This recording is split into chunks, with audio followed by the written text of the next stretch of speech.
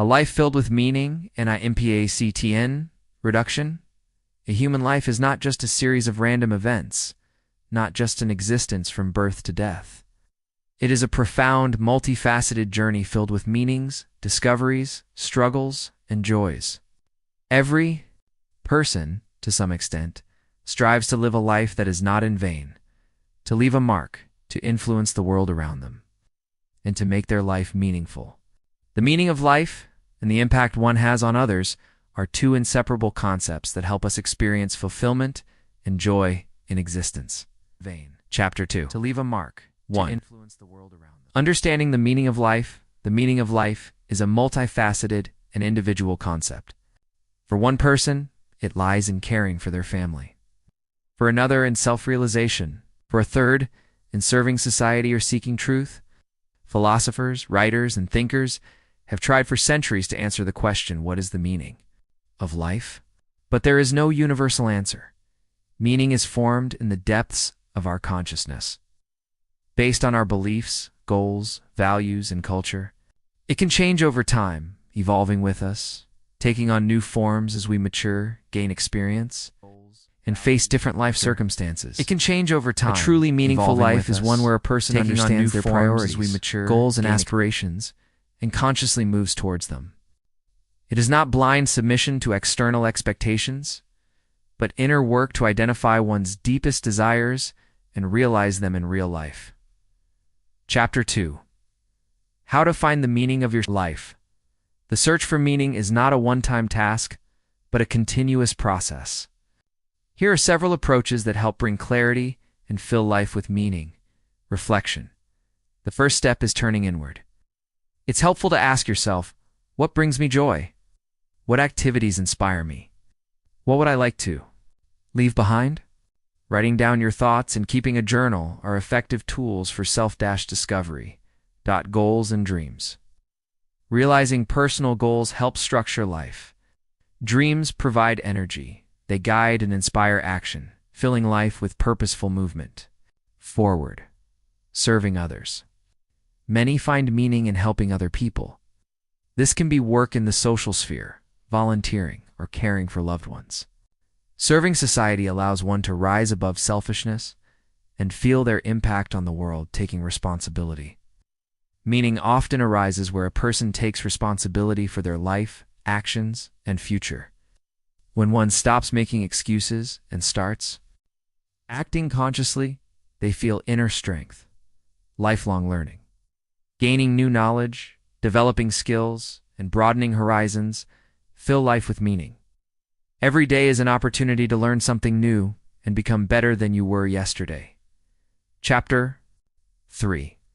What it means to influence others. A person's influence can be direct or indirect.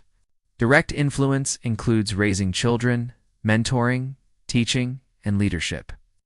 Indirect influence manifests in how a person lives, the values they uphold, how kind and empathetic they are toward others. Influence begins with small things. Even a simple smile, a kind word, or support during a difficult time can change someone's day or even their life. Sometimes the most significant changes happen quietly in someone else's heart. Influence is greatly amplified when a person lives according to their values. When words match actions, when principles are demonstrated through behavior, people begin to sense authenticity and are inspired by the example. Chapter 4. Balance between self and others. 1. Of the important components of a meaningful and impactful life is the ability to balance caring for oneself and caring for others. Some people completely devote themselves to serving others, forgetting about their own needs, while others live only for their personal benefit. True meaning is revealed when a person does not oppose their interests to those of others, but seeks harmony. Self-care helps maintain energy, health, clarity of mind, and an open heart, making it possible to have a long-lasting positive influence on the world. Chapter 5.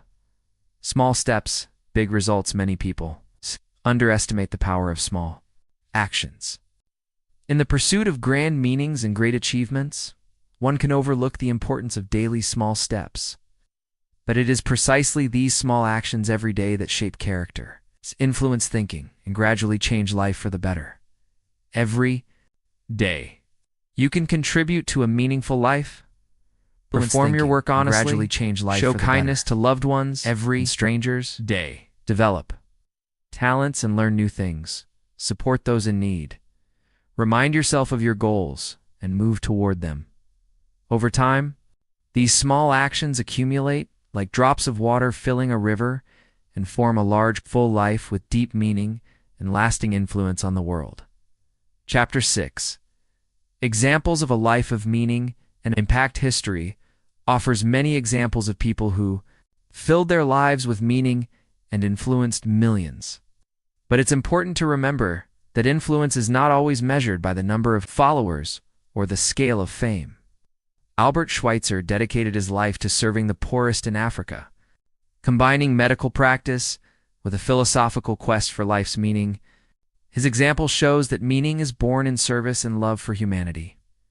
Mother Teresa became a symbol of selfless love and assistance to the most needy. Her influence spread far beyond Calcutta, inspiring people around the world to follow the path of kindness. Ordinary people who aren't mentioned in history books can also live lives filled with meaning. A teacher who inspires children to grow. A doctor who saves lives every day. A parent who teaches their children to be honest and kind. A person who, despite hardships, keeps faith in goodness and helps others. Chapter 7. Obstacles on the path. To meaning and impact, the path to a meaningful life is not always easy. A person encounters various obstacles. Society may impose alien meanings, turning a person into a passive follower of others. Expectations, inner fears, and doubts can hinder the realization of potential and progress. Daily routine can extinguish the inner flame. To overcome these difficulties, it is important to be mindful. Important questions include: what am I living for? What is truly important to me? Am I living on autopilot? Continuous reflection and honesty with oneself help to adjust the course. Stay on the true path. Chapter 8. Meaning and impact at different life stages. With oneself, the meaning of life can change depending on the stage of a person's life in youth. Chapter 8. Meaning often lies in self-discovery. Learning, the meaning of life does change depending on the time of dreams, trials, and errors. Meaning in adulthood often lies in self-discovery, self-realization, learning, the meaning of building a family, and serving society. In later years, people often reassess their values, look back, evaluate their lived life, and seek to pass on accumulated wisdom to the next generation. A life filled with meaning accompanies a person at every stage if they are unafraid to change, ask questions, and remain open to new meanings. Chapter 9. Mindfulness as a path to meaning. One of the main tools for filling life with meaning is mindfulness. Living mindfully means not acting on autopilot, not blindly following habits or external pressures, but continuously choosing a path that aligns with inner beliefs. Mindfulness helps to notice beauty in everyday life, see meaning in simple things, and be grateful for each day. It makes a person more attentive to their feelings and needs, as well as to the needs of others. Mindfulness practices such as meditation, journaling, walking in silence, or deep conversations with loved ones strengthen the inner connection with oneself and with the world. Chapter 10. Leaving a legacy. Every person, deep down, dreams of leaving something behind. This does not have to be material.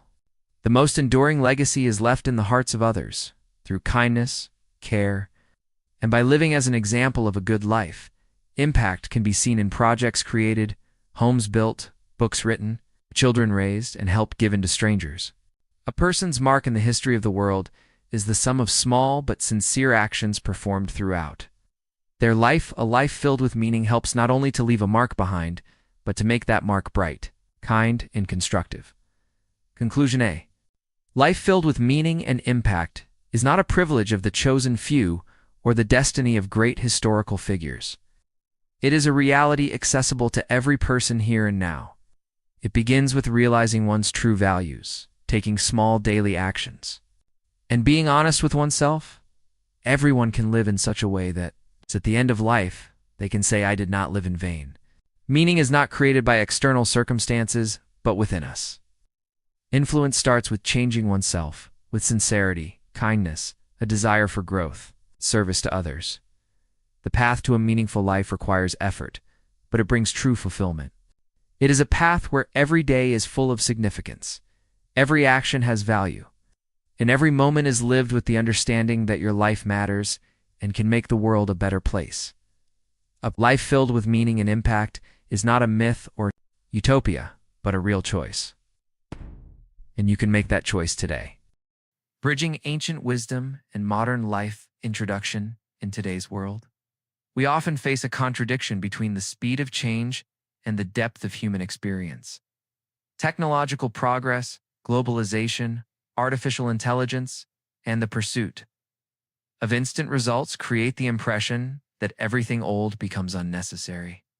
However, ancient wisdom, accumulated over millennia, continues to be an important source of guidance for life, decision-making, in harmony with the surrounding world. Ancient civilizations, from Mesopotamia and ancient Egypt to China, India, and Greece developed systems of knowledge that were both practical and philosophical. This knowledge included observations of nature, study of the human psyche, ethical norms, laws of relationships, and methods for achieving inner balance. Despite changes in technology and social structures, fundamental human needs remain the same: the search for meaning, the pursuit of happiness, and the desire to live in harmony with oneself and society. Ancient philosophies and their relevance. Today's stern philosophy, Confucianism, Taoism, and Buddhism teach mindfulness, self-control, and respect for the world around us. The Taoist concept of wu-wei, or non-action, encourages going with the natural flow and achieving harmony with nature. In the modern context, this means the ability to adapt to a rapidly changing environment without unnecessary resistance.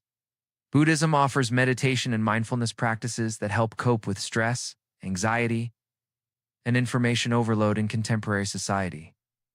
Ancient Western philosophies, Socrates, Plato, and Aristotle, explored questions of ethics, politics, education, and human happiness.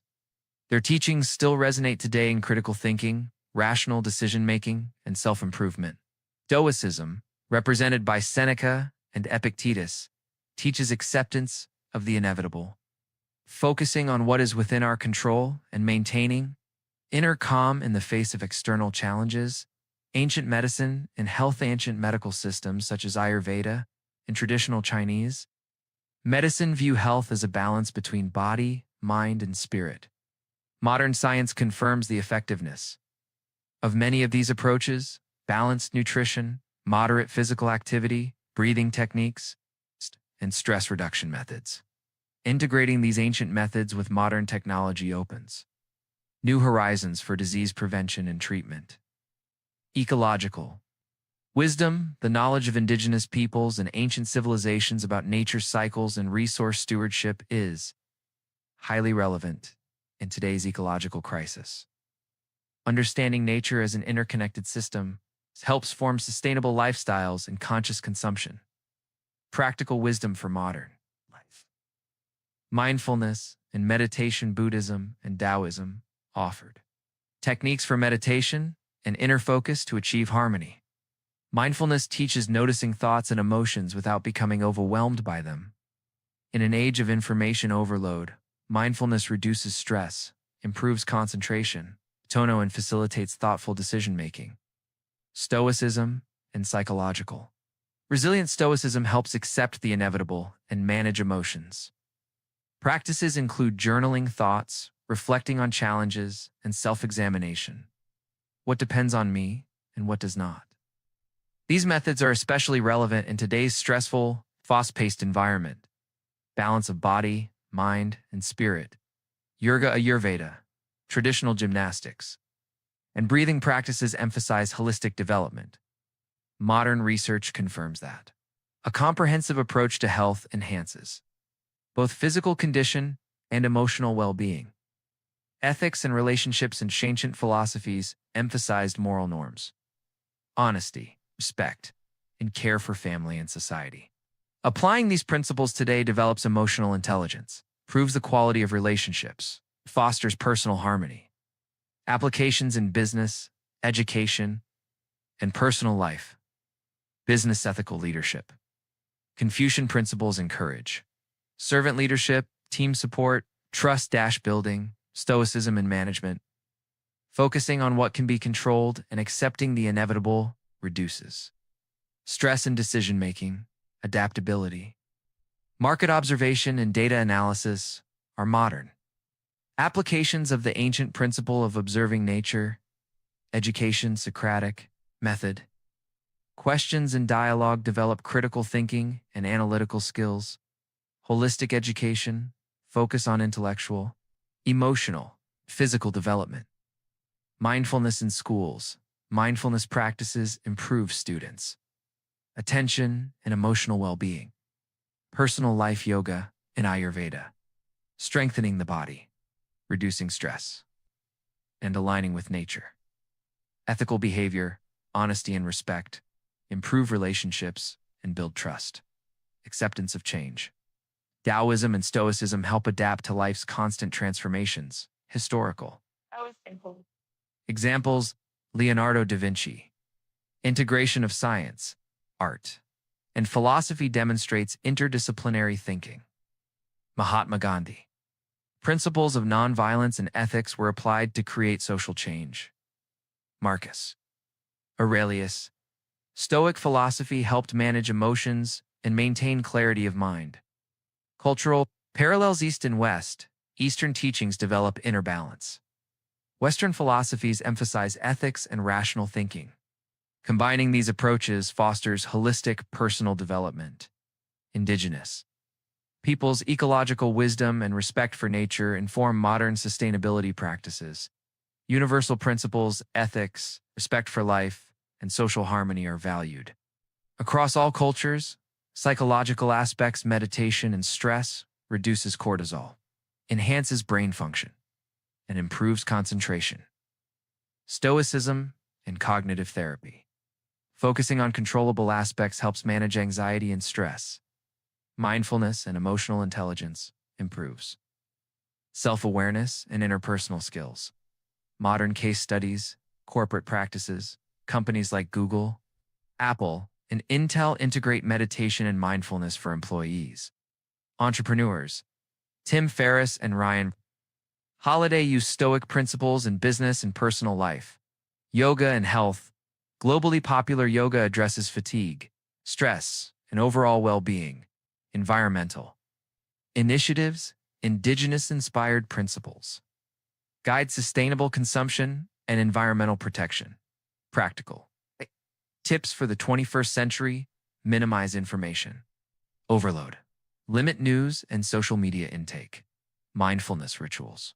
Practice meditation, breathing exercises, or yoga. Reflection journal. Record emotions, goals, and challenges. Ethics in the digital world. Practice honesty and respect online. Environmental responsibility. Adopt sustainable consumption and care for the planet. Conclusion bridging. Ancient wisdom and modern life creates a connection between millennia of experience and the possibilities of the 21st century. This synthesis enables people to live consciously, harmoniously, and effectively. Integrating spiritual development, ethics, health, and ecological responsibility. Ancient wisdom becomes a living tool. It teaches us to perceive the world as a whole, manage ourselves, cultivate relationships, and care for the planet. Modern technologies and discoveries allow these insights to be applied practically, adapting them to today's pace and challenges.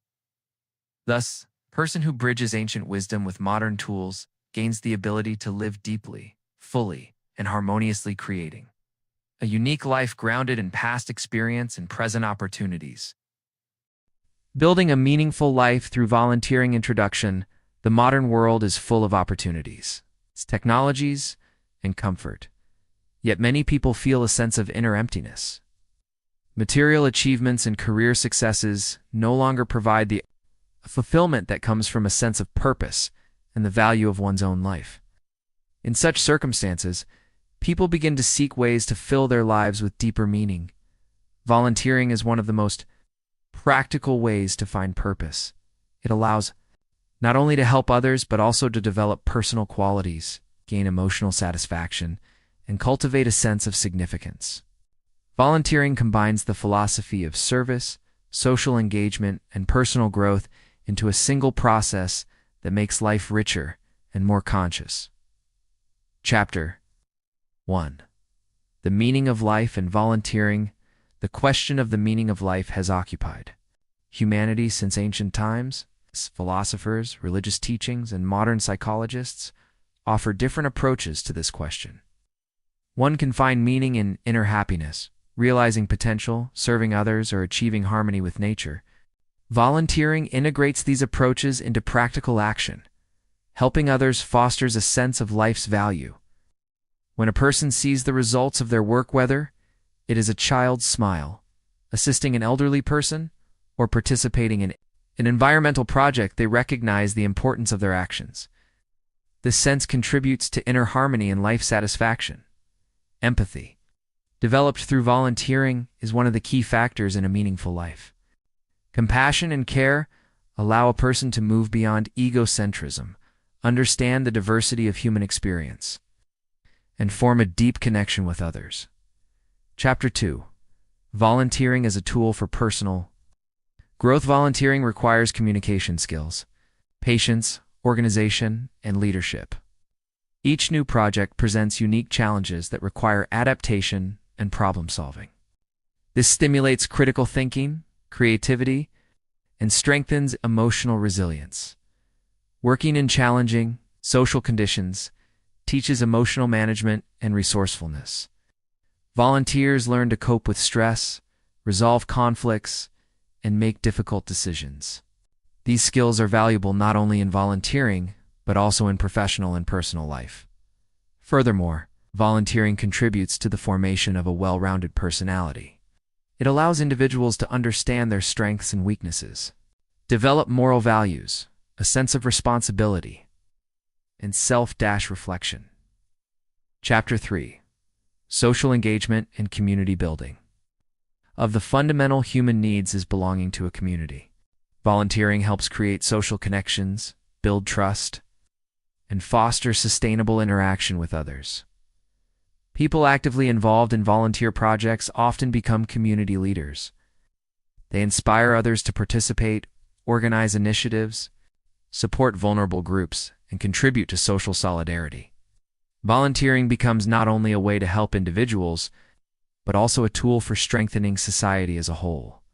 Through social interaction, volunteers gain a sense of belonging, see the direct results of their actions, and receive affirmation of their own significance. This helps build stable self-esteem and a sense of life's value. Chapter 4.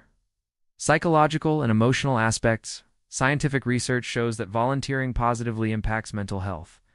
People who regularly help others experience less stress, have a lower risk of depression, and a higher sense of life satisfaction. Helping others activates the brain's reward centers, releasing endorphins and creating a happiness effect. Volunteering develops emotional intelligence, improves understanding of others' experiences, and enables effective interaction with diverse social groups.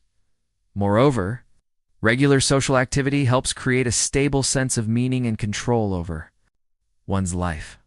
A person ceases to be a passive observer and becomes an active participant in social processes. Chapter 5. Volunteering and professional development. Volunteering opens broad opportunities for professional growth. Working on social projects develops managerial and organizational skills.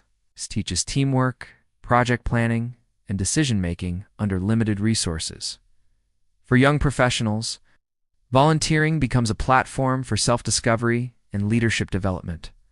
It helps identify strengths, determine interests, and find a professional path that brings not only income, but also fulfillment. Many employers value volunteer experience as it demonstrates social and communication skills, teamwork ability, and adaptability. Chapter 6. Volunteering as a spiritual practice. Volunteering can also be seen as a form of spiritual practice. Serving others without expecting a reward develops humility, gratitude, and inner harmony. Regardless of religious beliefs, volunteering helps one realize the value of life, learn to appreciate simple things, and cultivate a stable sense of purpose. World. Traditions emphasize the importance of selfless service as a path to inner enlightenment. Volunteering teaches living in the present, valuing each person, and perceiving life as an opportunity to positively influence the world. Chapter 7. Examples of volunteer initiatives and their impact. There are thousands of examples of successful volunteer initiatives that have transformed the lives of people and communities. These include educational projects for children from disadvantaged families, programs supporting the elderly, environmental campaigns, and humanitarian aid in crisis areas. Each project demonstrates how an individual or a group of people can significantly improve the lives of others while gaining personal satisfaction. Volunteer stories inspire, show tangible changes, and motivate others to take an active social stance. Chapter 8. Volunteering and the formation of life. Values. Regular participation in volunteer projects helps shape values that guide personal and professional behavior. It's honesty, responsibility, empathy, and readiness to help others are qualities strengthened through the practice of service. These values become the foundation of a meaningful life. They help individuals make decisions considering not only their interests, but also the well-being of society, leading to inner harmony and lasting life satisfaction. Chapter 9. Overcoming challenges. Volunteering, like any social activity, comes with difficulties. Resource limitations, bureaucracy, emotional strain, resistance from others can create obstacles. Nevertheless, overcoming these challenges fosters personal growth. Individuals learn problem-solving, teamwork, stress management, and maintaining motivation. These skills are valuable not only in volunteering, but also in personal and professional life. Conclusion. Volunteering is a powerful tool for building a meaningful life. It combines social engagement, personal growth, emotional satisfaction, and spiritual development. People involved in volunteer projects experience a deep sense of significance, develop skills, build lasting social connections, and form values that make their lives rich and harmonious. Helping others not only improves the world, but also makes the volunteer happier, more resilient, and internally fulfilled. Volunteering becomes a path to self-discovery, inner harmony, and building life full of purpose. Building resilience through adversity and failure. Chapter 1. The nature of resilience. From vulnerability to strength, resilience is not an innate quality, but a skill that develops throughout life. We often perceive resilience as the ability to endure hardships without visible consequences, but in reality, it is the capacity to adapt, recover, and grow despite stressful events. Understanding the nature of resilience begins with acknowledging human vulnerability. Vulnerability is not weakness, but the foundation for building strength. People who face difficulties become aware of their limits and then learn how to overcome them. Modern psychological research emphasizes that resilience is closely linked to characteristics such as self-regulation, self-awareness, supportive social connections, and positive thinking. It is a complex trait that includes both cognitive and emotional aspects of personality. Resilience does not mean the absence of pain or fear. It means the ability to move forward despite these feelings. Historically, many philosophical schools, especially Stoicism, emphasized the importance of inner resilience. The Stoics taught acceptance of events as they are and focusing on what is within our control. This approach fosters inner strength, allowing a person to maintain balance even in the most difficult situations. Chapter 2. The role of failure as a catalyst for growth. Failure is an inevitable part of life. It is painful and can cause self-doubt, but it often becomes the starting point for personal growth. Paradoxically, it is in moments of failure that we most often encounter the potential for transformation. Losing a job, ending a relationship, or failing in business each of these situations can mark the beginning of a new chapter if one is willing to learn. In psychology, there is the concept of post-traumatic growth, a phenomenon where a person becomes stronger, more confident, and wiser after enduring hardships. Such growth does not happen automatically. It requires awareness, support, and time. The key factor is the ability to see failure not as an end, but as the beginning of a new journey. Failures teach us humility. They show us that we are not omnipotent and push us to seek new approaches and change our mindset. Successful entrepreneurs, athletes, and artists often emphasize that it was failure that played a decisive role in their development, rather than destroy. Failures can build a powerful inner core. Chapter 3. Psychological mechanisms of resilience, though. Psychology of resilience involves several mechanisms that help people cope with adversity. One of the most important is cognitive reappraisal, the ability to interpret a difficult situation differently by finding meaning in it. People with high resilience can shift their focus from seeing a problem as a threat to viewing it as an opportunity. Another crucial mechanism is emotional regulation. Resilient people do not suppress their emotions, but know how to manage them. Recognize, accept, and express them constructively. Mindfulness practice helps develop this skill by enhancing the ability to stay present and avoid destructive thought patterns. Supportive relationships also play a vital role. Empathy, care, and the opportunity to share experiences reduce stress and aid in recovery. Resilience is not only an individual skill, but also a social resource. People surrounded by support experience difficulties more easily. Lastly, growth mindset introduced by Carol Dweck is significant. People with this mindset believe that abilities develop through effort. They see difficulties as part of the path to mastery, rather than as proof of inadequacy. Chapter 4. Practices and strategies. For developing resilience requires regular practice. One of the first steps is keeping a journal to track difficulties and strategies for overcoming them. This helps increase self-awareness, monitor progress, and identify behavioral patterns. Physical activity contributes not only physiologically, but also psychologically. Regular exercise promotes endorphin production, reduces anxiety, and strengthens the sense of control over one's body and life. Meditation and breathing exercises help regulate emotions and restore inner balance.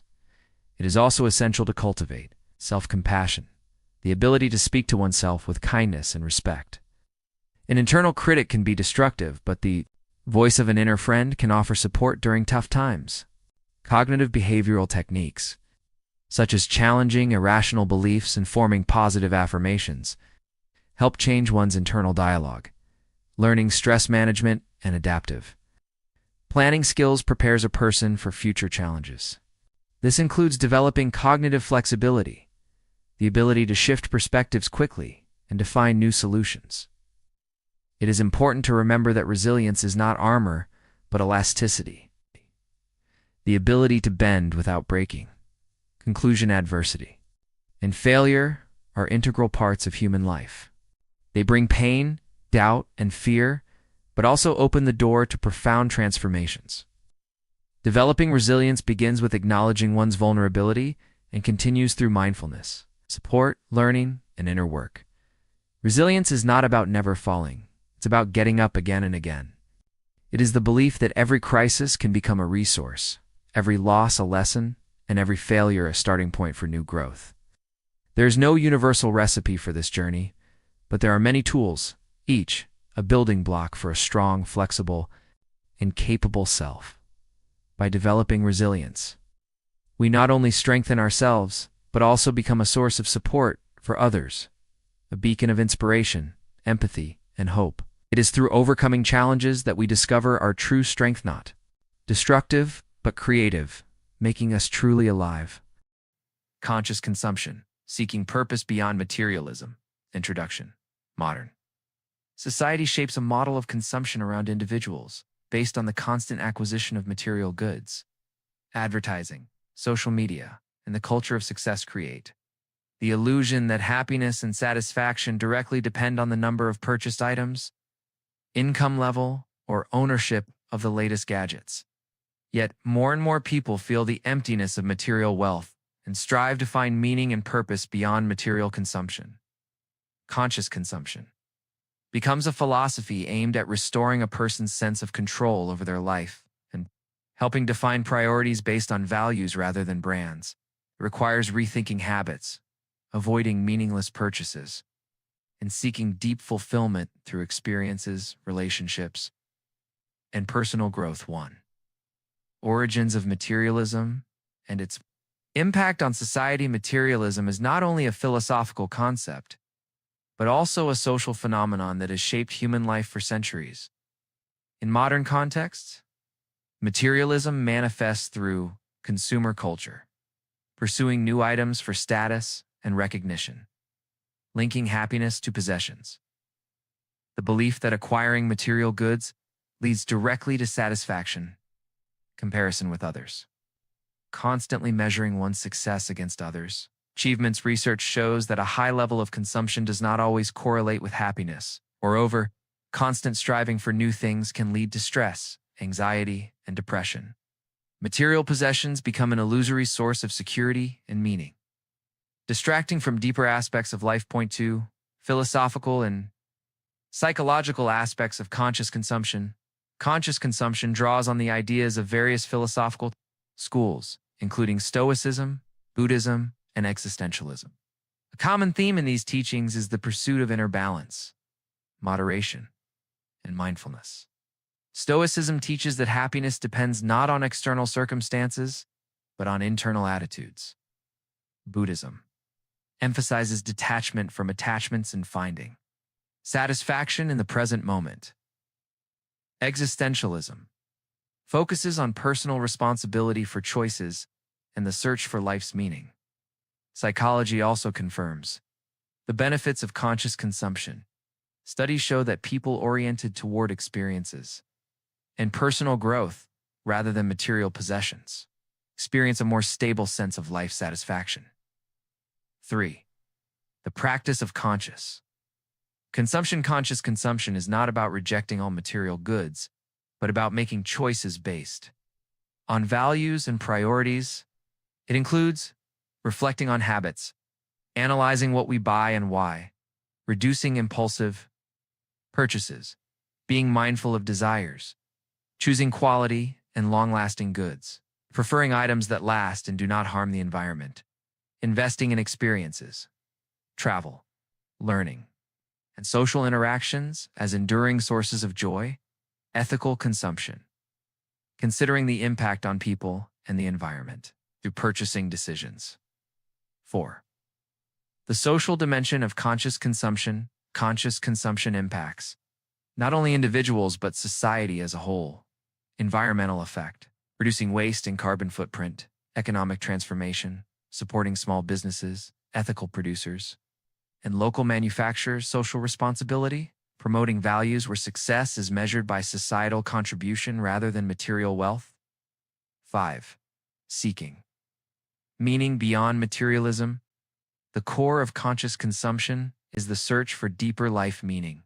This can manifest through spirituality and self-awareness, meditation, philosophical reflection, and spiritual practices, social connections, family, friendships, and volunteering, creativity and personal growth, art, sports, scientific pursuits, and learning new skills. Through these sources, individuals can achieve lasting fulfillment and purpose, independent of material possessions. 6. Barriers to conscious consumption, despite its benefits.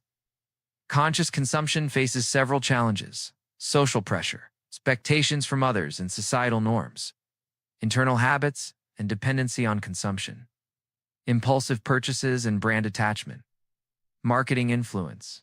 Advertising creates artificial needs and the illusion that happiness requires constant acquisition. Overcoming these barriers requires discipline, reflection, and the formation of new habits. 7. History and evolution of consumer culture. To understand modern materialism, it is important to trace its historical roots. 7.1. Consumption in antiquity, in the Middle Ages and ancient civilizations, Egypt. Mesopotamia, Greece. Consumption was limited to necessities and the demonstration of status for the elite. Focused on survival and luxury was reserved for rulers and priests in medieval Europe. Market economies were underdeveloped, and religious norms shaped attitudes toward possessions. Excessive accumulation was often considered sinful. Thus, material goods were not regarded as the main source of happiness. 7.2. The consumption revolution, the 19th century industrial revolution, brought radical changes. Factories, mass production, and trade made goods accessible to a broader population. In the 20th century, advertising and mass media created a consumer culture where status and identity were measured by ownership. Today, consumer culture is global. Advertising influences the subconscious, linking happiness to material possessions. People buy not only for utility, but for symbolic meaning, signaling success and belonging. 8. Economic aspects of conscious consumption relates to economic behavior that resists marketing-driven models. 8.1. Minimalism and sustainable consumption. Minimalism advocates reducing possessions to essentials. Research shows minimalists experience lower stress, more free time, and greater financial independence. Sustainable consumption emphasizes conscious choices, buying eco-friendly products, avoiding single-use items, and supporting local producers. This reduces environmental impact and promotes social responsibility. 8.2. Financial literacy and priorities. Conscious consumption is closely linked to financial literacy. People who understand their income and expenses are less prone to impulsive purchases and can invest in long-term goals such as education, experiences, and health. 9. Psychological research on consumer behavior. Scientific studies confirm that material goods do not provide lasting happiness. Timothy Templeton, 2015. Purchasing experiences. Travel. Learning provides longer-lasting satisfaction than buying things. Ed Diener, ETL, 1999. People focused on material goals experience more stress and anxiety. Kelly McGonigal, mindfulness practices meditation, gratitude, reflection significantly increase subjective well-being. These findings underscore the need to shift focus from objects to experiences, relationships, and self-realization. 10. Spirituality and philosophy as an alternative to. Linked to seeking spiritual meaning. Many philosophical schools and religious traditions provide methods to transcend the material.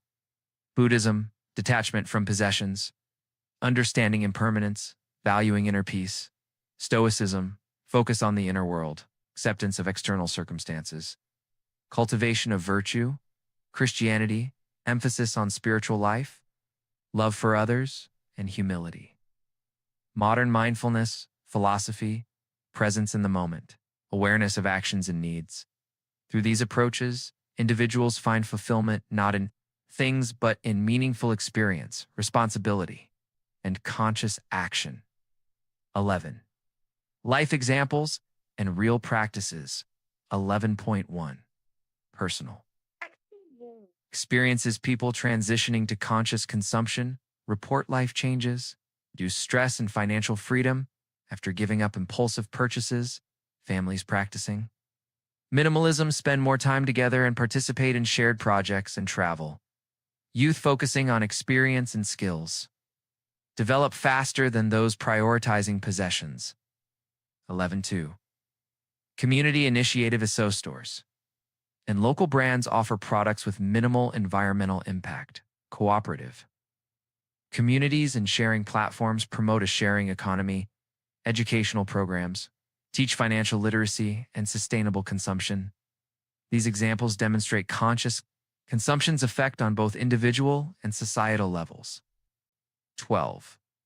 Benefits and long-term effects of conscious consumption. Emotional well-being, reduced anxiety and stress, financial freedom, fewer unnecessary expenses, and more investment in personal growth, environmental sustainability, reduced ecological footprint, social responsibility, support for ethical producers, improved community relations, life purpose, Finding meaning beyond material wealth.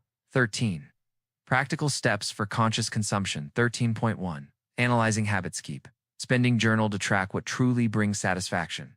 Separate desires into essential and impulsive. 13.2. Planning and prioritizing. Set long-term goals.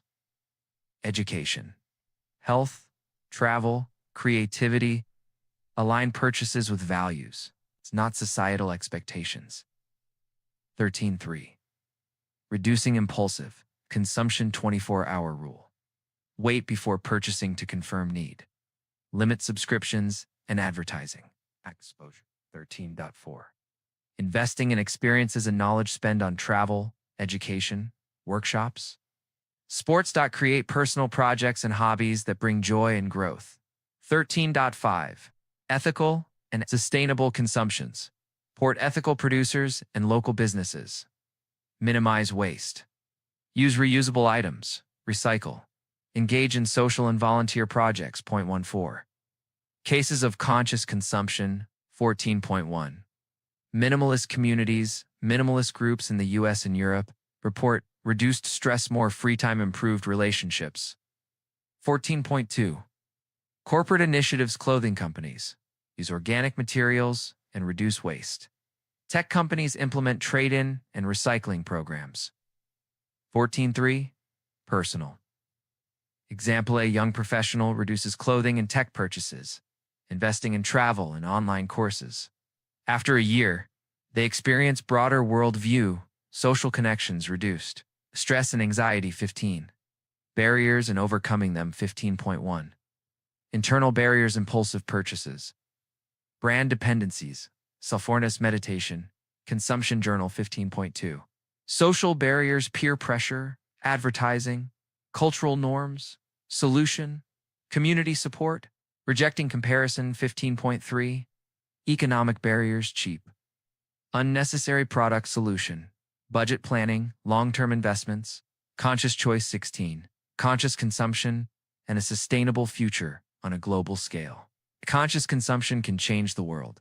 Ecology, reduced waste, less pollution, resource protection, social justice, supporting ethical production, improving labor conditions, economic sustainability, fostering small business, reducing mass production dependence.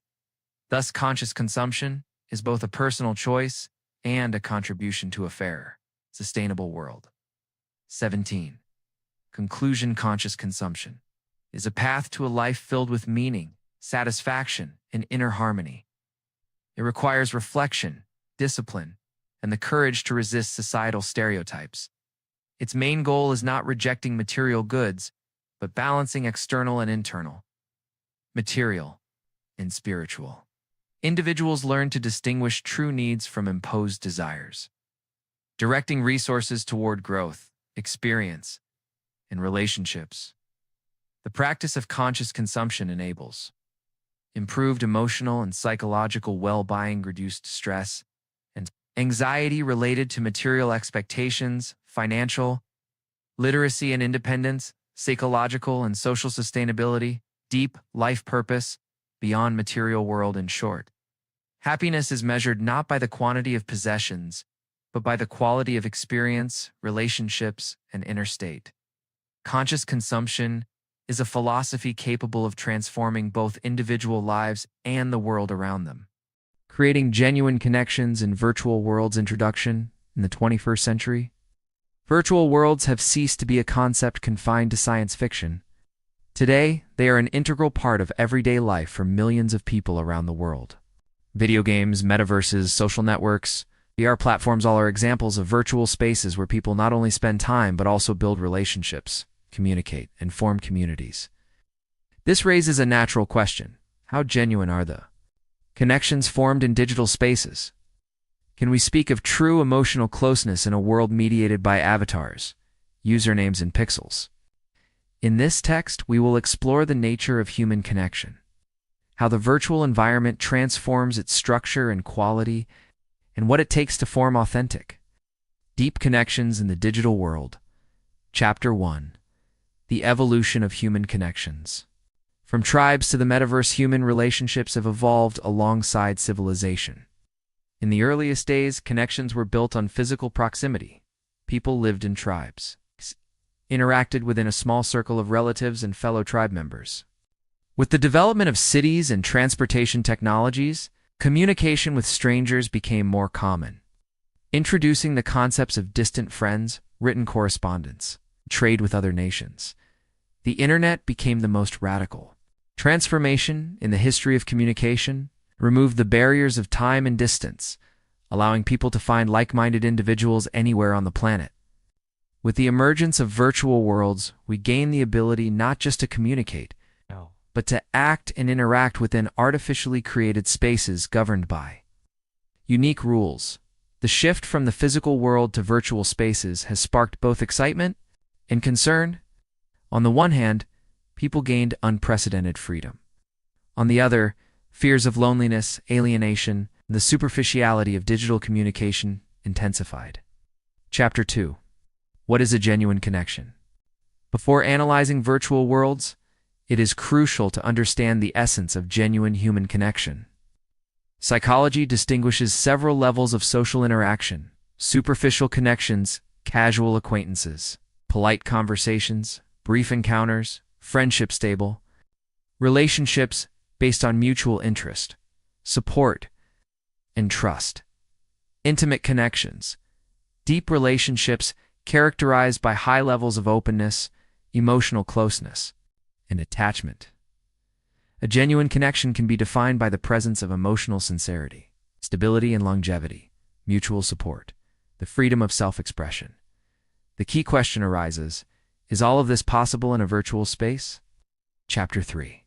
Virtual worlds is a new social environment. Virtual worlds are not merely tools for communication. They are entire spaces where people can be whoever they want, do whatever they wish, and interact with anyone. These spaces can be categorized into several types: online games, MMORPG, where people interact via avatars, participate in joint quests and battles; social VR platforms, where people create cities, clubs, meeting spaces; meta versus a synthesis of work, entertainment, and communication in a single digital world; professional, virtual spaces, virtual offices, conferences. Each of these spaces offers a unique style of interaction. But everywhere the question remains: can connections here be as genuine as those formed offline? Chapter 4. Mechanisms for building closeness in digital spaces. Formation of close relationships in virtual worlds relies on the same basic psychological mechanisms as in the real world: shared activities, games, projects, and mutual interests create a sense of belonging and strengthen friendships. Emotional exchange. Modern technology allows for the transfer of emotions through avatar expressions, voice, emojis, and animations. Trust, which develops over time through repeated positive interactions. Self-disclosure, when a person shares their thoughts, feelings. In stories, it strengthens connections.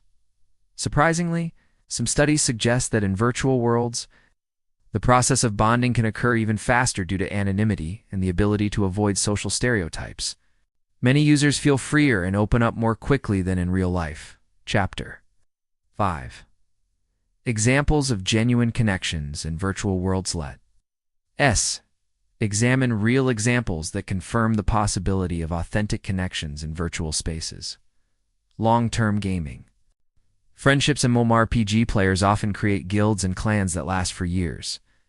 Joint raids, battles against common enemies, and celebrations of victories foster real friendships, which often extend beyond the game. People meet in real life and support each other offline. Love in virtual spaces. With the rise of VR chats, there has been an increase in cases where people form romantic relationships in metaverses. Many such couples eventually transfer their relationships into the real world, get married, and build families. Supportive communities, virtual worlds, have become a lifeline for people with limitations, individuals with disabilities, and residents of remote areas. Here they find support, friends, and sometimes even genuine virtual families. Chapter 6. Obstacles to genuine connection despite all of the above. Virtual worlds are filled with pitfalls that can hinder the formation of genuine closeness. The illusion of communication, the ease of making contacts can create an illusion of closeness without real depth. Friends on a contact list often turn out to be mere acquaintances with no emotional connection. Short-term, nature fast. Content consumption and frequent changes in interests. And platforms make relationships fleeting, manipulating identities. The ability to create idealized personas and use fake avatars can lead to disappointment when true identities are revealed. Lack of physical proximity remains a vital element of relationships that cannot be fully compensated in the online world. Chapter 7. How to build genuine connections in the virtual world. To build authentic connections in virtual spaces, it is essential to follow several principles. Be sincere. Don't hide your emotions and thoughts behind avatars. Invest time. Superficial communication easily turns into empty chatter. Real friendship requires regular quality interactions. Show empathy. Learn to listen, support, and understand others, even through a screen. Use voice and video. Text-only communication is emotionally limited. Voice and video add crucial nonverbal cues, extend relationships beyond virtual spaces. Phone calls, in-person meetings, and joint offline projects help strengthen virtual connections. Be prepared for long-term commitment. Genuine connection is not a one-time effort, but a continuous investment in the relationship. Chapter 8. The future of genuine connections in virtual worlds. With technological advancements, virtual worlds are becoming more realistic and immersive.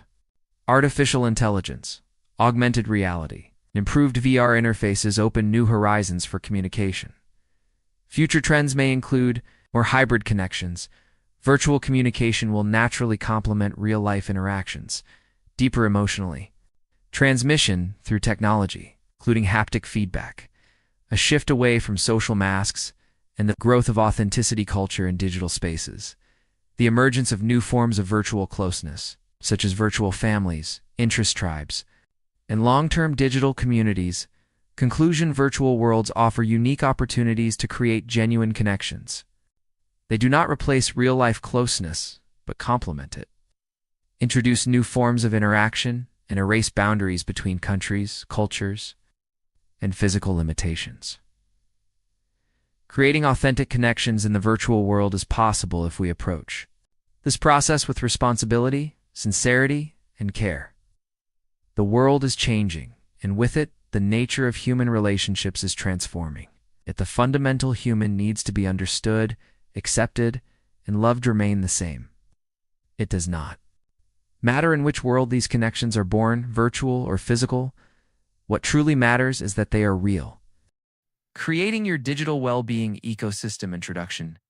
Digital technologies have become an integral part of our lives. Smartphones, tablets, computers, wearable devices, smart gadgets accompany us daily at work, at home, during commutes, and even in leisure time. On one hand, technology offers unlimited opportunities for learning, communication, creativity, and entertainment. On the other hand, it poses new challenges to our mental, emotional, and physical well-being. Digital well-being is the ability to consciously manage your interaction with technology, control your time and attention, reduce stress, and maintain a balance between real and virtual life. Creating a digital well-being ecosystem requires a strategic approach, developing healthy habits, organizing your digital environment, managing attention and information flow, supporting physical and mental health, and establishing a support system. In this text, we will explore in detail how to build such an ecosystem. 1. Awareness of digital load. 1.1. Analyzing your current state. The first step toward digital well-being is understanding how technology affects your life. Start by asking yourself how much time do you spend online each day? Which apps and platforms consume most of your attention? What emotions do you feel when using technology? Joy, anxiety, fatigue, irritation? This analysis helps identify risk areas and determine which changes will be most beneficial. 1-2. Identifying digital stress triggers. The digital environment is full of factors that cause stress and distraction. Constant notifications from messengers, social media, and apps. News streams that often generate anxiety or overload. Social comparison, where your achievements or lifestyle are measured against others. Identifying these triggers allows you to develop specific strategies to reduce their impact. 1-3. Defining risk zones. Signs of digital overload include sleep disturbances due to device use before bed, decreased focus at work or study, emotional fatigue and burnout after extended online activity. Recognizing these signs is the first step toward building a healthy digital ecosystem. 2. Developing digital habits. 2.1. Time management. Effective time management is a key element of digital well-being. Useful strategies include setting timers for limited app usage, scheduling digital detox, periods complete or partial device breaks. 2. To creating tech-free zones. Designate spaces where you consciously avoid using devices. Bedroom, to improve sleep quality. Dining area, to focus on meals and family interaction. Spaces for walking or relaxation. 2-3. Filtering information. Subscribe only to sources that are useful and relevant to your interests. Limit news and notifications to reduce cognitive overload. 2.4. Micro habits. For mindfulness. Before opening your phone, take a deep breath and ask, do I really need this now? Practice short moments of awareness, mindful breathing, noticing your surroundings. These habits gradually cultivate a conscious and balanced interaction with technology. 3. Organizing your digital space. 3.1. Organizing devices and apps separate. Work and personal accounts. Use folders, labels, and categories for easy access to information. Decluttering your desktop and phone reduces visual overload. 3.2. 2. Minimalism in the digital environment. Delete unnecessary apps and files. Adjust notifications so they do not distract you from important tasks. Optimize email with filters, folders, and automatic sorting. 3.3. Security and privacy use. Strong passwords and two-factor authentication. Control app access to personal data regularly. Update devices and apps to protect against threats. An organized digital environment reduces stress, boosts productivity, strengthens your sense of control over life. 4. Attention and focus management. 4.1. Planning technology. Use Pomodoro technique. 25 minutes of work, 5 minutes of rest. Clearly separate time for work, rest, personal interests. Plan your tasks with clear priorities. for 2. Limiting multitasking. Focus on one task at a time to increase productivity. Gradually reduce tasks which into lower cognitive load. 4.3. Mindfulness practices. Short meditations and breathing exercises help reduce stress. Mindful breaks throughout the day restore focus and increase emotional resilience. 5. Digital detox involves temporarily or regularly limiting technology use. 5.1. Principles of detox. Define the goal. Rest. Productivity boost. Sleep improvement. Choose the format. Complete disconnection for a set period or limited use of specific apps. 5.2. Practical steps. Plan your detox in advance. To avoid stress, engage in physical activity, reading, or hobbies. Keep a journal to track emotional changes. 6. Physical health and technology. Maintain good posture while using devices. Take regular breaks. For stretching and movement, protect your eyes. 20-20-20 rule. Every 20 minutes.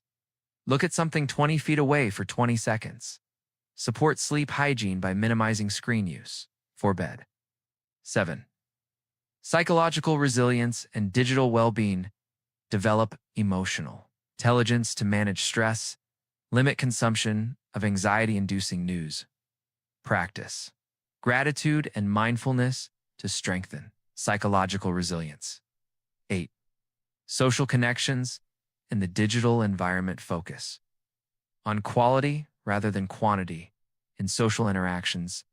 Use technology to support relationships, not for comparison or competition. Build support groups and communities with shared interests to exchange experiences. 9. Long-term digital well-being strategy. Continuously analyze your digital activity and adjust habits. Develop self-regulation and mindfulness skills. Create a support ecosystem, apps, tools, and social environment. Integrate digital well-being into your overall personal development. Strategy conclusion: creating a digital well-being ecosystem is not a one-time action, but an ongoing process of growth and self-regulation. Conscious management of time, attention, and information flow. Organization of digital space, care for physical and mental health, and support of social connections allow people to use technology effectively while minimizing stress. A digital well-being ecosystem not only helps maintain health and productivity, but also supports a harmonious life in the digital age.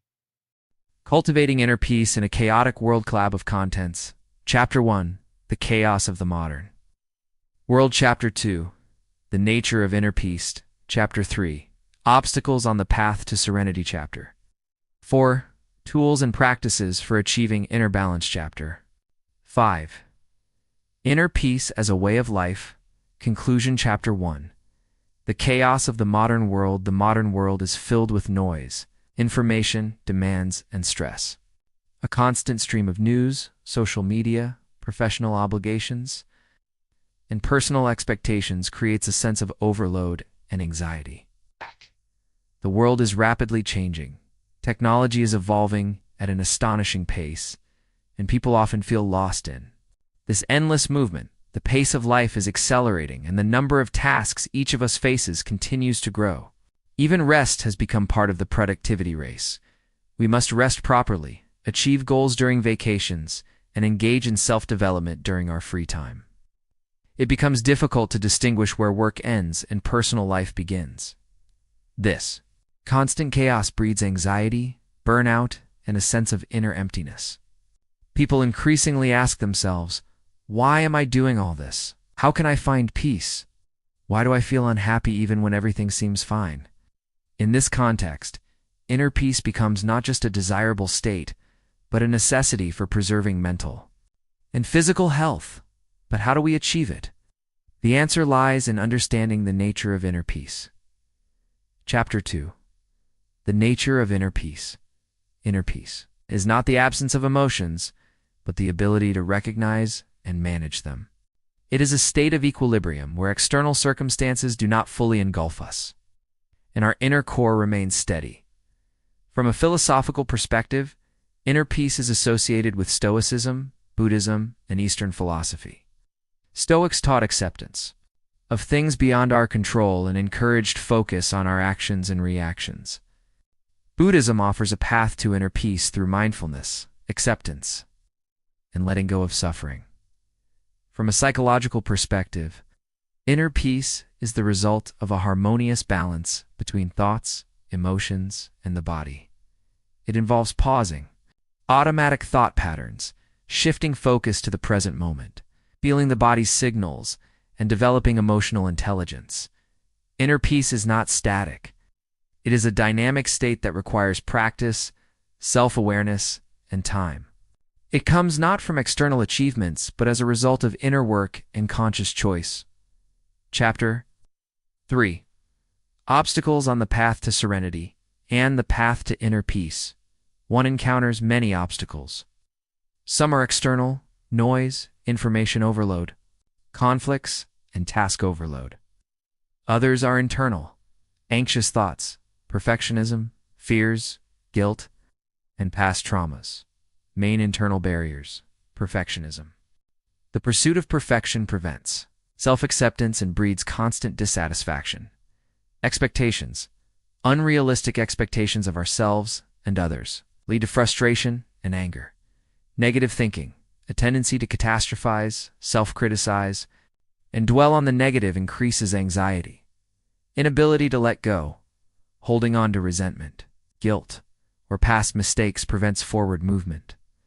Boundary issues, difficulty saying no, and protecting personal space leads to burnout. External factors are also significant. Digital dependency. Constant interaction with gadgets and social media hinders focus and reduces concentration. Media pressure, imposed ideals and stereotypes of success generate internal tension, financial instability, lack of security causes, chronic stress, social conflicts, political instability. Wars and economic crises amplify feelings of insecurity to achieve inner peace. One must recognize these obstacles and begin working through them using available tools. Chapter 4. Tools and Practices for Achieving Inner Balance. There are many approaches to cultivating inner calm. Here are some key ones. Meditation and mindfulness. Meditation practices help calm the mind, return to the present, and develop awareness of thoughts and emotions. Even 10 minutes daily can reduce stress and improve well-being. Breathing techniques. Conscious breathing activates the parasympathetic nervous system, which is responsible for relaxation. Techniques like 4-7-8 or box breathing bring immediate calm. Physical activity. Regular exercise helps relieve muscle tension, balance hormones, and release emotions. Gratitude practice. Keeping a gratitude journal shifts focus from negative to positive. It fosters a more resilient and joyful outlook. Mindful nutrition and sleep. Physical health is closely tied to mental well-being. Consistent quality sleep and balanced nutrition support inner stability. Avoiding stimulants like caffeine and alcohol also helps. Working with beliefs and thoughts. Cognitive behavioral therapy (CBT) helps identify and change destructive beliefs that cause stress and anxiety. Therapy and coaching. Working with a specialist helps process deep trauma, build self-support, and establish healthy boundaries. Creativity and hobbies. Creative expression activates the brain's right hemisphere, reduces anxiety, reconnects us with ourselves. Contact with nature. Spending time outdoors and in nature restores mental resources and promotes harmony. Spiritual practices. Prayer, reading spiritual texts, attending places of worship, and participating in rituals provide a sense of connection to something greater. Chapter 5. Inner peace as a way of life. Developing inner peace is not a one-time action, but a journey. It's a process that requires ongoing mindfulness, flexibility, and self-exploration. Step by step, inner peace becomes a lifestyle. Here are several principles that support living in a state of inner calm. Mindful presence, staying in the moment, noticing, feeling, not escaping into the past or future. Acceptance, embracing yourself, others, and the world as they are, without excessive resistance. Letting go, releasing control, grudges, expectations, and attachments, boundaries, and self-care. Honestly saying no and preserving your own resources, values, and meaning. Living in alignment with personal values rather than external standards. Self-compassion. Being your own ally and support instead of your harshest critic. Minimalism, simplifying life, work, and surroundings to free the mind and reduce anxiety. It's important to remember that inner peace does not mean a life without problems. It means remaining grounded even in the midst of a storm. It offers a foundation, enables calm decision-making, enhances communication, deepens one's life experience. Conclusion: a chaotic world places countless demands on us and generates stress. But despite this, every person can find inner peace. If they commit to cultivating it, it is a path to oneself, a journey of awareness and choice. It's not the easiest path, but one of the most meaningful. By developing inner peace, we not only become happier and more balanced, but also capable of sharing that state with others. Inner peace is not an escape from the world, but a profound connection to it on a new level. It is a path worth walking every day, with an open heart and a clear mind. Cultivating inner peace in a rapidly changing world. Introduction: the modern world is full of stress, information overload, fierce competition, and rapid change. We live in an era of digital technology, globalization, and constant haste. Amid this whirlwind of events, it is increasingly difficult to maintain balance and feel harmony with oneself and the world. Inner peace is no longer a luxury, but a vital necessity. It is not just a pleasant state, but the foundation upon which mental health, personal effectiveness, and a meaningful life are built. In this text, we will explore the concept of inner peace, its importance, key obstacles to achieving it, paths to cultivating inner harmony in today's reality. Chapter 1. Understanding Inner Peace 1.1. What is inner peace? Inner peace is a state of tranquility when a person feels whole, confident, and not prone to excessive emotional fluctuations. It does not imply the absence of emotions or problems, but rather the ability to maintain mental clarity and emotional balance, regardless of external circumstances. 1.2. Inner peace. External circumstances. People often believe that inner calm is only possible under ideal external conditions. However, true inner peace does not depend on the outside world. It is born within the individual. It is a skill that can be developed. It's just like training the body or mind. Chapter 2. Modern Challenges to Inner Peace 2.1. Information overload. We are exposed to massive volumes of information, daily news, social media, messaging apps, advertisements. The brain cannot process it all, leading to anxiety and fatigue. Too constant rush and hyperproductive society rewards activity, multitasking, and achievements. We fear falling behind and lose touch with ourselves, neglecting basic needs. 2.3. Social comparison and pressure. People show only the best aspects of their lives on social media, triggering feelings of inadequacy and constant comparison in others. 2-4. Existential anxiety and uncertainty. The world is becoming less predictable.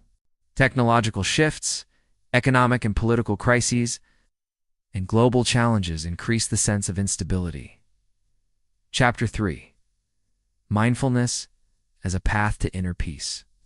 3.1. The concept of mindfulness. Mindfulness is the state of being attentively present in the current moment. It helps one observe thoughts, emotions, and bodily sensations without judgment. 3.2. Mindfulness practices: focused attention, meditation, conscious breathing, body, scan yoga, and qigong keeping. A self-reflection journal. 3.3. Benefits of mindfulness. Studies show that regular mindfulness practices reduce stress, anxiety, and depression, improve cognitive functions, and foster emotional resilience. Chapter 4. Developing resilience and emotional intelligence. 4.1. Emotional regulation.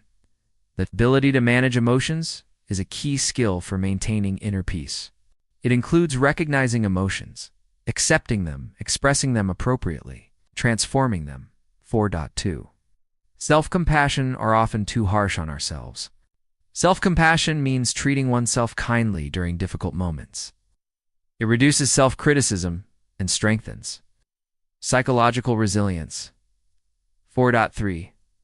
Empathy and healthy relationships. Emotional intelligence also involves understanding others' feelings. In building trusting relationships, support and mutual understanding are essential for internal balance. Chapter 5. Physical practices and body care. 5.1. Movement and physical activity. Exercise improves mood, lowers cortisol, the stress hormone, and activates the brain's reward systems. Regular walks, dancing, and sports are powerful tools for sustaining calm. 5.2. Sleep and rest routines. Quality sleep is essential for psychological recovery. Chronic sleep deprivation leads to irritability, anxiety, and poor concentration. 5.3. Nutrition and the microbiome. Nutrition affects the brain and mood. Foods rich in omega-3s, fiber, and enzymes contribute to emotional stability. Chapter 6. Values and a meaningful life. 6.1. Living in accordance with one's values. When a person lives in alignment with their core beliefs, they experience more satisfaction and peace even when facing difficulties. 6.2. Purpose and meaning understanding. One's mission and discovering a personal why enhances stability and reduces anxiety. A goal does not need to be grandiose as enough to feel the significance of one's actions. 6.3. Gratitude and appreciation. Practicing gratitude shifts focus to the positive aspects of life, fosters optimism, and reinforces inner resilience. Chapter 6. 7. Practical steps toward cultivating inner peace. 7.1. Setting boundaries. Learn to say no to unnecessary tasks, toxic people, and information noise. Personal boundaries are essential for psychological well-being. 7.2. Digital detox. Regularly limiting time spent online and on social media helps reduce anxiety and improve concentration. 7.3. Slow down rituals. Leisurely walks, reading, crafting, and tea ceremonies are simple practices for reconnecting with oneself. 7.4. Regular breaks and rest. Short pauses throughout the day allow you to recharge and lower stress levels. Even 5 minutes of silence can have a powerful effect. Conclusion. Inner peace is not an external gift. It's available only to a select few, but an inner ability that can be cultivated. In a rapidly changing world full of challenges and uncertainty, this ability becomes especially valuable. It allows us to maintain clarity, make conscious decisions, build deep relationships, and live in harmony with ourselves. The path to inner peace requires effort, but these efforts are well rewarded. By developing mindfulness, caring for the body, enhancing emotional intelligence, setting healthy boundaries, and living in alignment with our values, we not only achieve emotional balance, but also become a source of strength for others in turbulent times. Inner peace is a lighthouse that shines even when the storm rages around us. Cultivating kindness in a critical world. Introduction.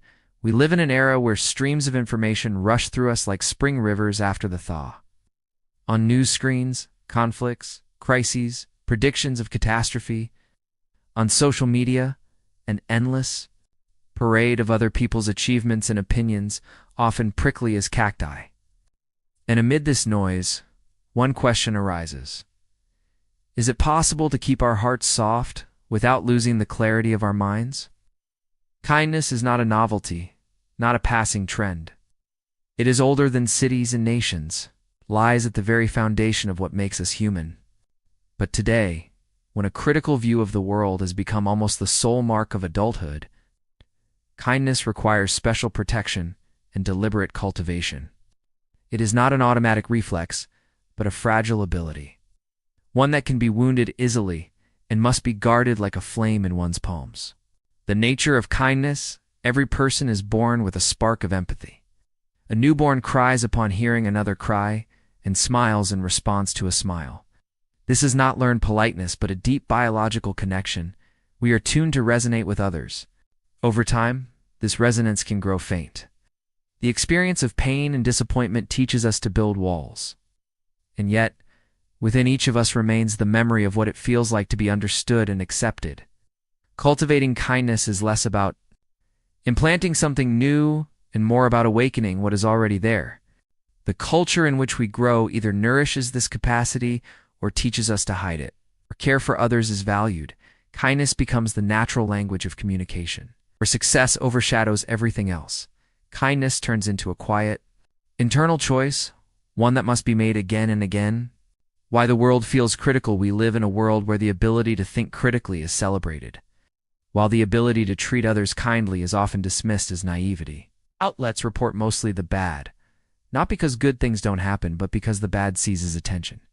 Competition and the race for achievement teach us to see others as rivals, not allies.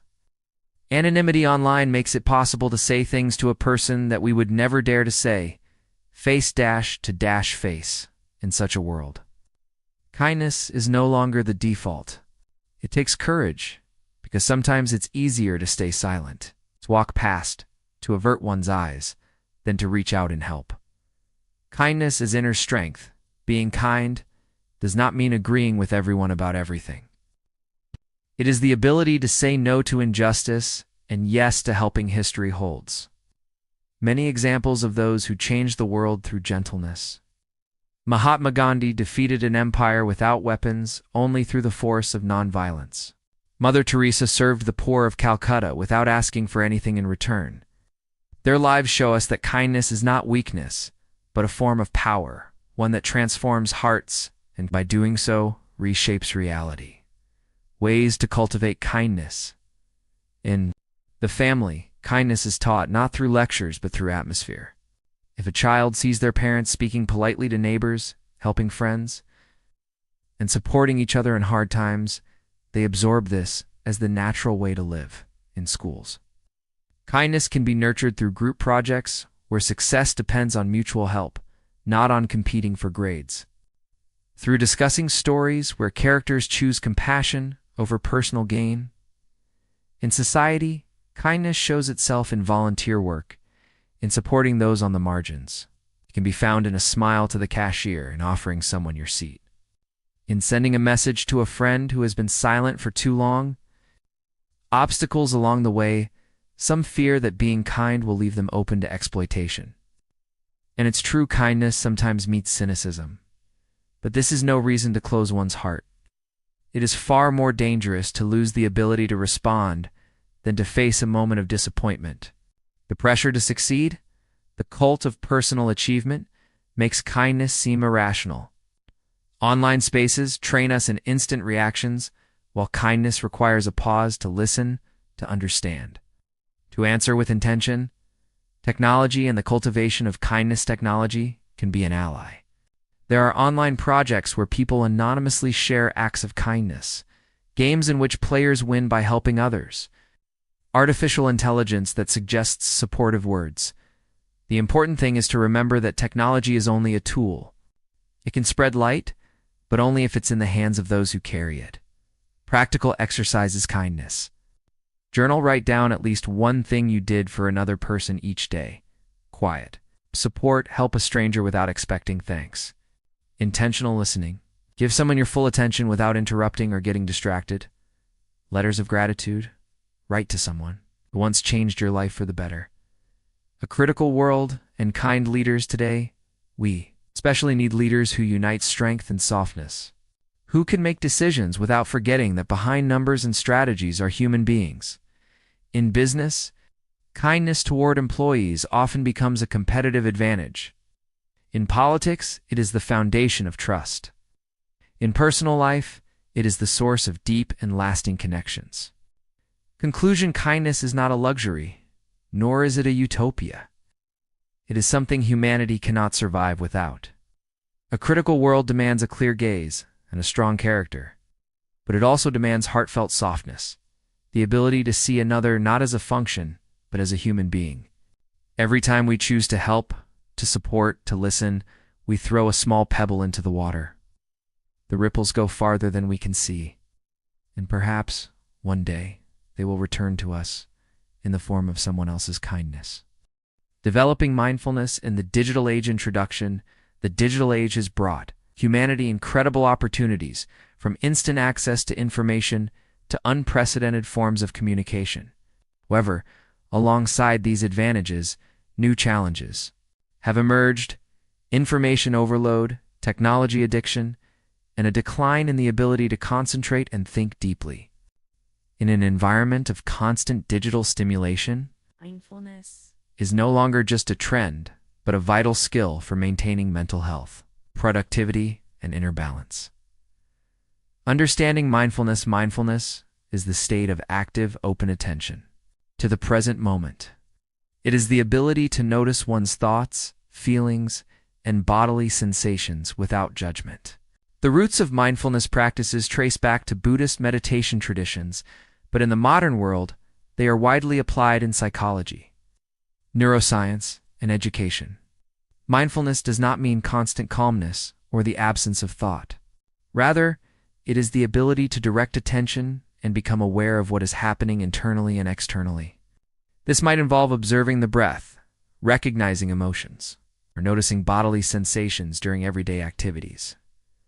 Historical context: while mindfulness has existed as a practice for millennia, scientific study and widespread adoption began only in recent decades. A pioneer in popularizing mindfulness in the West was John Kabat-Zinn, who founded the Center for Mindfulness at the University of Massachusetts in 1979 and developed the Mindfulness-Based Stress Reduction (MBSR) program. Since then, mindfulness has been the subject of hundreds of studies and has been integrated into areas ranging from medicine to business. Digital environment and attention. Modern digital technologies have radically changed the ways we process information and interact with the world. Devices and applications compete for our attention through notifications, endless news feeds, and algorithms that personalize content based on user interests. This behavior contributes to the so-called attention economy, where human attention becomes a valuable resource. This economy thrives on constant stimulation and interruption. Notifications and multitasking create a sense of urgency and distract us from deep, focused work. Research shows that frequent task switching reduces cognitive ability and leads to mental fatigue, especially evident among young people raised in a digitally saturated environment. Mindfulness as a tool against digital stress. Mindfulness practices help slow down the mind, bring attention back to the present moment, and foster self-regulation. This is especially crucial under digital stress. Mindfulness enables individuals to recognize unconscious impulses, such as compulsive social media scrolling, and replace them with more intentional actions. Regular meditation, breathing exercises, mindful walking, or even just a few seconds of awareness of the body and breath can significantly increase presence and reduce anxiety. According to Harvard University, just 10 minutes of daily meditation can noticeably lower stress levels and improve overall well-being. Technology's impact on mindfulness. While technology is often seen as a hindrance to mindfulness, it can also serve as a tool for its development. Hundreds of mindfulness and meditation apps exist. For example, Headspace.com, Insight Timer, along with online courses and YouTube channels teaching awareness practices. Digital devices can also be used to create islands of silence by turning off notifications, limiting app use, and establishing digital rituals. A key element is mindful technology use becoming aware of one's digital habits, critically evaluating how much time and energy are devoted to screen-based activities, and practicing digital hygiene, disabling unnecessary notifications, using Do Not Disturb modes, and structuring work hours. Case studies and examples. Google. The company has implemented mindfulness programs for employees. One of the most well-known projects is the Search Inside Yourself course. Aimed at developing emotional intelligence and attention, the UK Mindfulness Academy collaborates with public schools to introduce meditative practices into curricula. Results show improved student behavior, reduced anxiety, and increased academic performance. Families and gadget alternatives. Some families introduce evening digital pauses, during which phones are put away and attention is focused on real-time communication, mindfulness in education, and the workplace. Educational institutions and businesses are beginning to implement mindfulness programs to enhance well-being, reduce stress, and improve concentration skills. In schools, students learn to recognize emotions, manage attention, and interact with others with greater empathy.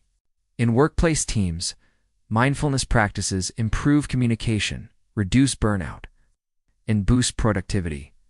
Numerous studies confirm the effectiveness of mindfulness programs.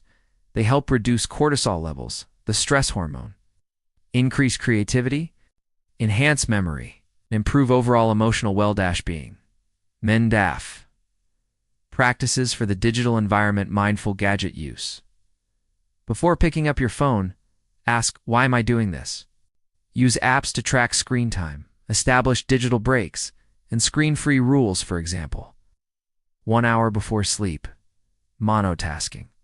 Focus entirely on one task without simultaneously checking social media or email. Use the Pomodoro technique to structure time. Digital Detox. Schedule days or hours without internet or devices.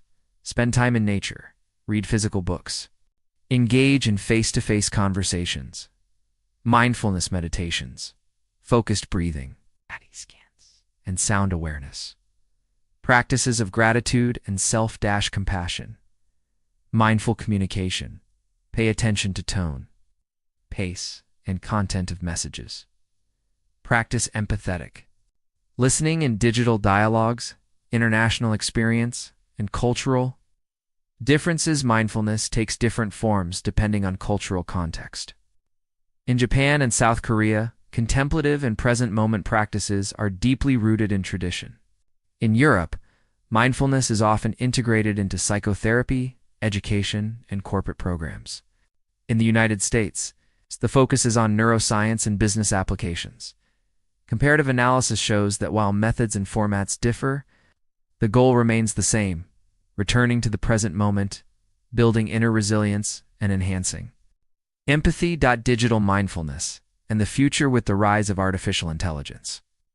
Augmented and virtual reality, human interaction with digital systems will only grow more complex. In this context, digital mindfulness becomes especially critical. The ability to think critically about technology, understand its impact on the psyche and society, and create healthy digital boundaries. The future requires not a rejection of technology, but the ability to live harmoniously with it. Mindfulness helps build a healthy distance between ourselves and our digital tools, fostering deep work, creativity, and interpersonal empathy. This is not about escaping technology, but returning to ourselves while coexisting with it. Conclusion developing. Mindfulness in the digital age is a response to the challenges of our time. It is not merely a method of relaxation, but a foundational skill that preserves humanity, mental clarity, and emotional balance amid constant information overload. Cultivating mindfulness is an investment in the quality of life, health, relationships, and professional development. In a world where attention is the most valuable resource, mindfulness is a form of freedom. References and sources: John Kabat-Zinn. Wherever you go, there you are. Hyperion, 1994, Daniel Goleman, and Richard J. Davidson. Altered Traits. Avery, 2017. Harvard Gazette. How Meditation Changes the Brain. 2018. Sherry Turkle. Reclaiming Conversation: The Power of Talk in a Digital Age. Penguin, 2015. Tristan Harris. The Center for Humane Technology: Scientific American Mindfulness Can Literally Change Your Brain. 2015. Moscow State University Center for Mindfulness. Apps. Headspace.com. Insight Timer, UK Department for Education. Mindfulness Initiatives in Schools. Decoding the Whisper of Intuition, Trusting Your Inner Compass Introduction. What if the answers you're searching for aren't out there but deep within you? For centuries, people have harnessed an unseen force to navigate life's toughest choices. Today, we're pulling back the curtain on this mysterious inner voice, intuition, revealing how you can finally understand its language and use it to transform your decisions and ultimately your life. Intuition is the quiet inner voice that often goes unnoticed in everyday life. It is like an internal compass pointing the way when the rational mind is tangled in doubts. Sometimes this voice manifests as a subtle feeling of anxiety or joy. Sometimes as a sudden insight capable of changing your entire life.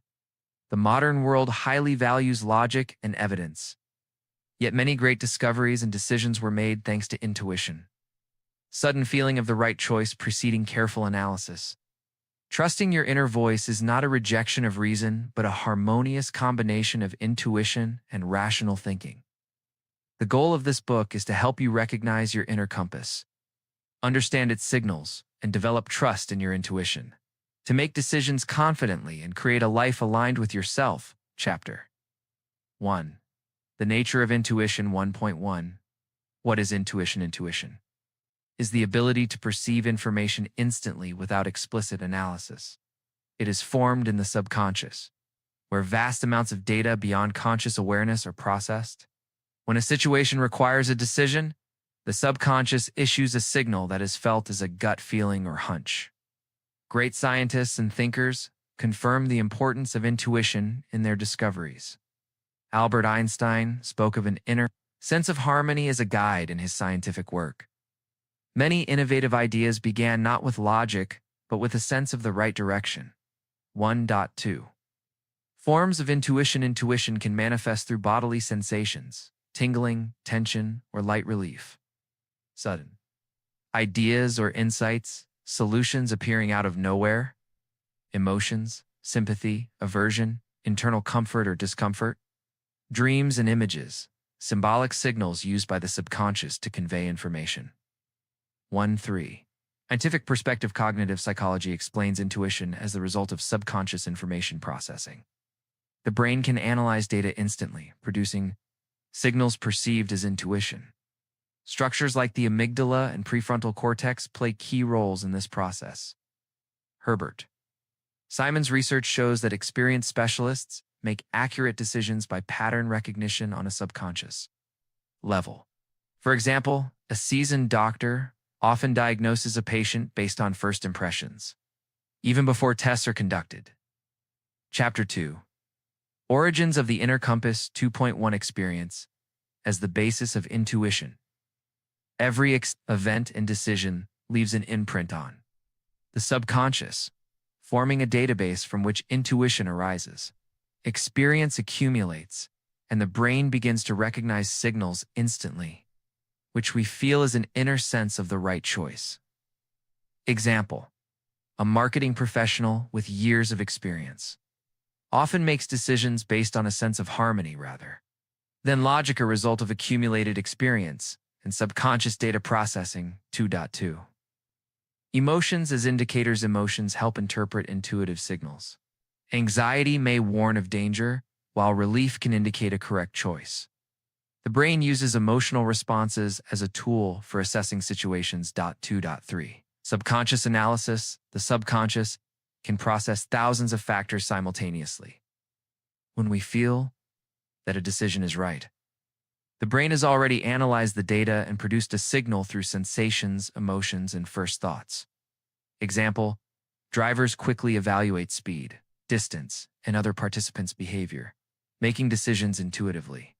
Chapter 3 Noise of the external world and blocks to intuition. Modern life is full of information, stress, and societal demands. This creates noise that drowns out the inner voice. 3.1 Common blocks. 2. Intuition over rationalization. Logic first. Then feelings. Fear of failure blocks trust in internal knowledge. Social pressure. Expectations from parents, colleagues, society. Lack of time. Fast pace leaves no room for reflection. 3.2 Overcoming noise. Practice slowing down and taking pauses. During the day, use meditation and mindfulness techniques.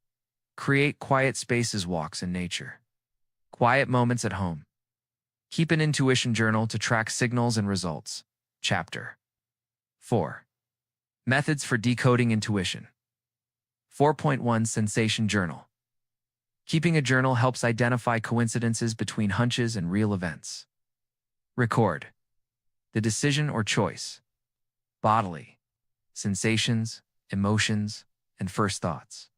Outcome and feelings after the event. Example: today, I felt tension during a meeting about a new project. I decided to step back.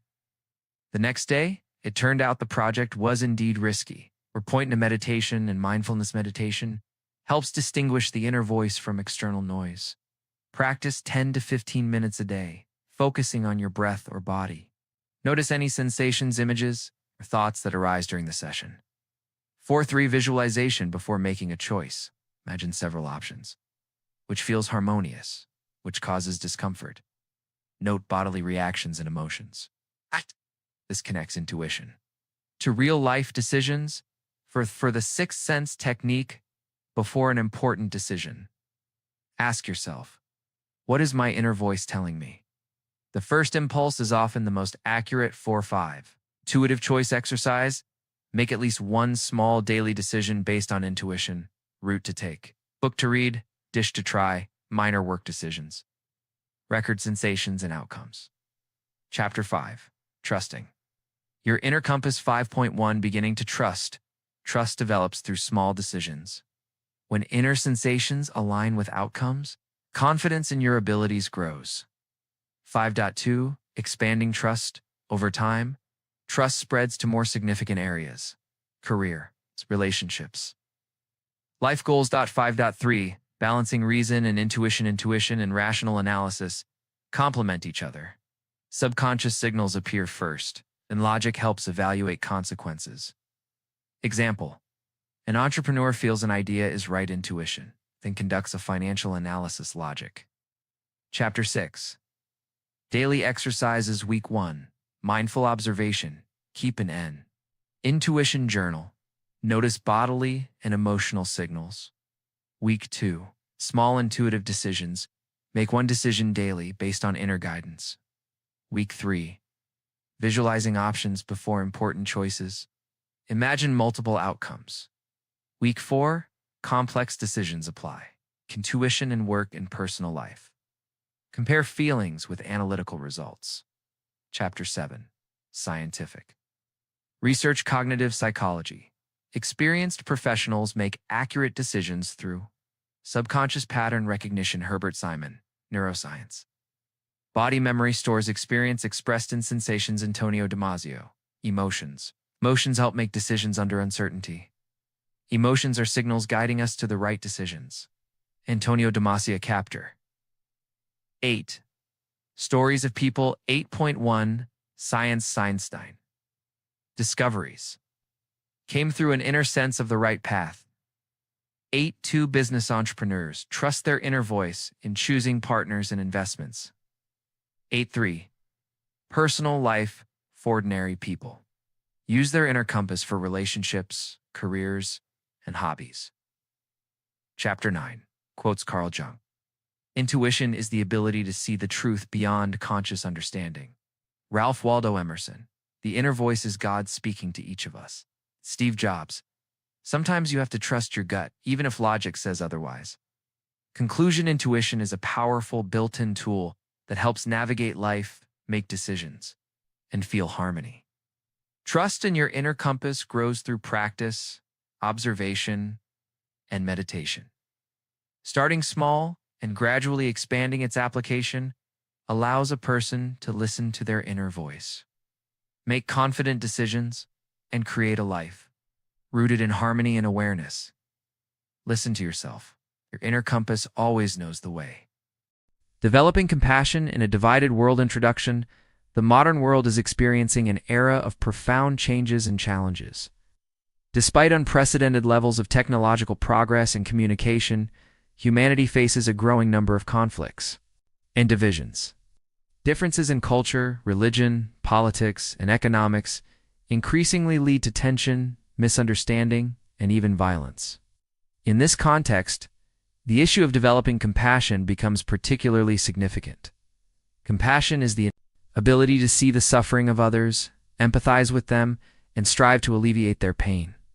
It is not just an emotion, but an active internal state and behavior aimed at unity, support, and humanism. In a divided world, compassion can become the connecting link that helps people transcend their prejudices and fears. In this work, we will examine the causes underlying modern division, explore the role of compassion as a force capable of healing rifts, and propose concrete ways to develop it on individual and societal levels. Causes of division in the modern world. Social inequality and economic disparities. One of the key causes of global division is growing social and economic inequality. Uneven distribution of material goods and opportunities breeds conflict and discontent. Those deprived of basic living conditions feel alienated from society, leading to social isolation and aggression. Economic gaps between rich and poor countries, as well as within countries themselves, create deep chasms that are difficult to overcome without efforts to foster mutual understanding and compassion. In such conditions, compassion manifests not only as a moral imperative, but also as a social necessity to prevent conflicts. Ideological and religious conflicts, ideological and religious differences remain sources of many contemporary conflicts. A belief in one's own righteousness and unwillingness to accept other viewpoints lead to societal and group divisions. This is often exacerbated by historical traumas and collective memories passed down through generations. Developing compassion helps transcend these confrontations and see the other not as an enemy, but as a human being with their own fears, hopes, and pain. Information bubbles and polarization the digital era has, on the one hand, provided access to information and knowledge, but on the other, created an environment where people often find themselves trapped in information bubbles. Social networks and algorithms tailor news and opinions to user preferences, reinforcing one-sided perceptions and reducing the ability for dialogue. This leads to increased polarization and a misunderstanding between groups with differing views. Compassion in such conditions requires a conscious step out of one's comfort zone and a willingness to listen to and accept another point of view. The role of compassion in uniting a divided world in a world torn by conflicts and misunderstanding. Compassion becomes a key quality capable of improving the situation. Its role can be viewed on several levels: personal, social, and global. Personal level compassion helps overcome internal barriers, fear, prejudice, egoism. It fosters the development of emotional intelligence, the ability to listen to and understand another, even if their position differs from yours. Compassion broadens perception horizons, making a person more open and tolerant. Psychological research shows that people who practice compassion better cope with stress, demonstrate greater resilience, and have an increased capacity for cooperation. These are important qualities for creating a peaceful and harmonious society. Social level, at the level of communities and societies. Compassion is the foundation for building trust and cooperation between diverse groups. In conditions of diversity and multi-layered conflicts, the ability for compassionate dialogue helps reduce tension, find compromises, maintain social stability. Compassion can drive social initiatives aimed at helping vulnerable populations, developing education and healthcare, and creating inclusive public spaces. Global level and a planetary scale. Compassion is necessary to address global problems such as poverty, migration, climate change, and wars. Mutual care and recognition of the interdependence of all peoples form the basis for international cooperation and peaceful coexistence. Compassion at the global level is not just empathy, but a conscious acknowledgement of common human dignity and responsibility for the fate of the planet. Ways to develop compassion. Compassion is a process that requires effort and practice. Below are key methods that help cultivate this quality: self-awareness and reflection. The first step in developing compassion is understanding one's own emotions and motives. Reflection helps recognize internal barriers that prevent seeing others suffering and being responsive. Mindfulness practices, journaling, conversations with trusted people contribute to self-awareness. Empathy and active listening. Developing empathy, the ability to understand another's feelings, is the foundation of compassion. Listening without judgment or interruption allows one to see the world through another's eyes. This strengthens the sense of connection and encourages care. Education and enlightenment education plays a crucial role in forming compassion. Studying history, cultures, religions, and social issues broadens horizons and reduces bias. Programs aimed at developing emotional intelligence and interpersonal communication skills contribute to forming a compassionate society. Acts of kindness and altruism, active expressions of kindness through helping others, volunteering, and participating in social projects develop compassion in practice. Such actions strengthen social bonds and demonstrate that even small deeds can make a big difference. Meditation and spiritual practices. Many spiritual traditions highlight meditation and prayer as tools for developing compassion. Practices like metta-loving kindness, contemplation of others' suffering, meditation on interdependence deepen the sense of compassion. Conclusion: in a modern world marked by disagreements and divisions, developing compassion becomes a vital factor for preserving humanity in building a peaceful society. Compassion helps overcome barriers of misunderstanding, fear, and alienation, turning differences into sources of mutual enrichment and cooperation. On a personal level, it helps each of us become more sensitive and open. Socially, it forms the foundation of trust and support within communities. And globally, it serves as a key to solving the large-scale problems facing humanity.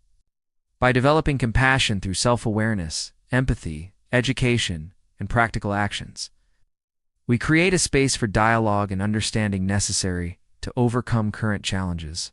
Ultimately, compassion is not merely a moral ideal but a real power capable of uniting a divided world and guiding it toward a brighter and more just future. Only through conscious and consistent cultivation of this quality can we build a society where every person feels heard, accepted, and valued. Developing inner resilience through natural cycles. Introduction. Inner resilience is the ability of a person to maintain emotional, psychological, and physical balance despite stressful situations, external changes, and internal conflicts. Today, in a world of rapid changes, information overload, and constant pressure, the ability to remain internally resilient becomes one of the most important resources for health and a harmonious life. One of the natural and effective ways to develop inner resilience is synchronization with natural cycles. Nature operates according to specific laws and rhythms daily, seasonal, biological, which profoundly influence humans. Understanding and incorporating these cycles into daily life helps to better adapt to changes, maintain energy balance, and improve overall well-being. The goal of this text is to reveal the connection between natural cycles and human inner resilience, as well as to offer practical methods for developing and strengthening this resilience through harmonious interaction with nature. Chapter 1. Inner Resilience. Definition and importance.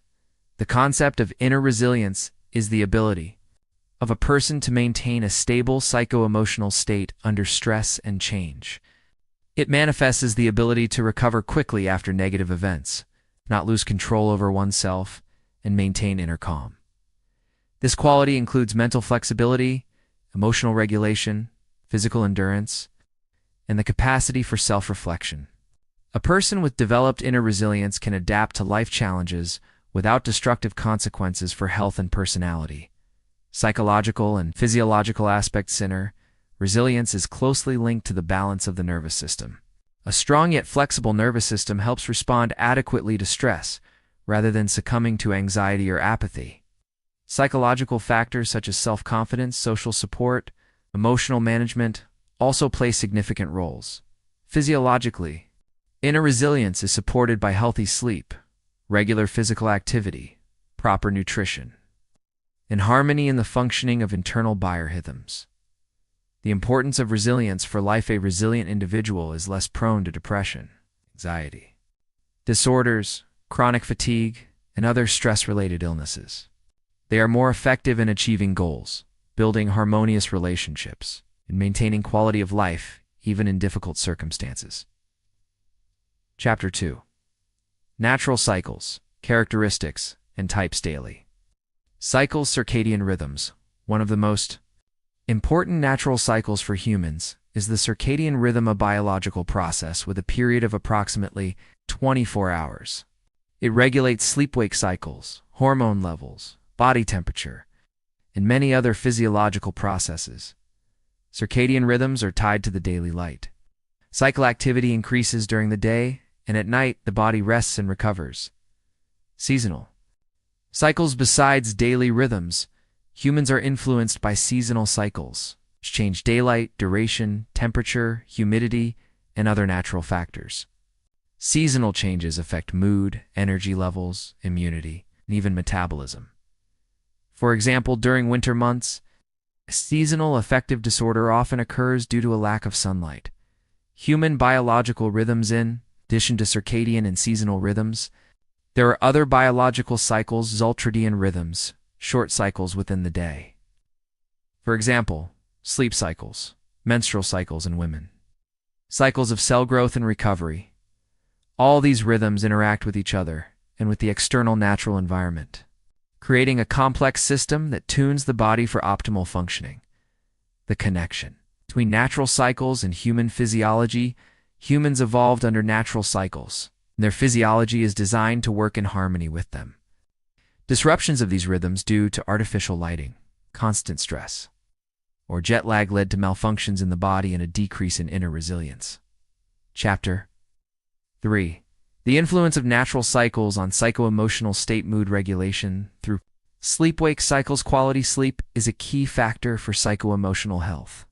It is regulated by circadian rhythms and directly affects mood, its concentration, and stress resistance. Sleep disturbances cause irritability, decreased performance, and emotional instability. The influence of seasonal changes on emotional states. Seasonal changes affect energy levels and mood. Spring and autumn are often accompanied by emotional highs and lows, respectively. Connected with fluctuations in hormone production and vitamin status, understanding these changes helps to adapt and maintain resilience during seasonal crises. The role of sunlight and its cycles. Sunlight is the main regulator of circadian rhythms. It stimulates the production of serotonin, the happiness hormone, and suppresses melatonin, the sleep hormone. Lack of light leads to mood decline and symptoms of depression. Chapter 4. Practices for developing inner resilience through synchronization.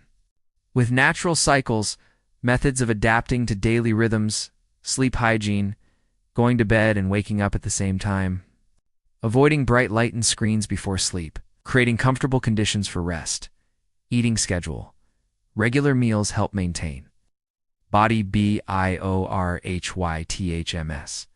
physical activity, preferably during the day to avoid disrupting sleep. The importance of seasonal body and mind work. Seasonal practices, such as changing diet, increasing time outdoors, adapting physical activities, help the body better adjust to changes and maintain balance.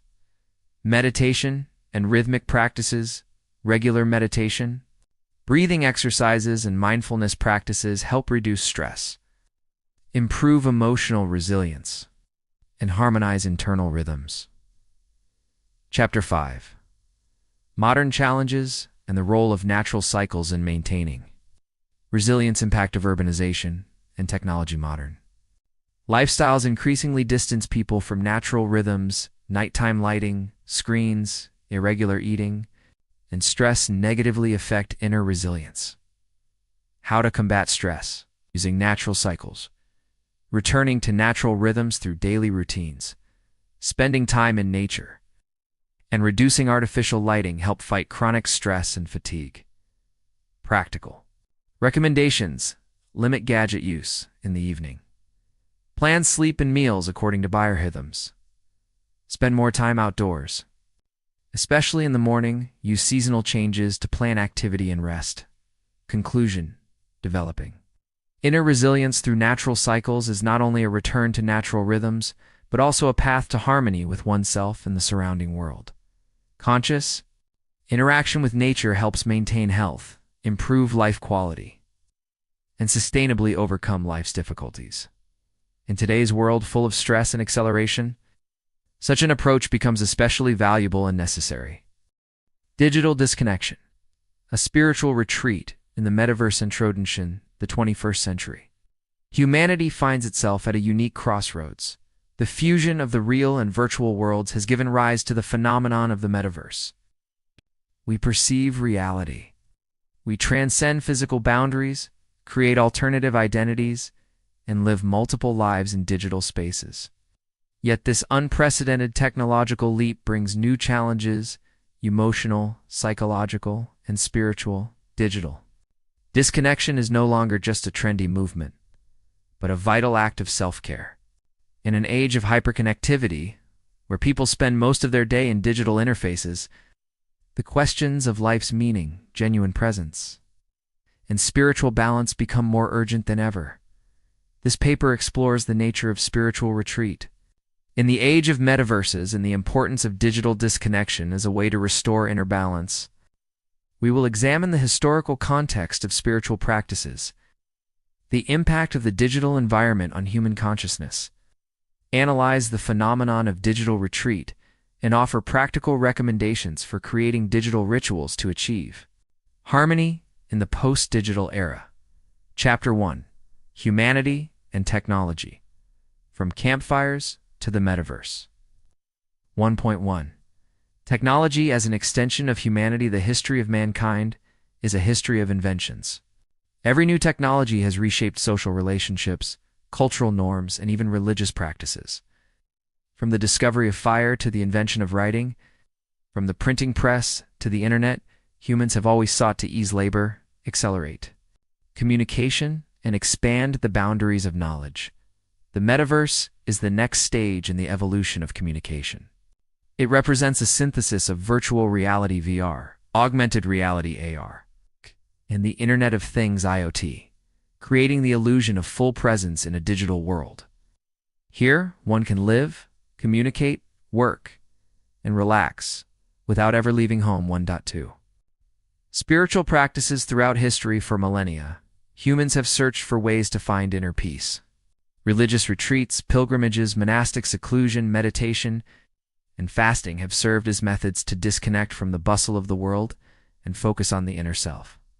Solitude was a meaningful action, a space for meeting oneself and the transcendent. Hermits went into the desert, monks locked themselves in cells, philosophers sought wisdom in the quiet of nature. The metaverse presents a similar challenge. Can we preserve spiritual presence in a world of digital hyperreality? Chapter 2: Digital Oversaturation and Existential Fatigue. 2.1. Information overload. Modern humans are subjected to a constant barrage of information. Studies show that the average person today consumes 5 to 7 times more information per day than someone a century ago. News feeds are endless, notifications flood in every minute, and social networks consume our attention. This results in the phenomenon of information fatigue, a state in which the mind stops, filtering data flows, attention fragments, and mental overload leads to anxiety, depression, and emotional emptiness. 2.2. The illusion of connection and loneliness. In a crowd, digital technologies create the illusion of constant connection, but paradoxically amplify feelings of loneliness. People may have thousands of followers and hundreds of online friends, yet experience a deep lack of genuine communication. The metaverse intensifies this effect. Avatars replace faces, emojis replace emotions, and algorithms control attention, turning people into addicts, chasing likes and reactions. 2.3. Spiritual amnesia, an age of digital hyperconnectivity. People lose touch with their inner selves. Self-awareness is replaced by constant engagement with digital games, trends, and memes. Spiritual amnesia arises, a forgetting of true values, life's meaning, and authentic goals. Digital disconnection becomes a way to reclaim the lost sense of being present in one's own life. Chapter 3: Digital Disconnection as a Modern Ritual. 3.1. The digital retreat, a new pilgrimage in its classical sense. Retreat means withdrawal, a conscious stepping away from the world to reflect and grow spiritually. A digital retreat involves a complete break from digital devices for a certain period. This can be a day, a week, or even a month, without smartphones, the internet, or virtual reality. Digital disconnection includes returning to analog joys, real conversations, nature walks, reading physical books, meditating, and creative activities. 3.2. Practices of digital cleansing, digital detox. It's not just abstinence from the internet, but also restructuring one's information environment. Popular practices include a day without a phone, a week-long break from social networks, morning and evening hours without gadgets, turning off all notifications completely, removing unnecessary apps, digital minimalism, using technology only as needed. Each of these steps returns a sense of control over one's life. 3.3. The metaverse and the art of mindful presence. Avoiding the metaverse is not the ultimate goal. What matters is learning to control attention and mastering one's digital Reality mindful presence in the metaverse includes clear time limits for VR, AR spaces, monitoring, emotional states, building pauses of silence and reflection consciously, selecting content, rejecting aimless scrolling. Technology becomes a tool, not the master of consciousness. Chapter 4. Spiritual Techniques for the Digital Age 4.1. Meditation and Mindfulness. Practices are among the most effective methods for regaining contact with the present moment.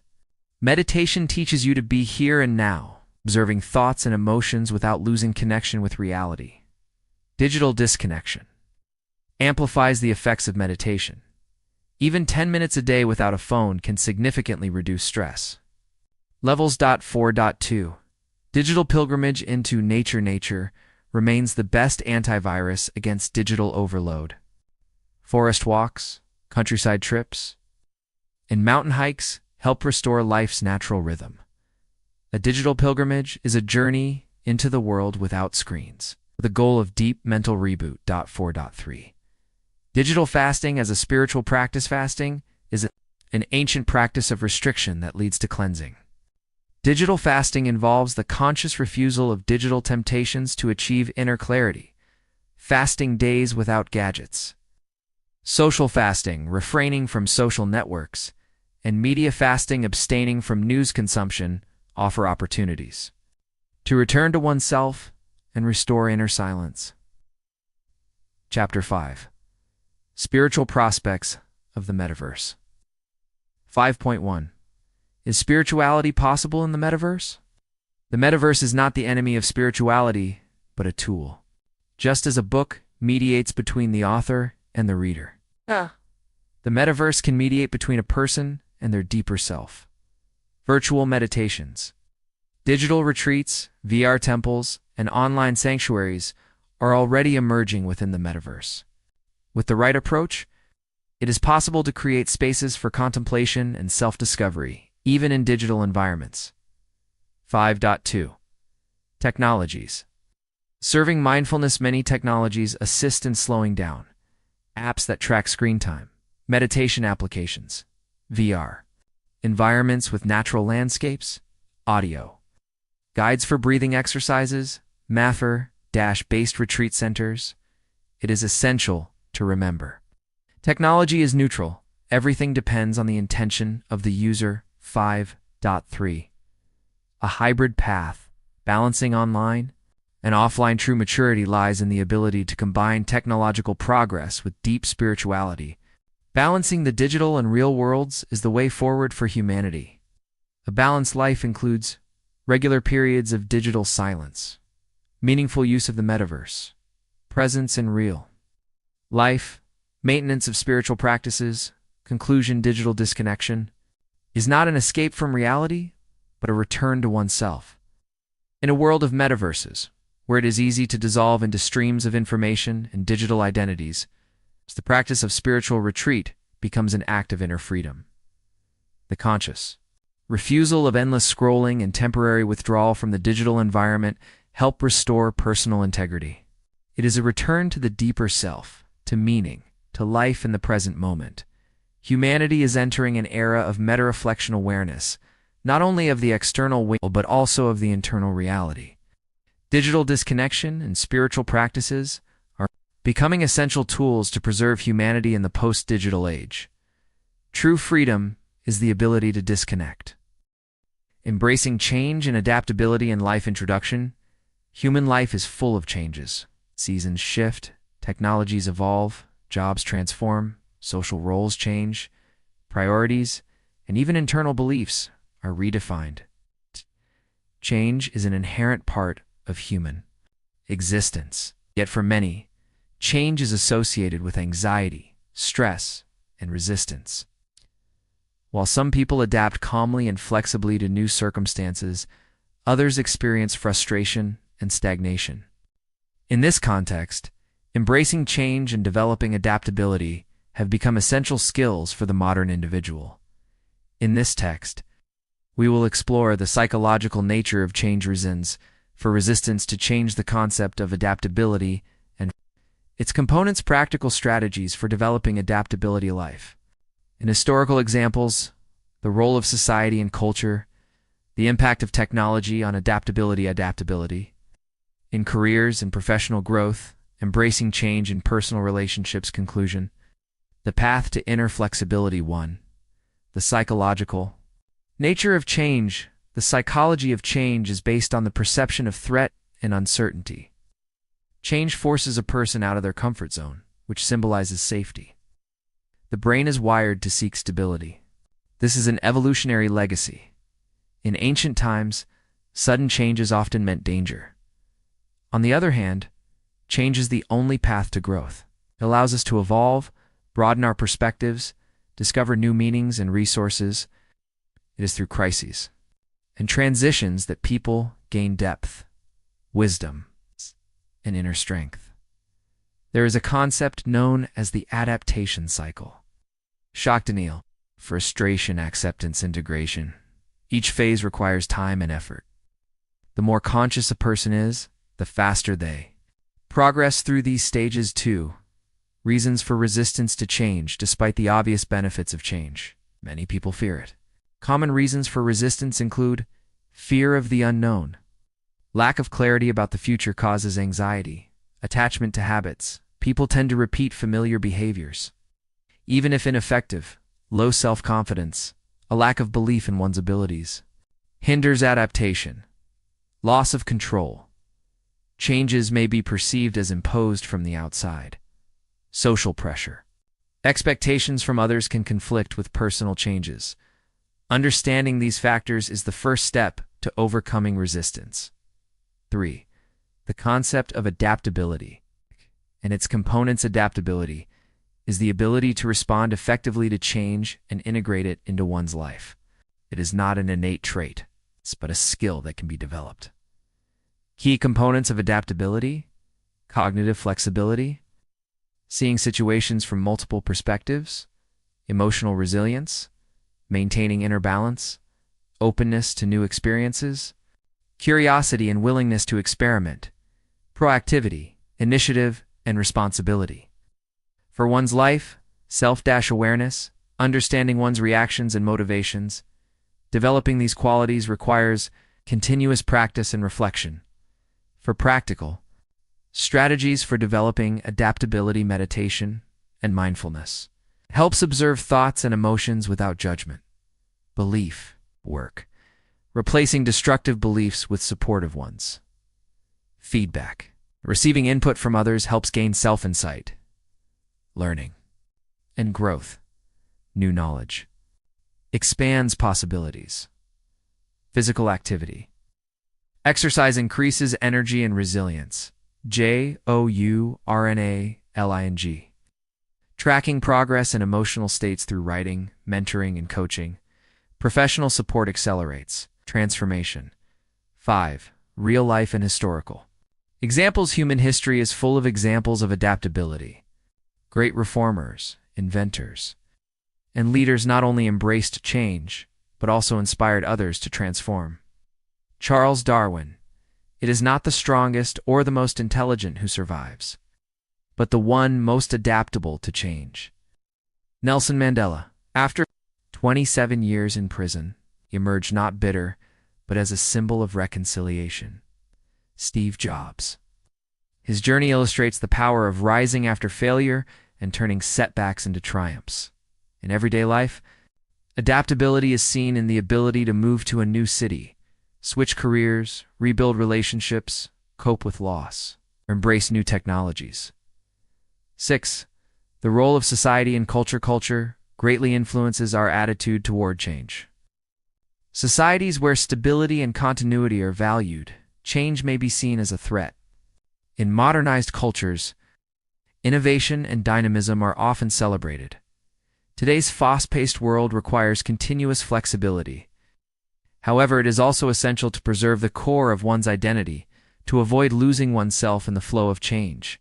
Education, systems, media, and family upbringing shape our attitudes toward change. Where curiosity and autonomy are encouraged, people adapt more easily. Where fear and control dominate, it becomes harder. 7. The impact of technology on adaptability. Technology is one of the main drivers of change in the 21st century. The rise of the internet, smartphones, artificial intelligence, and automation is transforming every aspect of life. On one hand, technology demands constant learning and reskilling. On the other, it provides new opportunities for self-realization, communication, education, and work. Adaptability in this context means the ability to quickly master new tools, maintain critical thinking, and use technology constructively. Those who resist technological advancements risk isolation. Those who embrace them gain competitive advantages in the labor market and social life. 8. Adaptability in careers and professional growth. The world of work is rapidly changing. Automation, remote work, project-based approaches, and the gig economy require new competencies. Adaptability has become a core quality of a successful professional.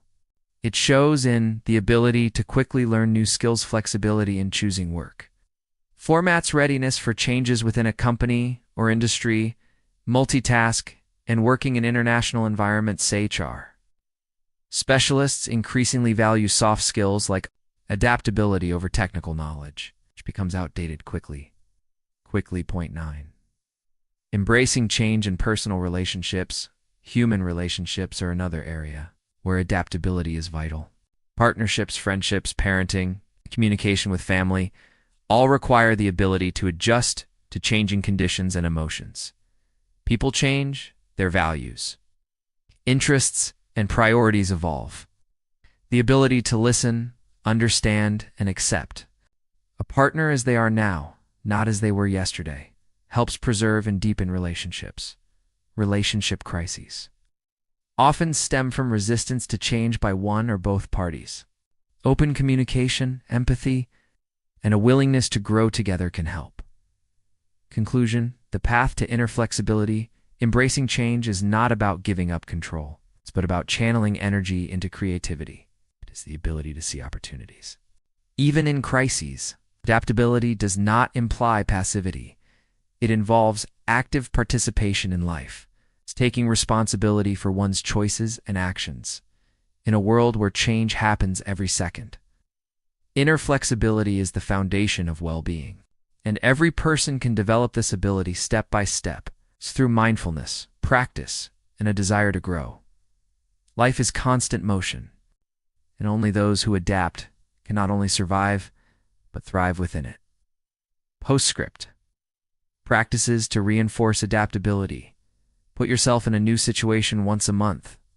A new book, activity, or person. Ask yourself questions. How do I feel when something changes? How else could I respond? Seek inspiration in stories of people who've undergone transformations. Trust the process. Any change leads to growth, even if it doesn't feel that way at first. Adaptability is not a destination, but a way of life. And those who cultivate it become not just resilient, but truly alive. Embracing change as a catalyst for growth. Introduction change is an inseparable aspect of human life. The flexibility with which a person adapts to new circumstances directly influences their personal and professional growth. In today's fast-paced world, where technological, social, and economic transformations occur at an unprecedented rate, the ability to embrace change is no longer optional. It is essential for success. Embracing change is not merely a passive response to external circumstances. It is an active, conscious decision to perceive novelty as an opportunity for development. Individuals, organizations, and societies that integrate change into their lives gain a competitive advantage and build a solid foundation for future success. This work explores how embracing change functions as a catalyst for growth, examining the psychological, social, and organizational mechanisms involved. It also discusses strategies to manage change effectively and demonstrates, through practical examples, how adaptability drives sustainable development. Chapter 1. The Psychology of Change. 1.1 The nature of resistance to change. Resistance to change is a natural psychological reaction. It often manifests as fear of the unknown, self-doubt, or a preference for maintaining stability. Cognitive psychology research indicates that the human brain favors predictability and repetition. Any alteration of routine requires mental energy, recalibration of habitual patterns, and risk-taking. For instance, in corporate settings, employees frequently experience stress during the introduction of a new IT system, even when the system objectively increases efficiency. This psychological barrier is not a rational response but an emotional reaction to leaving one's comfort zone.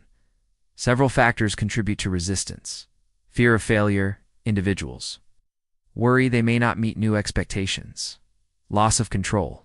Changes can make people feel that their autonomy is threatened. Uncertainty. Ambiguity about outcomes generates anxiety.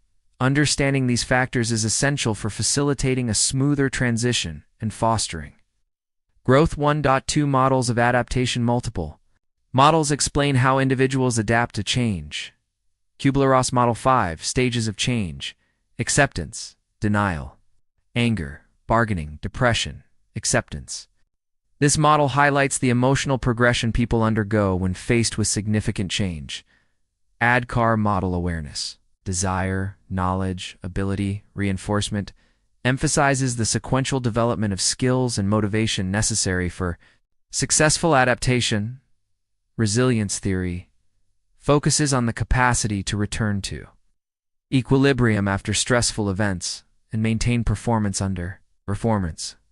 These frameworks illustrate that embracing change is a process requiring time, effort, and structured support, not merely a single decision or moment.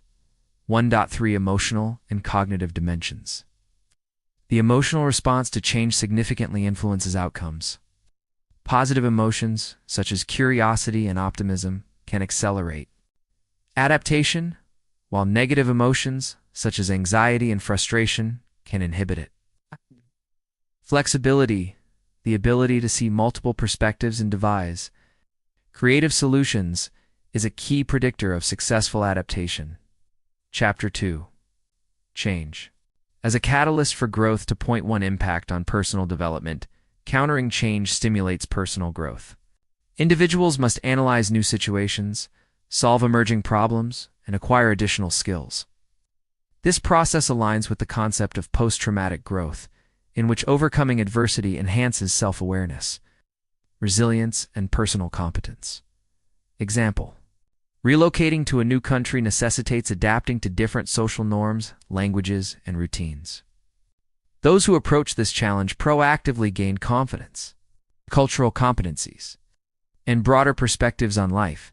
Change fosters critical thinking by compelling individuals to evaluate assumptions and adopt flexible problem-solving approaches.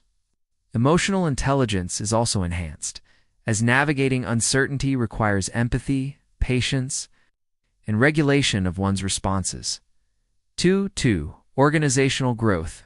Through change, organizations that embrace change gain significant strategic advantages. Adaptive companies innovate faster, respond effectively to market fluctuations, and build resilient workforces. Example: companies that implemented hybrid work models during the COVID-19 pandemic not only maintained productivity but also expanded talent pools and strengthened employee engagement. Change drives organizational learning by prompting reassessment of processes, communication strategies, and operational models. Companies that integrate lessons from change foster a culture of continuous improvement and innovation. 2.3 Societal implications. At the societal level, change stimulates innovation, collaboration, and cultural development.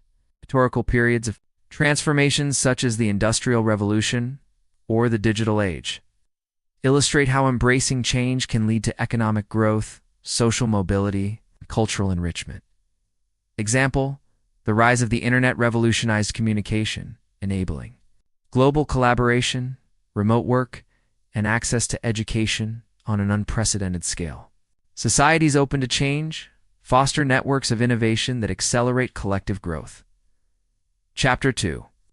Strategies for embracing change. 3.1 Personal strategies. Awareness. Understand your emotions and reactions to change to manage them effectively. Continuous learning. Acquire new knowledge and skills to adapt to evolving circumstances. Growth mindset. Treat change as an opportunity for development rather than a threat. Goal setting. Establish clear, flexible objectives to guide adaptation and progress. 3-2 organizational strategies. Transparent communication. Clearly articulate the rationale behind changes and expected outcomes. Employee support systems. Provide training, mentorship, and resources to ease transitions. Flexible operational structures. Allow processes and strategies to evolve based on feedback and results, recognition, and reinforcement. Celebrate successful adaptation to reinforce positive behaviors. 3-3. Practical examples. Netflix successfully transitioned from DVD rentals to a streaming platform, transforming industry standards. Tesla continually innovates in the automotive and energy sectors, adapting to technological and market changes. Educational platforms shifted to online learning, integrating personalized programs to meet diverse learner needs. Chapter 4. Barriers and challenges. Embracing change involves navigating multiple obstacles, emotional barriers, fear, anxiety, and resistance to leaving comfort zones. Social barriers, peer pressure, societal norms, and cultural traditions may slow acceptance. Structural barriers, limited resources, hierarchical rigidity, and bureaucratic procedures can hinder adaptation. Overcoming these challenges requires strategic planning, emotional support, and the cultivation of adaptive skills at both personal and organizational levels. Chapter 5. Change and the future of growth. Embracing change is increasingly essential for sustainable, personal, and organizational development. Those who actively seek opportunities in change develop innovation, flexibility, and resilience, laying the foundation for long-term success. 5.1 Personal growth. Acquisition of new competencies, expansion of perspectives, and emotional maturity, strengthened confidence and risk-taking abilities. 5.2 Organizational and socioeconomic growth. Creation of innovative solutions and products, development of flexible, adaptive business models, enhanced resilience to crises and market volatility. 5.3 Building a culture of change. Fostering a culture that embraces change involves encouraging curiosity and experimentation, rewarding adaptability and innovation, promoting collaborative problem-solving across teams and communities. Conclusion. Embracing change is an active, strategic process that drives growth, innovation, and resilience. It demands awareness, flexibility, and the courage to confront uncertainty. Historical evidence and contemporary examples demonstrate that those who view change as an opportunity achieve remarkable success on personal, organizational, and societal levels. Change acts as a catalyst for growth because it encourages the development of new skills, strengthens emotional resilience, and opens pathways to previously inaccessible opportunities. In today's rapidly evolving world, the capacity to embrace and integrate change is not merely advantageous. It is essential for long-term prosperity and fulfillment. Embracing the unknown, a journey full of discoveries. Introduction. Travel is much more than just moving from one place to another. It is a process filled with anticipation and excitement, fears and hopes, joys and challenges. Every journey is a door to a new world, one we step into without knowing what awaits us. By embracing the unknown, we take a step toward our true selves, revealing new qualities, experiencing incredible emotions, and expanding the horizons of our perception. The unknown can be frightening. It carries uncertainty that can sometimes paralyze us, yet it also becomes a source of our growth. When we encounter new places, people, and cultures, we are forced to restructure our internal landmarks, learning to trust ourselves and the world around us. This path is full of discoveries, each leaving a mark on our soul and changing us forever. Travel is a metaphor for life. Each of us is constantly in motion, facing the unknown, whether it's a new job, relationships, important decisions, or changes. To embrace the unknown means to learn to live fully with curiosity and openness. In this text, I will share how accepting the unknown can transform any journey into an amazing adventure full of meaning and discoveries. Chapter 1. Fear and Anticipation. The first step into the unknown. Every journey begins with a step, often a difficult one. At this moment, standing on the threshold of the unknown, fear arises. Fear of getting lost, making mistakes, not understanding a new language or culture, or facing challenges that seem insurmountable. This fear is a natural reaction, a protection trying to keep us in our comfort zone. But this fear is also an indicator of the importance of the moment. It shows that something new and significant lies ahead. The anticipation of the unknown can be as frightening as the unknown itself. We start to imagine scenarios both joyful and frightening. These thoughts can prevent us from taking that first step and embarking on the journey. However, without that step, the journey cannot begin. We must learn to accept fear without letting it control us. Fear should not be an obstacle, but a signal that helps us prepare for a new stage. The first step is an act of trust and courage. We cannot know in advance what awaits us, but that is precisely the magic of the journey. The first minutes and hours of the journey are the hardest. But once we cross the internal barrier, the world begins to open in a new way. We notice details that previously went unnoticed, learning to be flexible and open. This moment of accepting the unknown becomes the starting point of our amazing journey. Chapter 2. Overcoming boundaries.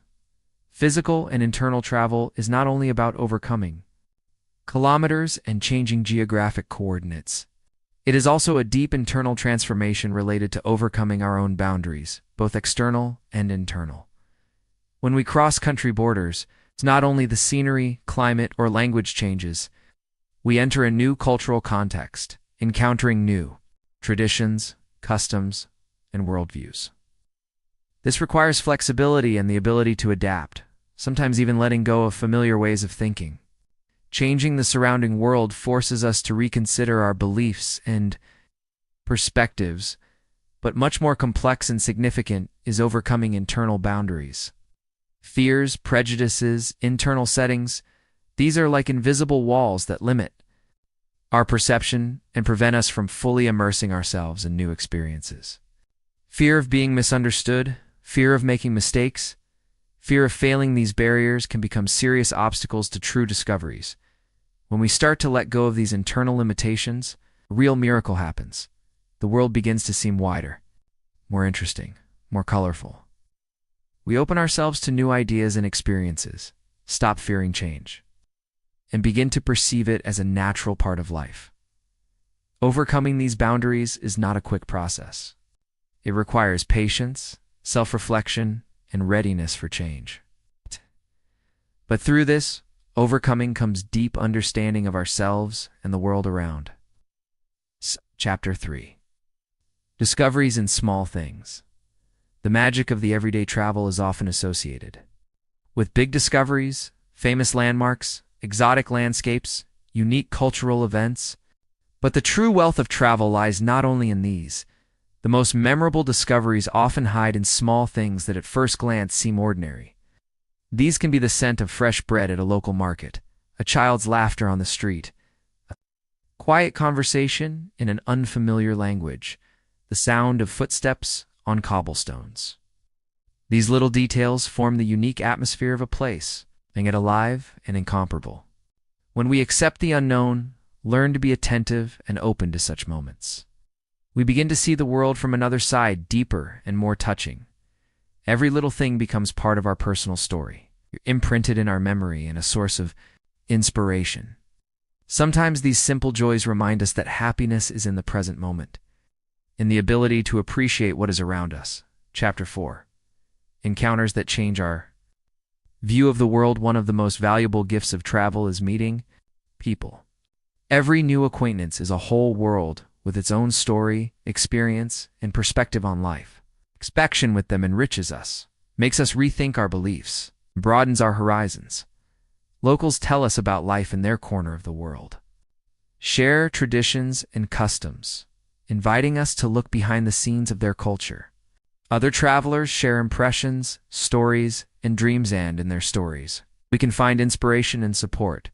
Such encounters often change our worldview, making us more tolerant, understanding, and open. We begin to see people not as strangers, but as like-minded companions and fellow travelers on this great journey of life. Moreover, in these meetings, we often discover ourselves, our strengths and weaknesses, our true desires and fears. Travel becomes not only an external, but also an internal process. Chapter 5. The unknown is a source of inspiration and growth when we stop fearing the unknown and accept it as a natural part of life. It becomes a powerful source of inspiration. In development, the unknown pushes us out of our comfort zones, urges us to seek new solutions and approaches, to learn and experiment. We become more flexible, open, and confident. In life, as in travel, moments of uncertainty are often key points of growth. Changes, unexpected encounters, and new circumstances all strengthen character, develop adaptability, and build trust in oneself. Thus, we learn not just to survive in the conditions of the unknown, but to live creatively and consciously every day, filling it with meaning and the joy of discovery. Conclusion: travel is not just a road in kilometers. It is a state of soul and an inner path. By embracing the unknown, we open up a whole world of possibilities, new knowledge, emotions, relationships, discoveries. The unknown ceases to be a frightening shadow and becomes a light that leads us forward. It reveals our best qualities, helps us see ourselves and the world in a new light, makes life rich and full. Such a journey does not end upon returning home. It continues in every new day. It's in every new choice, in every new challenge. And that is what makes our life truly an amazing and valuable adventure. Embracing uncertainty and seeking growth in change. Introduction: human life is filled with constant changes. Sometimes they come suddenly and irreversibly: loss of a job, moving to a new city, illness, or crises in personal relationships. Sometimes changes are more gradual, but no less significant: career advancement, changing social circles, new life goals. In all these situations, uncertainty inevitably accompanies us, a state in which we do not know what will happen next. Uncertainty breeds anxiety, fear, insecurity, and sometimes paralysis, indecision, making.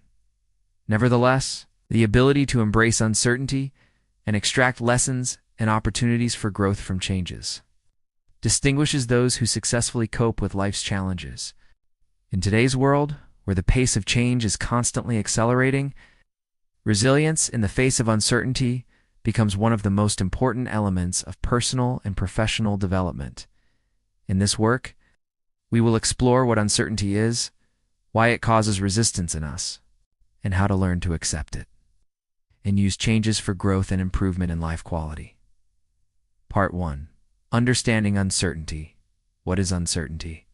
Uncertainty is a state in which there is a lack of clarity about future events or the results of our actions, in contrast to certainty, when we know exactly what will happen and how to act. Uncertainty represents a gray zone where there are no definitive answers. In life, we face different types of uncertainty.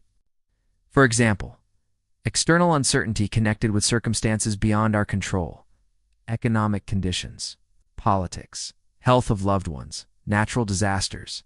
Internal uncertainty connected with our own state, doubts, choices of goals and values. Psychologists note that it is precisely the perception of uncertainty that causes feelings of anxiety. For the brain, uncertainty is a signal of potential threat, activating the fight-or-flight system. This is an evolutionary mechanism designed to help survival, but in the modern world, it often works against us, causing stress even in the absence of real danger. Historical and psychological context throughout history. Humans have sought control and predictability in the world. Religious systems, traditions, scientific models, all these are tools aimed at reducing uncertainty and anxiety. However, the development of science and technology, it became clear that absolute certainty does not exist. Quantum mechanics, chaos theory, Complex social systems all show that uncertainty is inherent in the nature of reality 20th century. Psychology also paid attention to the problem of uncertainty. In particular, uncertainty reduction theory explains that people feel discomfort when encountering the unknown in interpersonal relationships and strive to reduce this discomfort through gathering information. How the brain reacts to uncertainty. Neuroscience confirms that uncertainty activates brain areas associated with fear and anxiety, such as the amygdala. At the same time, the brain tries to compensate for the lack of information by forming hypotheses and forecasts, which are sometimes distorted or unfounded. Excessive reaction to uncertainty can lead to chronic stress, decreased cognitive function, and deterioration of overall health. The role of fear and anxiety. Fear is an emotion caused by the perception of a threat. In conditions of uncertainty, fear is often based on ignorance and assumptions rather than objective danger. Anxiety is a longer-lasting state of worry about the future. When we cannot control the situation or understand what will happen next, anxiety grows. Understanding the nature of fear and anxiety is the first step toward no longer being afraid of uncertainty and learning to work with it. Part 2. Embracing uncertainty. Why it is difficult to embrace uncertainty. Human nature is such that we strive for stability and predictability. When the world around us seems unpredictable, there is a feeling of losing control, and this causes stress. In an attempt to escape discomfort, we try to find explanations, forecasts, or clear instructions on what to do. But this is not always possible. Refusing to embrace uncertainty leads to many negative consequences. Procrastination, avoidance of decisions, excessive control attempts, and trying to predict the future at any cost, which only increases anxiety. Mindfulness as a key to acceptance. One of the effective ways to cope with uncertainty is the practice of mindfulness. Mindfulness is the ability to notice your thoughts, feelings, and sensations without judgment or attempts to change them. Instead of running away from anxiety or fighting it, mindfulness teaches you to observe fear as a temporary phenomenon. Meditation and breathing exercises help reduce anxiety levels, improve concentration, and strengthen emotional resilience. Over time, a person learns to accept the situation as it is and stops fearing the dark spots of the future. Cognitive techniques and reframing. Another way to embrace uncertainty is to change your attitude toward it by working with your thoughts. Cognitive behavioral therapy (CBT) offers tools to identify and challenge irrational beliefs related to uncertainty. For example, instead of thinking, "If I don't know what will happen, everything will go wrong," you might conclude, "Uncertainty is a natural part of life and I can cope with it." Switching the focus from "I need to know everything in advance" to "I can learn on the go and adapt." Reframing reduces fear and opens the path to more flexible and constructive behavior. Real life examples and successful acceptance practices. Many successful people and companies acknowledge that the ability to embrace uncertainty is a crucial resource for achieving goals. For example, startups often operate under maximum uncertainty without a ready recipe for success. Their flexibility and willingness to change are the basis of survival and growth.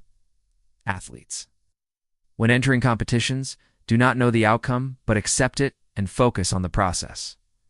In personal life, acceptance may manifest in the ability to let go of a situation and trust your own resources and experience.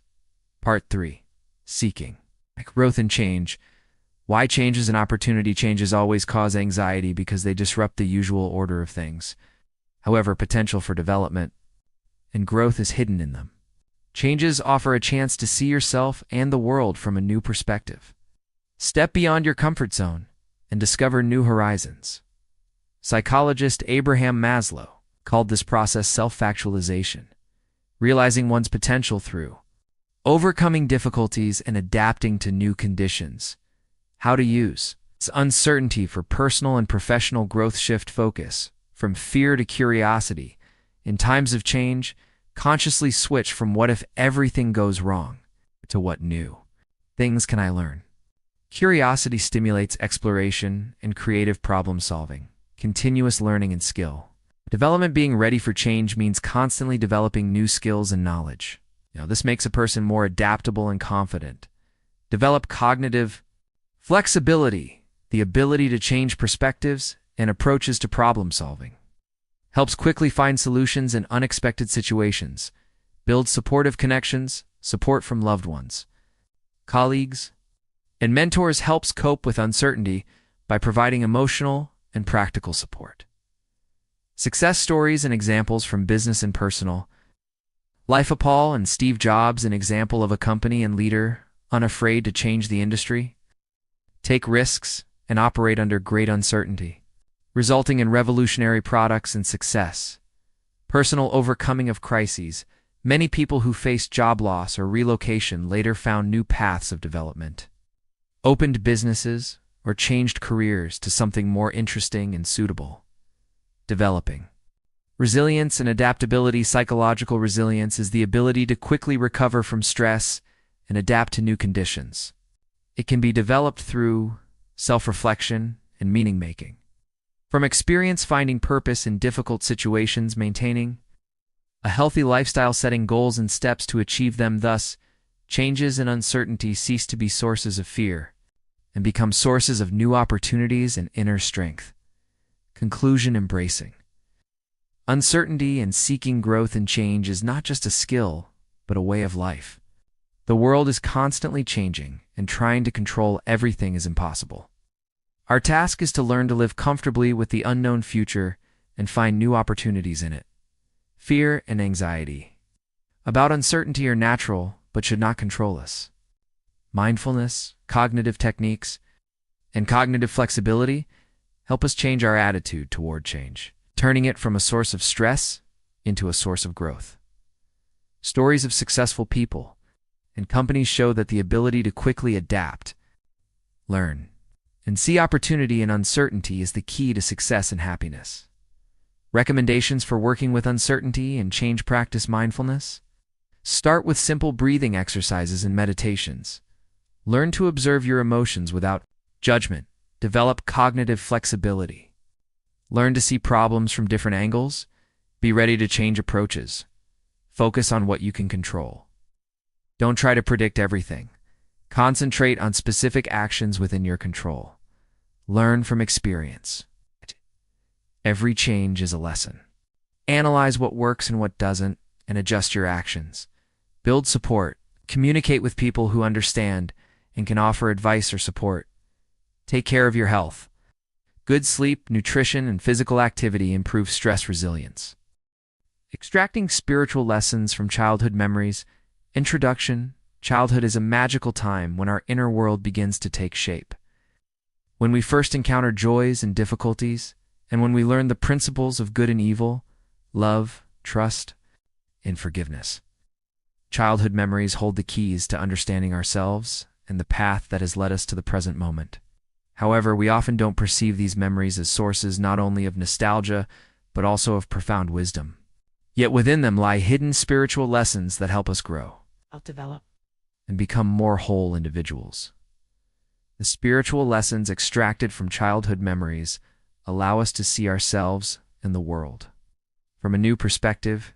They teach us to accept ourselves wholly with our fears, joys, mistakes, and achievements, and awaken the ability to find value even in the simplest, seemingly ordinary moments of life. Understanding these lessons is an important step on the path of inner growth and self-awareness. In this text, we'll delve into the world of childhood memories, learning to see them not only as reflections of the past, but also as sources of life wisdom. We will explore which spiritual lessons can be drawn from various childhood situations, how to work with memories to uncover new meanings, and how to integrate this wisdom into everyday adult life. Chapter 1. Childhood memories as a source of wisdom. The characteristics of a child's perception of the world. Children perceive the world differently than adults. Their view is sincere, spontaneous, and pure, free from excessive analysis, prejudice, and complex interpretations. A child's world is one of discovery and wonder, where every moment is filled with meaning and every event becomes part of a larger lesson. Childhood memories capture this unique experience. The moments when we first learned to distinguish good from evil, felt primary emotions of joy, fear, love, and sadness. It is within these memories that the first lessons lie, laying the foundation for our attitudes toward ourselves, others, and life in general. For example, it's the feeling of trust established in childhood through relationships with parents and loved ones forms our ability to build healthy relationships in adulthood. Conversely, childhood traumas and experiences of rejection or misunderstanding leave deep traces that often manifest as inner conflicts and fears. How childhood experiences influence personality formation, every experience from childhood becomes a building block in constructing our personality. These experiences are not merely recalled, they carry energy and emotional charge that influence our beliefs, reactions, and behavior. Childhood memories can be positive and inspiring, or they can be traumatic. In any case, they are part of our spiritual journey. Understanding how these memories have shaped our beliefs and internal attitudes is an important step toward conscious growth. For example, if a child learned from their parents the value of honesty and openness, they are likely to pursue these qualities in adult life. If, however, their experience involved deceit or injustice, a feeling of distrust or fear may take root, which must be acknowledged and transformed. Memories and their role in spiritual development. Memories are not just images of the past. They are bridges connecting our present with the past, enabling us to rethink and process our experiences. Through them, we can reclaim lost parts of ourselves, understand the reasons behind our emotional responses, and open new perspectives. Spiritual development is a process of self-discovery, searching for meaning and inner harmony. Helps clarify which beliefs we have unconsciously adopted, which emotional wounds have been neglected, and how these experiences can be healed and integrated. Thus, memories become sources not only of personal, but also spiritual transformation. Chapter: A time when not only habits and knowledge are formed, but also the foundations of spiritual understanding. In every moment experienced by a child lie lessons that the adult can rediscover by attentively and lovingly listening to their inner voice and memories. Let's examine the main spiritual lessons that can be drawn from childhood memories. Lessons of love and trust. Love is the first and foremost need of a child. Through love, the child learns to trust the world and others, forming the foundation for future relationships. If a person felt loved and protected in childhood, that experience becomes an invaluable basis for life. The spiritual lesson from childhood. Memories of love is the understanding that love is inseparably linked with trust and safety. If love in childhood was unconditional and sincere, the adult learns to accept themselves as they are and to open up to others. However, if love was conditional, dependent on achievements or meeting expectations, doubts about self-worth may arise. Realizing this gives a person the opportunity to rethink their ideas about love and learn to accept themselves and others unconditionally. Lessons of forgiveness and acceptance. Children learn to forgive and accept the world in its imperfection. Often unconsciously, small conflicts, disappointments, and mistakes develop. Important skills of inner flexibility and compassion. The spiritual lesson of forgiveness is the ability to release resentments, carry the light of understanding, and refrain from harsh judgment of oneself and others. Memories of situations in which a child faced injustice or disappointment can serve as a starting point for an adult's awareness of the power of forgiveness. Acceptance is another vital lesson. By accepting themselves and their experiences, a person gains peace and harmony and stops battling internal conflicts. Childhood memories teach us that we can love and accept ourselves even if we are imperfect. Lessons of joy and gratitude. Children know how to rejoice in simple things. A sunny day, stars in the sky, playing with friends. This embodies deep spiritual wisdom, the ability to be grateful for every moment of life. The spiritual lesson from such memories is a return to a sincere perception of the world, the ability to see light in the ordinary and appreciate life as it is. An adult who recalls the joy of childhood can learn begin to fill their life with light and happiness despite difficulties. Lessons of patience and resilience. A child's life is a constant learning process, from first steps to solving complex tasks. These moments develop patience and resilience, the ability to not give up in the face of challenges. The spiritual lesson drawn from childhood. Memories of struggle and overcoming is the awareness of one's inner strength and ability to surmount life's obstacles. An adult remembering their childhood resilience can find inspiration and motivation to keep moving forward no matter what. Chapter 3. Analyzing. Personal memories for spiritual growth. How to recall memories correctly to find lessons. Memories, especially of childhood, can be vague and confusing. To extract spiritual lessons from them, it's important to approach the process with an open heart and without judgment. The first step is to create a space of inner silence and safety where you can calmly turn to your past. Meditation, journaling, solitary reflection help establish contact with memories. The second step is to observe memories not as a critical judge, but as a kind and understanding witness. It is important to accept any feelings and images as they are, allowing them to unfold. The third step is to ask yourself questions. What did I feel then? What is this situation teaching me? What beliefs formed from this experience?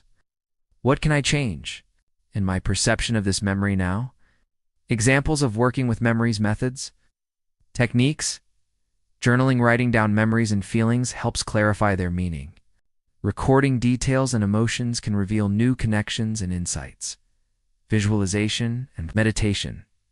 Immersing oneself in memories through meditation allows a deeper emotional experience and reevaluation. Releasing suppressed feelings. Dialogue. With the inner child. Communicating with the inner child helps establish contact with the part of oneself holding the memories and supports it.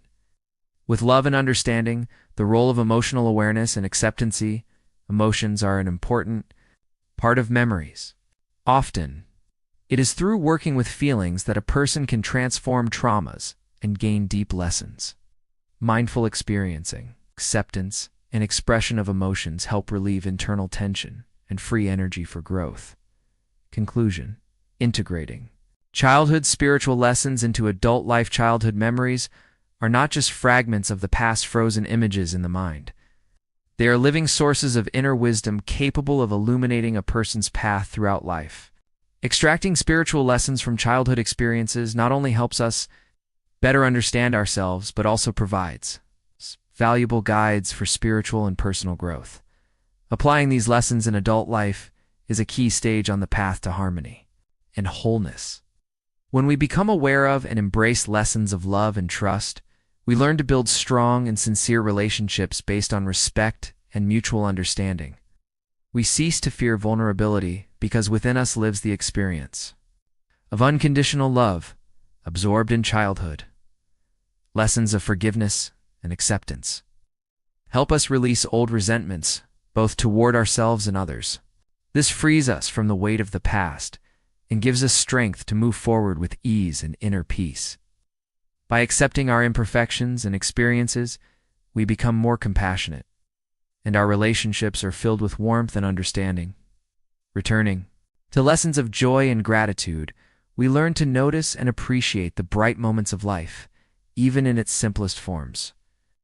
This restores inner balance and inspires new achievements. Conscious gratitude fills everyday life with meaning and helps maintain a positive outlook.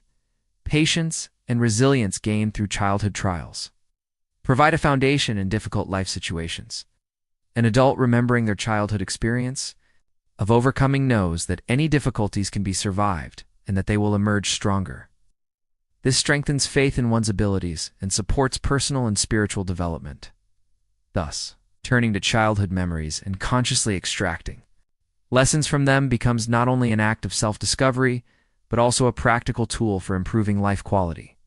Memories are mirrors reflecting not only the past, but also opportunities for transformation and growth.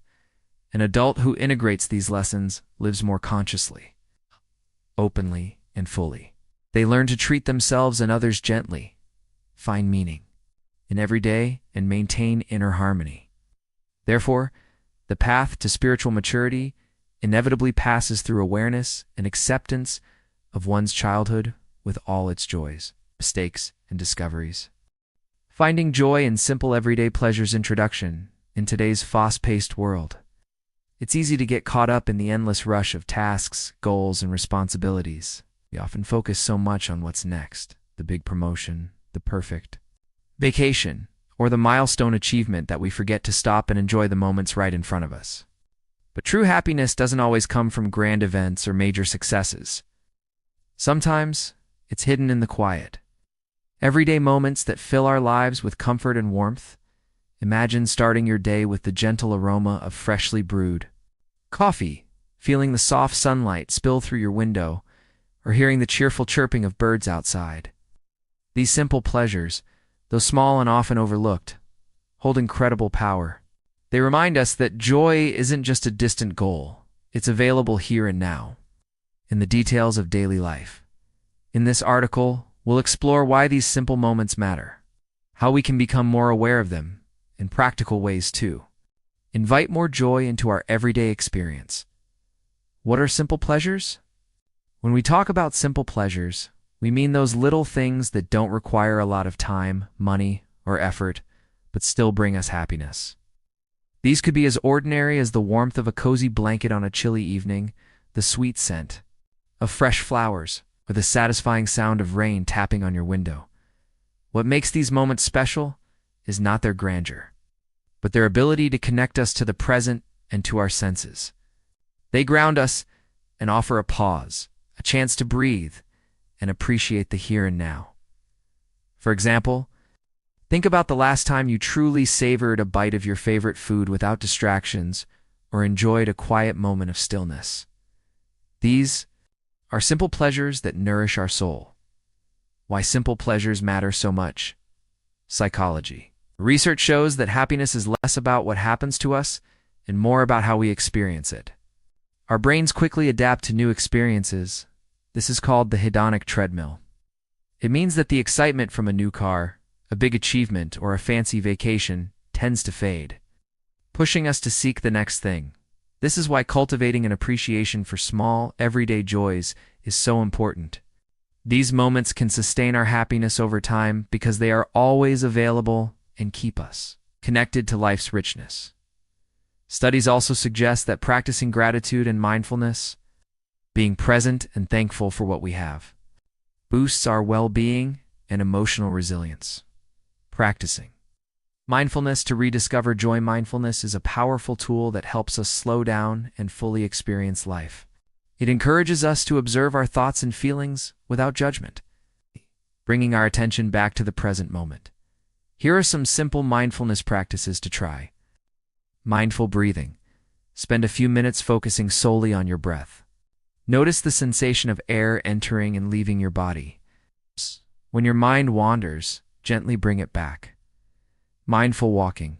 Take a slow walk outside, paying close attention to the sounds, colors, smells, and textures around you. Notice how your feet feel on the ground. Gratitude journaling. Each day, write down 3 things you're grateful for. It can be small, a kind word, a tasty meal, a clear blue sky. Slow down, whether you're drinking tea or washing dishes. Do it slowly and with full attention. Savor the moment by practicing mindfulness regularly. We train ourselves to see beauty in the everyday and savor simple pleasures deeply. Morning rituals. Starting the day with joy. How we begin our mornings. OFTEN sets the tone for the rest of the day. Instead of rushing out the door or scrolling endlessly through your phone, try creating a morning ritual that brings you joy. It could be as simple as making a warm cup of tea, your coffee, and sitting by the window, doing gentle stretches or yoga. To wake up your body, reading a few pages from a favorite book or listening to calming music, taking a moment of silence or meditation. These small, intentional acts help ground us and invite calmness, gratitude, and joy into our day before it even begins. Finding pleasure in food and cooking food is one of life's greatest pleasures. But in our busy lives, meals often become rushed and distracted moments. Mindful eating is a practice where we slow down and truly taste each bite. Noticing flavors, textures, and aromas, cooking itself can be a joyful and creative process. Chopping fresh vegetables, smelling spices, watching ingredients transform, it connects us to the earth and our bodies. For example, imagine making a simple pasta dish. Instead of thinking about everything else on your to-do list, focus on the sound of the boiling water, the smell of garlic sautéing, and the colors on your plate. This turns eating into a rich sensory experience that nourishes both body and soul. The healing power of nature. Spending time outdoors is one of the easiest and most effective ways to boost mood and reduce stress. Nature engages all our senses. The sound of wind rustling leaves, the warmth of sunlight on our skin, scent of pine or fresh grass, even short walks in a park, or time spent in your garden can improve mental clarity and emotional balance. Take a moment next time you're outside to fully immerse yourself in the environment. Watch the clouds. Listen to birdsong. Feel the texture of tree bark. These experiences remind us that we're part of a larger, beautiful world. Embracing routine as a source of comfort. Routine often gets a bad reputation for being boring or restrictive, but it can actually be a source of peace and pleasure when approached mindfully. Simple daily tasks, like making your bed, watering plants, or brewing your morning drink, can become small rituals that provide structure and calm. When we perform these actions with attention and care, they offer a chance to pause and find satisfaction in doing something well and simply. Connection and small acts of kindness. Humans are social creatures, and connection is vital for happiness. Even small interactions, a smile from a stranger, a quick chat with a neighbor, or a heartfelt thank you, can lift our spirits. Acts of kindness, whether big or small, not only help others, but also enhance our own well-being. Holding a door open, sending a thoughtful message, or volunteering a few minutes of your time all add meaning and joy to our days.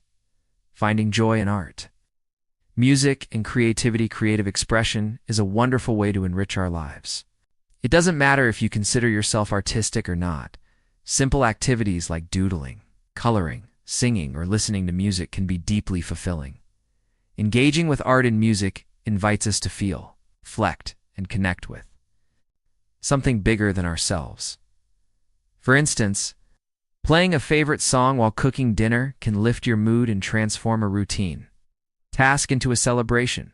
Paying attention to life's details. Joy often lives in the details. The flicker of candlelight, the softness of a favorite sweater, the smell of rain, the sound of children's laughter. When we slow down and notice these small details, we open ourselves to a fuller experience of life. Try to take moments throughout your day to simply observe and appreciate. Maybe it's the warmth of sunlight on your skin or the cool breeze on your face. These tiny instances are treasures that add up to a rich, joyful life. Conclusion: life is not just a series of big moments and achievements. It's a beautiful mosaic of small, simple pleasures. Learning to find joy in everyday moments isn't about settling or giving up on your dreams. It's about choosing to live fully here and now by slowing down, practicing mindfulness, paying attention to the little things. We open ourselves to a deeper, more lasting happiness. So next time you sip your morning coffee, feel the sun on your face, or share a smile, remember, joy is always there, waiting to be found.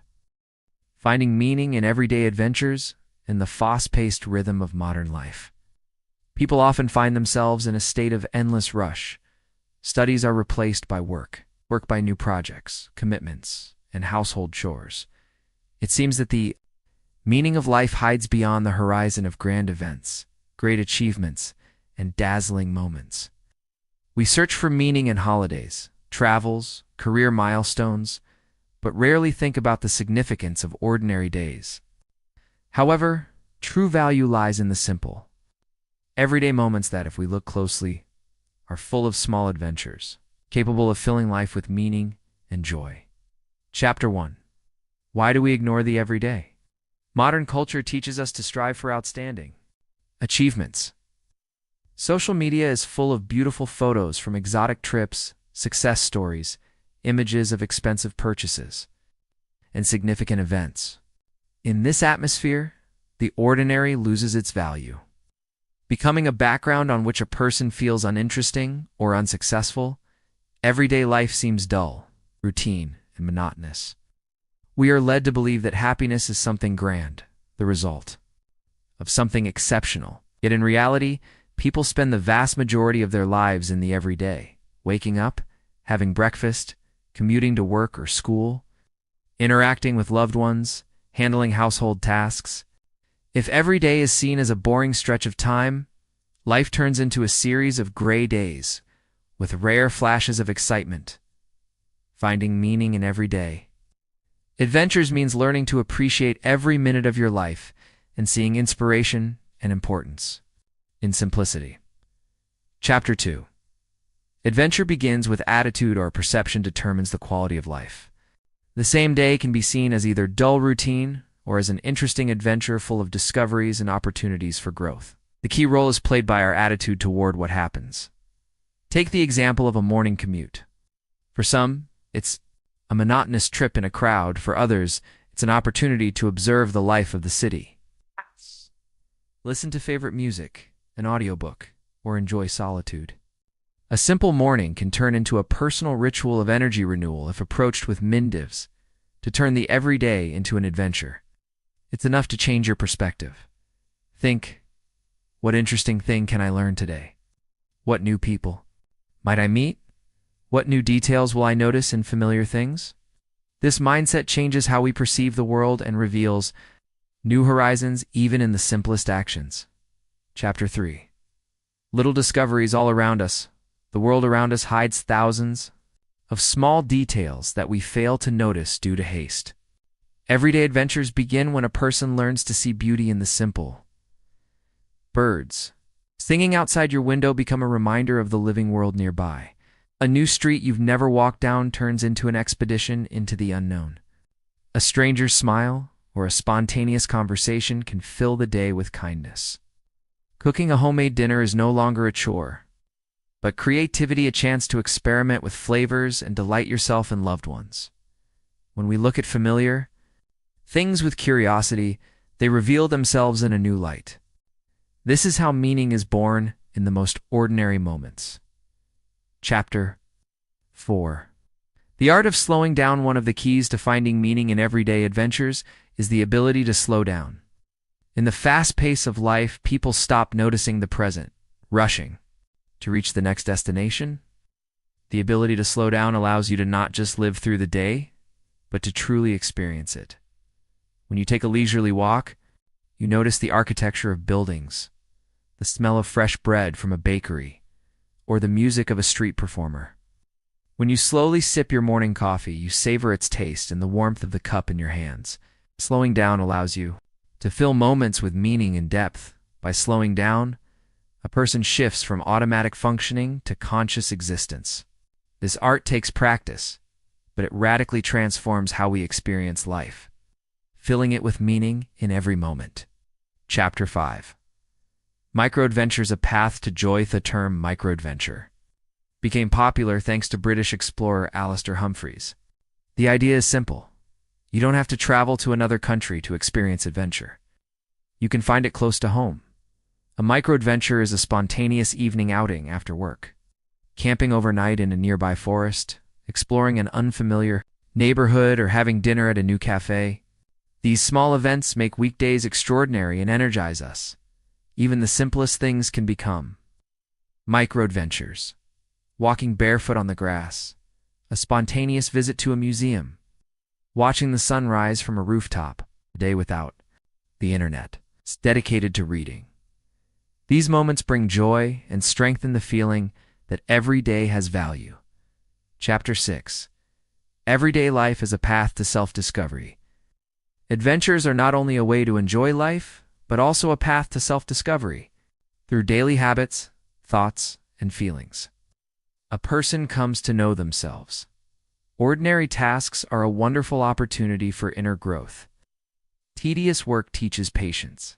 Dealing with difficult people develops empathy, and daily small efforts build willpower. A person discovers themselves not only in stressful or extraordinary situations, but also in everyday actions. How we respond to simple joys, minor troubles, and ordinary challenges reveals our character. Observing ourselves in daily life helps us gradually build inner harmony. Chapter 7. The power of rituals. Rituals give structure to the day and help create stability in the flow of everyday life. Breakfast with favorite music, an evening walk, 10 minutes of morning meditation, or a gratitude journal. These simple rituals fill the day with meaning and steadiness. Rituals become anchors that help maintain balance and bring joy to each day.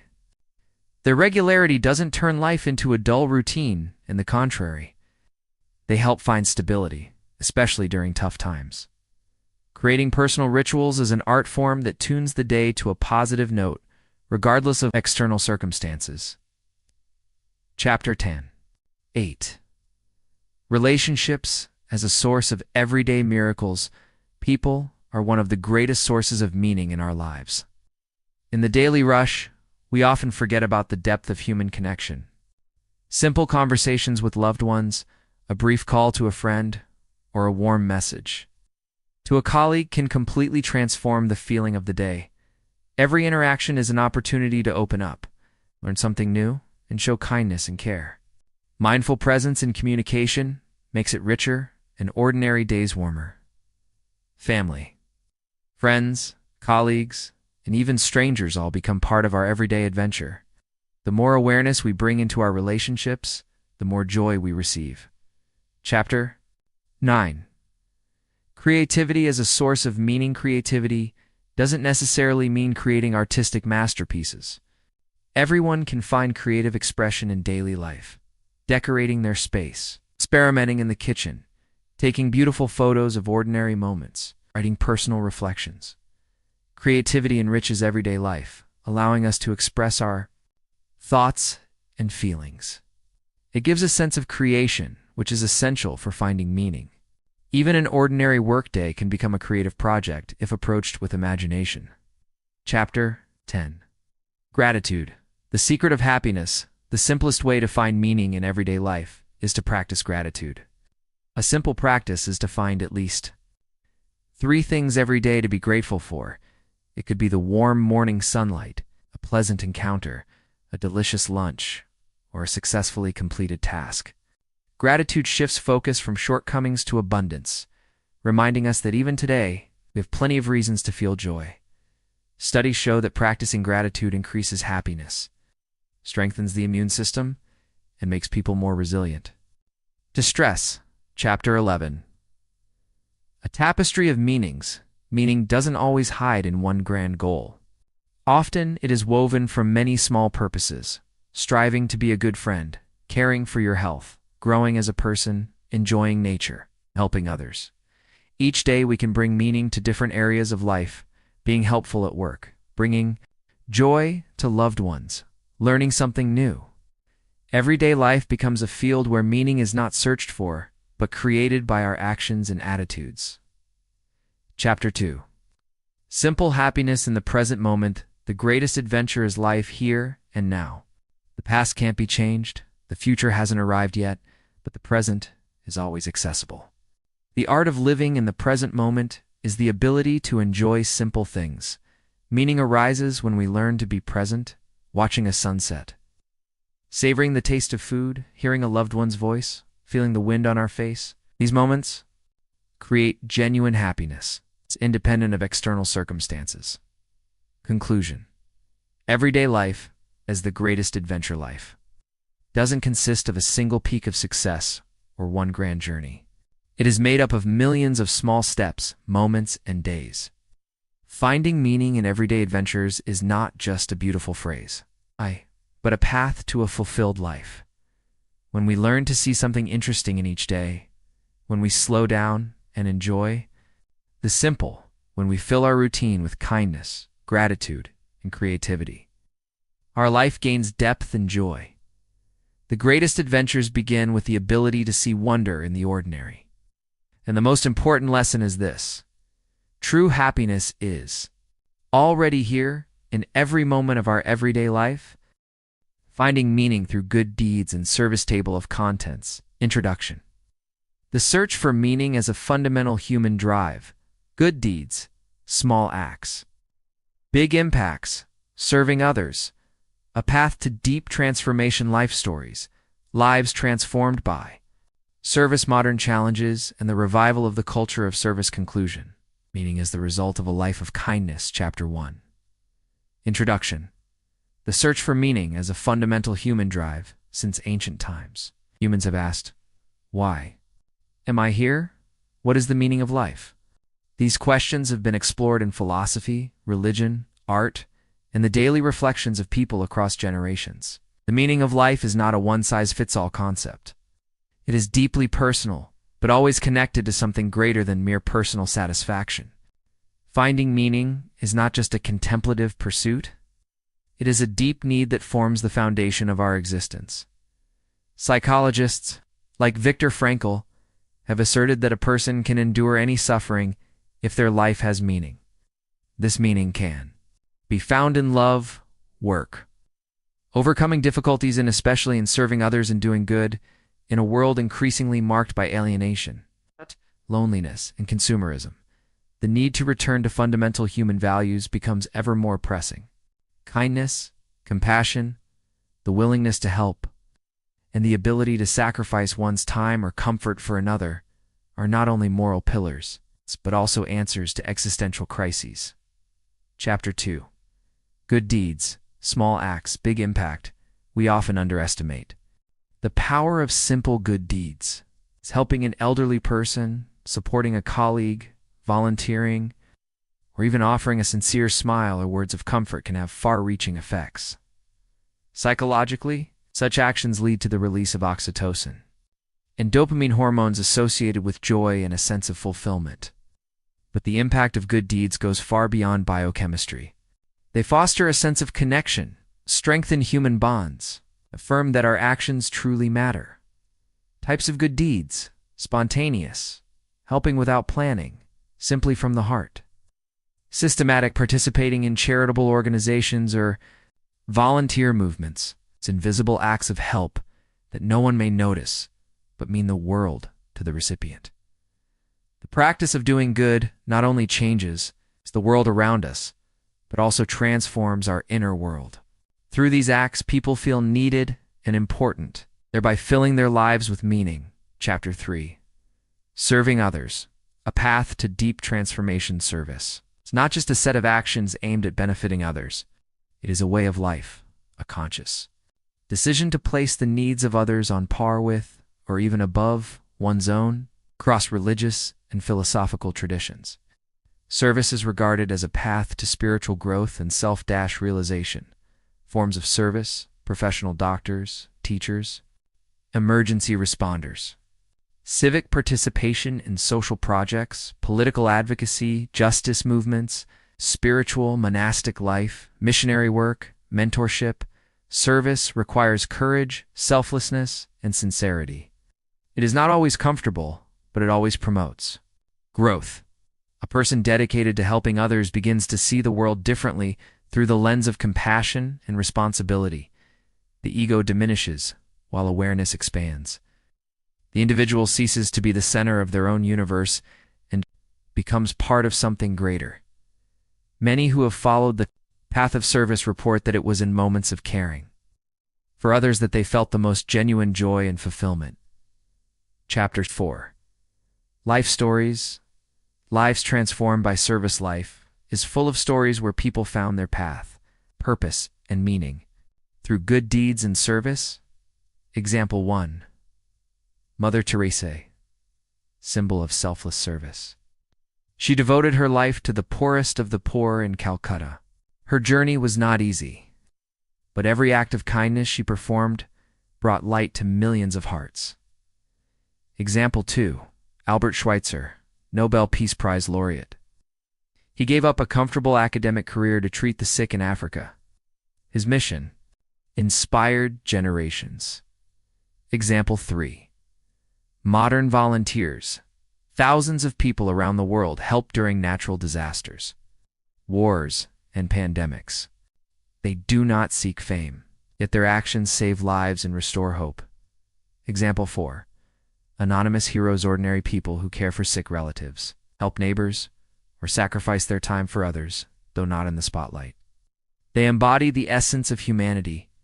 Stories like these inspire, rekindle faith, and remind us that meaning does not always lie far away, may be found in everyday acts of kindness. Chapter 5. Modern challenges and the revival of the culture of service. Today's world is full of contradictions. On one hand, technological progress, information abundance, increasing comfort. On the other, alienation, loneliness, and existential crises. More people are asking, what is all this for? Who am I? What is the point? In this context, the culture of service takes on renewed importance.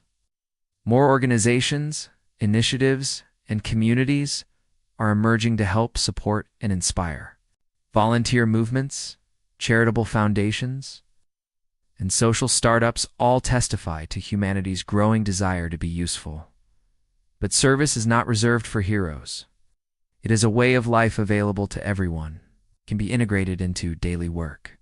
Being attentive to colleagues, clients, students, family life, caring, supporting, listening, urban life, helping neighbors, engaging in local projects, online spaces, sharing knowledge, offering support, creating positive content. Reviving the culture of service is not a utopian dream, it is a necessity. Only through it can society regain its resilience and humanity. Conclusion. Meaning as a result of a life of kindness, the meaning of life does not come from outside. It is born in action, in care, in self-giving. When a person does good and serves others, they stop being an isolated unit and become part of humanity. It's part of something greater. Good deeds and service not only give depth to life, they make the world brighter, provide strength, comfort. In suffering, in joy, through them, people find themselves. Within each of us lies the potential to do good. And each of us can choose the path that leads to true meaning, a path of kindness, service, and love. Finding strength in difficult times. There comes a time in every person's life when it feels like everything is falling apart. The world around seems dull, familiar joys lose their flavor, and every minute passes under the weight of anxiety and disappointment. Hard times come unexpectedly, creeping up unnoticed, sometimes crashing down like a wave, and sometimes slowly but inevitably gnawing at us. In these moments, the most important question arises: where to find the strength to keep going? Part 1. The nature of hardships. Why we feel drained. Humans are incredible beings, capable of surviving in unimaginably tough circumstances. But we are not robots, not invincible heroes of myth. Psychological and physical exhaustion, stress, the loss of loved ones, financial troubles, disappointments in others, and in ourselves. All of this can knock even the strongest person off balance. The reasons why we lose strength can vary: emotional burnout. When a person overexerts themselves for too long, forgetting self-care, loss, and grief, the death of a loved one, a breakup, crushed hopes, a sense of meaninglessness, waking up every morning wondering, why do I live? Social pressure, expectations from others, fear of not living up to someone's hopes, financial instability. Money doesn't bring happiness, but lack of it can make life unbearable.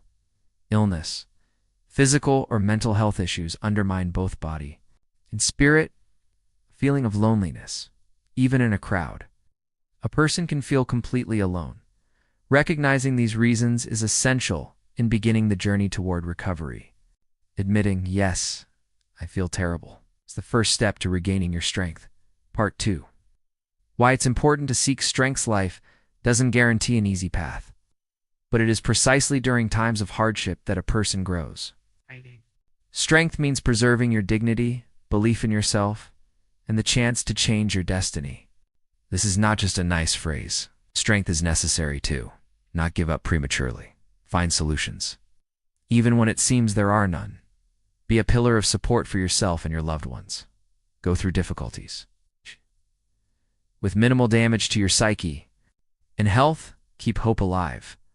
Life consists of light and dark stripes, and only by going through the darkness do we begin to truly appreciate the light. Part 3. Sources of strength. Where to find support? The source of strength is not always obvious, but there are tried and true practices and approaches that help thousands of people cope with difficulties.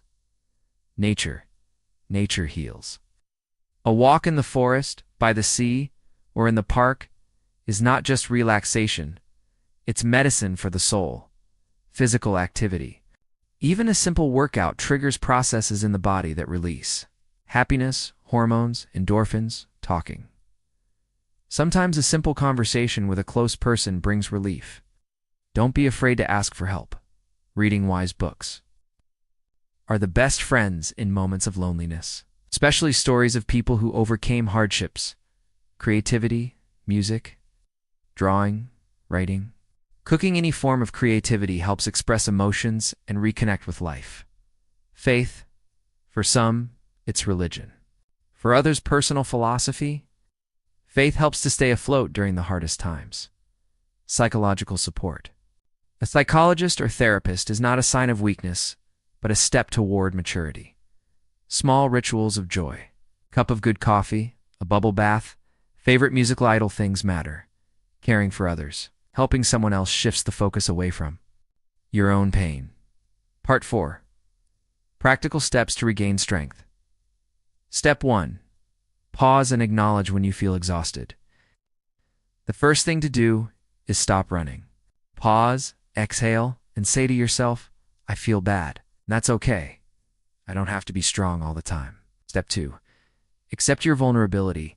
Do not be ashamed of your feelings. Tears, fear, anxiety. These are not signs of weakness, but normal reactions of a living person.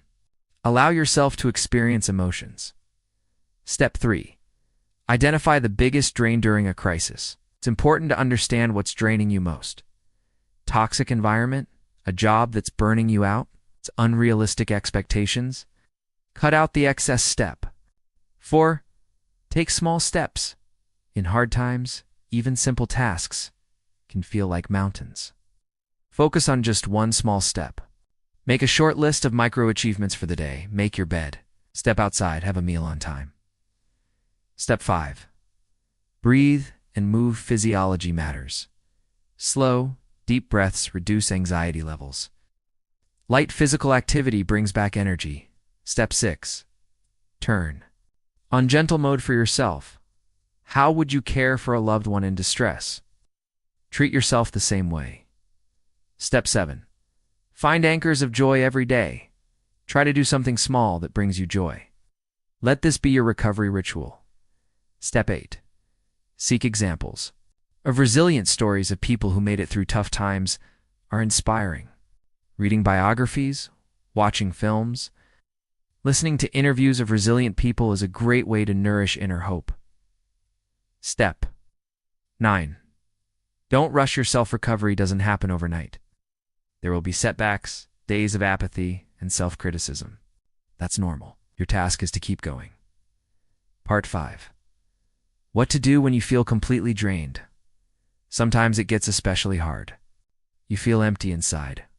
Every movement feels like a struggle, and the future looks hopeless. In such moments, it's important to avoid making big decisions. Just get through the day. One day. And then another. A few tips for the darkest days. Focus on the current hour. Minimize contact with sources of stress news. Toxic people. Eat something simple but nourishing. Drink water. Allow yourself to do nothing if that's all you can manage. Don't scold yourself. Remind yourself, I will get through this. I don't have to be perfect. I just have to exist. Part 6. Words that help. Sometimes hearing the right words is enough to start recovering. Here are some phrases you can use as inner anchors. I can move slowly. The key is not to stop. Have the right to rest and recover. My worth is not defined by my productivity. Every hard day makes me stronger. It's hard now, but it won't last forever. I deserve love and care, especially from myself. Part 7. Why hard times make us stronger. By going through hardships, a person discovers unseen inner resources. In moments when you feel like you have no strength, qualities emerge you never knew you had. Challenges build character, teach resilience, and make us more attentive to ourselves and others. After hardships, person becomes wiser, appreciates simple joys more, understands themselves better, identifies true life priorities more clearly, gains real inner strength. Part 8. When light starts to return one day, you suddenly notice it's easier to breathe. Waking up in the morning no longer feels like a struggle.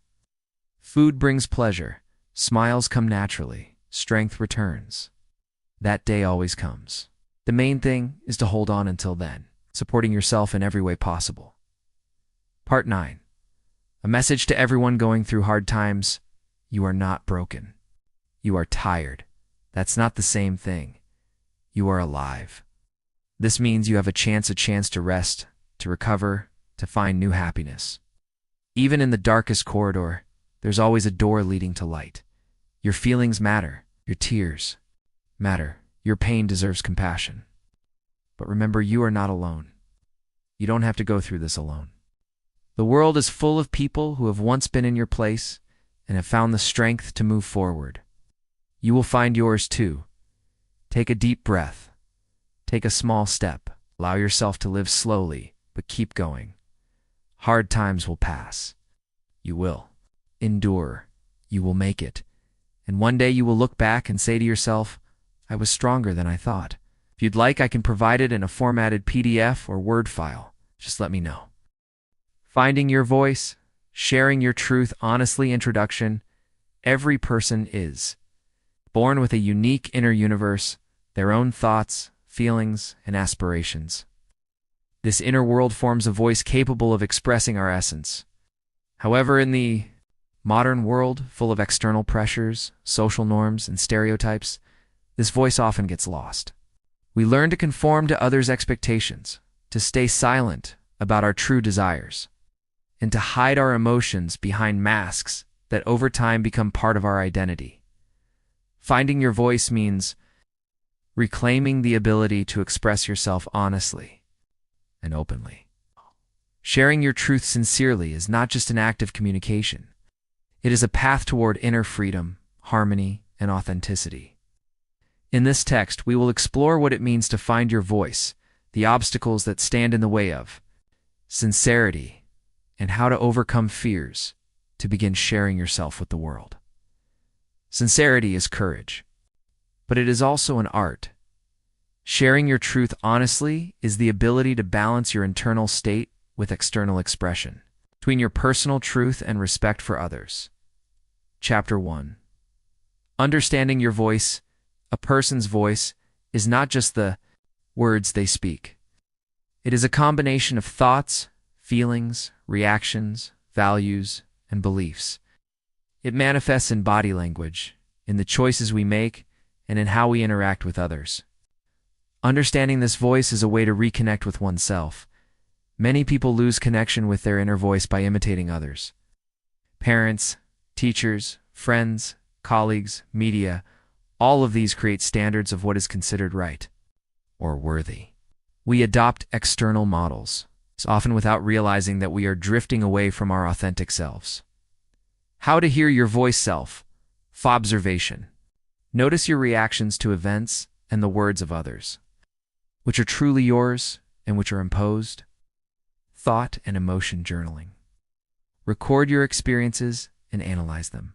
Reflection on values. Make a list of what is genuinely important to you and compare it to your daily actions. Understanding your voice requires patience and honesty. It is a process that can take months or years, but through it, a person begins to feel authentic. Chapter 2. Obstacles on the path to sincerity. Fear of judgment. The fear of being misunderstood or rejected is one of the strongest barriers. From childhood, we are taught to follow rules, hide negative emotions, and conform to others' expectations.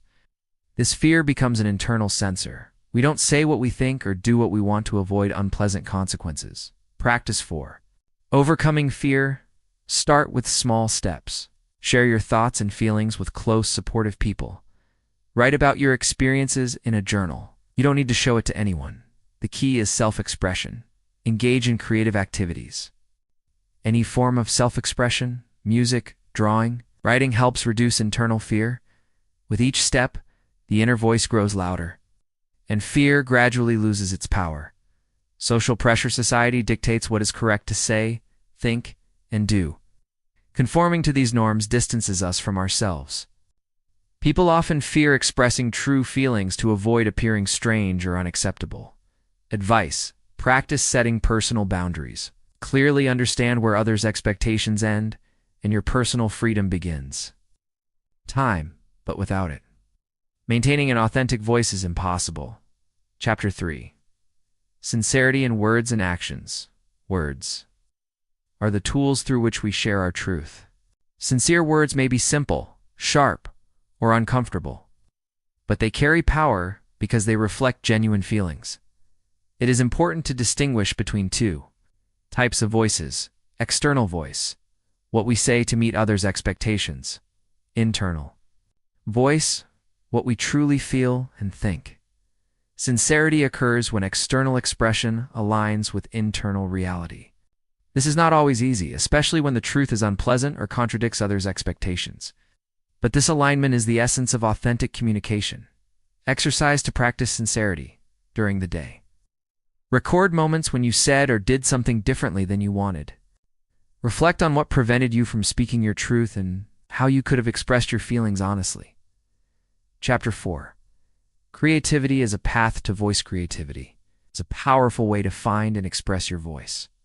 Music, painting, literature, dance, photography, all these channels allow you to share yourself without fear of judgment. Through creativity, we articulate emotions, explore experiences, and share them with others, even if your creative work seems insignificant or imperfect. It reflects the unique inner world of the person. Examples of creative practices: art journaling, draw emotions that are difficult to express in words; letter writing to yourself, describe your feelings, experiences, and fears; small creative projects, write short stories, poems, songs, or create photo series about your inner state. Creativity develops courage, allows experimentation and self-expression, and teaches trust in your own voice. Chapter 5. Practices to develop your inner voice: journaling and letters to yourself. Capture your true thoughts and emotions. Meditation and mindfulness reduce internal noise and help you hear your real feelings. Dialogue with close ones. Practicing open communication in a safe space builds trust. Creative practice.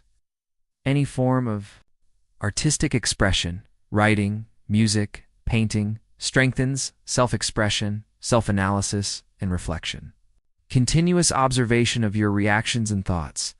These practices help integrate the inner voice into everyday life, making it more audible and confident. Chapter 6. Stories of finding ones. Voice stories of people who have found their voice. Inspire and provide concrete examples of overcoming fear. Example 1. A young woman was afraid to express her opinion at work, thinking she was too emotional. By keeping a journal and sharing her thoughts with a supportive friend, she gradually learned to present her ideas to her team. Eventually, her suggestions were valued, and her voice became confident and recognized. Example 2. A man had always hidden his creative side for fear of judgment. He started writing short stories and publishing them online under a pseudonym. After several months receiving support from readers, he decided to publish under his real name. This strengthened his confidence and helped him realize that his voice was important and valuable. These stories demonstrate that finding your voice is a process, not a momentary revelation. It requires courage and patience. Conclusion: finding your voice means reclaiming your right to be yourself. Sharing your truth sincerely is a path to inner freedom, harmony, and deep human connections. It is not always easy, but every step toward. Sincerity strengthens confidence, frees you from fears, and makes life richer and more fulfilling. Your voice is unique, deserves to be heard. The more we share our truth, the stronger the world becomes, filled with sincerity, understanding, and trust. Finding your voice through creative expression, every person is unique, and within each of us lives an unmistakable voice. This voice is not only the physical ability to speak, but also an inner sense of self, a way of expressing our thoughts, emotions, and perspectives on the world. In today's world, finding one's voice can be increasingly difficult. External expectations, social norms, stereotypes, and the pressure of others often suppress our individuality. Nevertheless, the path to self-expression is possible through creativity, which allows us to open up, hear ourselves, and present the world with our true selves. 1. Why finding? Your voice matters. Finding your voice means gaining the ability to be yourself. It is a crucial aspect of emotional health and personal development. When a person expresses their thoughts and feelings authentically, they experience fulfillment, confidence, a sense of significance. Without this inner voice, one risks losing touch with themselves, conforming to others' expectations, and losing a sense of wholeness. Creative self-expression, in this context, becomes not just a tool, but a vital necessity. One voice as a reflection of the inner world. Our inner world is multifaceted. It contains a mixture of emotions, experiences, ideas, and memories. Through creativity, we can translate these abstract sensations into tangible forms: words, paintings, music, movement, design, or film. Every act of creation is an attempt to say, "This is me," or "This is how I see the world." One point of voice as a means of communication. A discovered voice is not only internal, but external. It helps us share our experiences with others, build connections, and influence people. Stories, songs, paintings, and performances are all ways of transmitting a unique perspective. When the voice becomes clear, people begin to listen, creating a dialogue that is vital for personal and societal growth too. Barriers to self-expression, or finding your voice. It's important to understand what prevents its emergence. Barriers can be internal or external. 1. Internal barriers. Fear of judgment. Many fear that their ideas or feelings won't be accepted, leading them to suppress themselves. Self-doubt. We often think our thoughts are unimportant or uninteresting, making us hesitant to speak. Perfectionism. Expecting perfect results can prevent us from creating or experimenting. 2. To external barriers. Social pressure. Standards, trends, family expectations, and societal norms can limit freedom of self-expression. Limited access to resources. Not everyone has the opportunity to engage in creative activities due to financial or educational constraints. Recognizing these barriers is the first step toward overcoming them. The clearer we see the obstacles, the easier it is to navigate or dismantle them. 3. The role of creativity in finding your voice. Creativity is a universal language of the inner world. It does not necessarily have to be professional art. What matters is the act of self-expression. 1 Forms of creative expression. Writing and literature. Journaling, poetry, or prose help structure thoughts and emotions. Music, playing an instrument. Singing or composing allows one to feel and share emotions. Visual arts. Drawing, painting, and sculpture provide visual outlets for inner states, dance, and movement. Through the body, we express what words sometimes cannot convey. Creative projects and design. Creating something new, whether clothing, interior objects, or digital products, lets individuality shine. 2 Freedom. In creativity, the most important aspect of creativity is freedom. There is no right or wrong way to express yourself. The key is honesty with yourself and the willingness to experiment and make mistakes. 3. Process over outcome. In the search for your voice, the practice matters more than the final product. Through consistent creative effort, a person begins to hear themselves, understand their emotions and beliefs, gradually forming a unique style and voice. 4. Practical strategies for finding your voice. 4.1 Self-observation and reflection. Journeying meditation, and reflecting on your values and goals. Help clarify what is truly important to you. Ask yourself, what topics matter most to me? What do I want to say to the world? Which forms of creativity resonate with me? 4.2 Experimentation with form and style. Don't be afraid to try new techniques and genres. Unexpected combinations often help uncover a unique voice, such as blending poetry with visual arts or combining music and movement for feedback and community connecting. With like-minded people and receiving constructive feedback fosters growth. However, it is important to filter advice so it does not suppress your personal style. For overcoming fear and doubt, fear of being misunderstood or rejected is natural. Regular practice, small steps, and support from loved ones help overcome it. 5. Examples of people who found their voice. Many well-known and everyday people have achieved deep self-realization through creativity.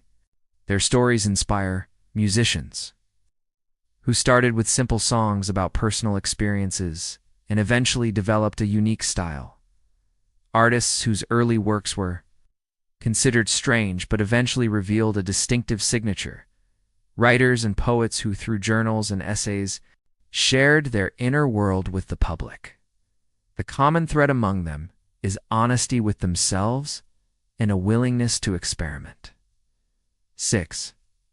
Long-term effects of finding your voice. When someone discovers their voice through creativity, it influences all areas of life. Emotional well-being. Self-expression relieves stress and helps resolve internal conflicts. Social connections. People are drawn to those who are authentic and genuine. Professional development. A unique style and approach can become a distinguishing feature in one's career. Self-growth. The process of finding a voice is an ongoing exploration of one's values and potential. 7. Conclusion. Finding your voice is not a final goal, but an ongoing journey. It is a process of self-discovery, experimentation, and creativity. Through it, a person learns to be honest with themselves, express thoughts and emotions, and build meaningful relationships with the world. Creative expression becomes a bridge between the inner and outer worlds, allowing a fuller life rather than merely existing according to others' rules. Every attempt to express oneself is a step toward discovering your voice. Even if the journey is long and challenging, it is priceless because it leads to the most important destination, your true self. Finding your voice through storytelling. Introduction. Each of us who has ever picked up a pen, keyboard, or simply wanted to express our thoughts in words has faced the desire to be heard. But what does it mean to be heard? It's not just about voicing ideas or facts. It's about truly conveying your unique point of view, your inner world, your inimitable essence. This is what it means to find your voice. In a world full of information and noise, finding and developing your voice is one of the most important tasks for a writer, storyteller, and anyone striving for self-expression. Finding your voice means discovering your unique style, a special manner of delivery, your own way of telling stories that reflect who you really are. Through storytelling, you can convey not only facts or plot, but also reveal your personality, worldview, values, and feelings through form and emotional coloring. In this text, we will explore what it means to find your voice specifically through storytelling, why it matters, how to overcome internal barriers, and what techniques can help reveal your individuality. We will look at practical steps and inspiring examples that will help everyone, beginners and experienced authors alike, to find their own unique narrative style. Chapter 1. Understanding your inner voice. What is voice in literature and life? Voice is not just sound, it's a way of being heard, so that the listener not only understands but feels that it is you who is speaking, that this is your story.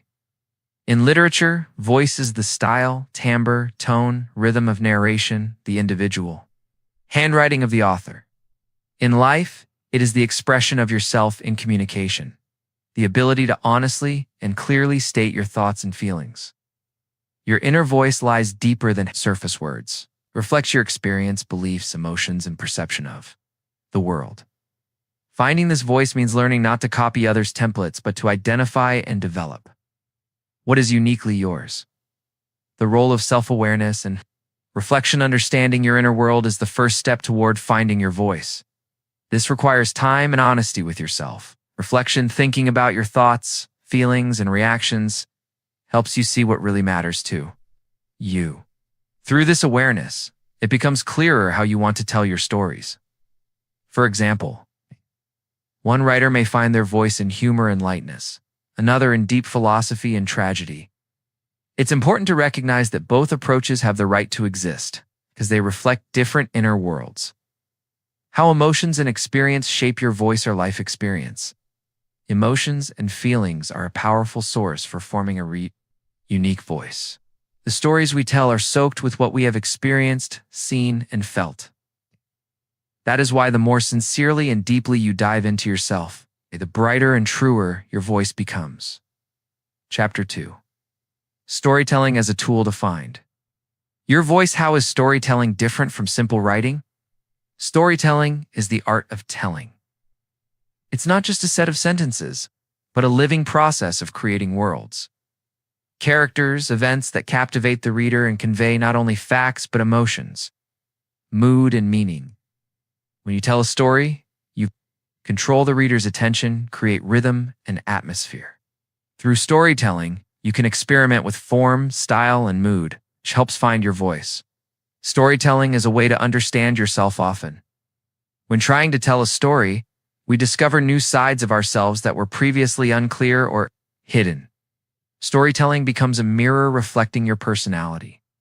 Trying to understand why you choose a particular plot or style is a path to awareness of your own voice. Influence of genre and form. Genre influences manner of narration and voice.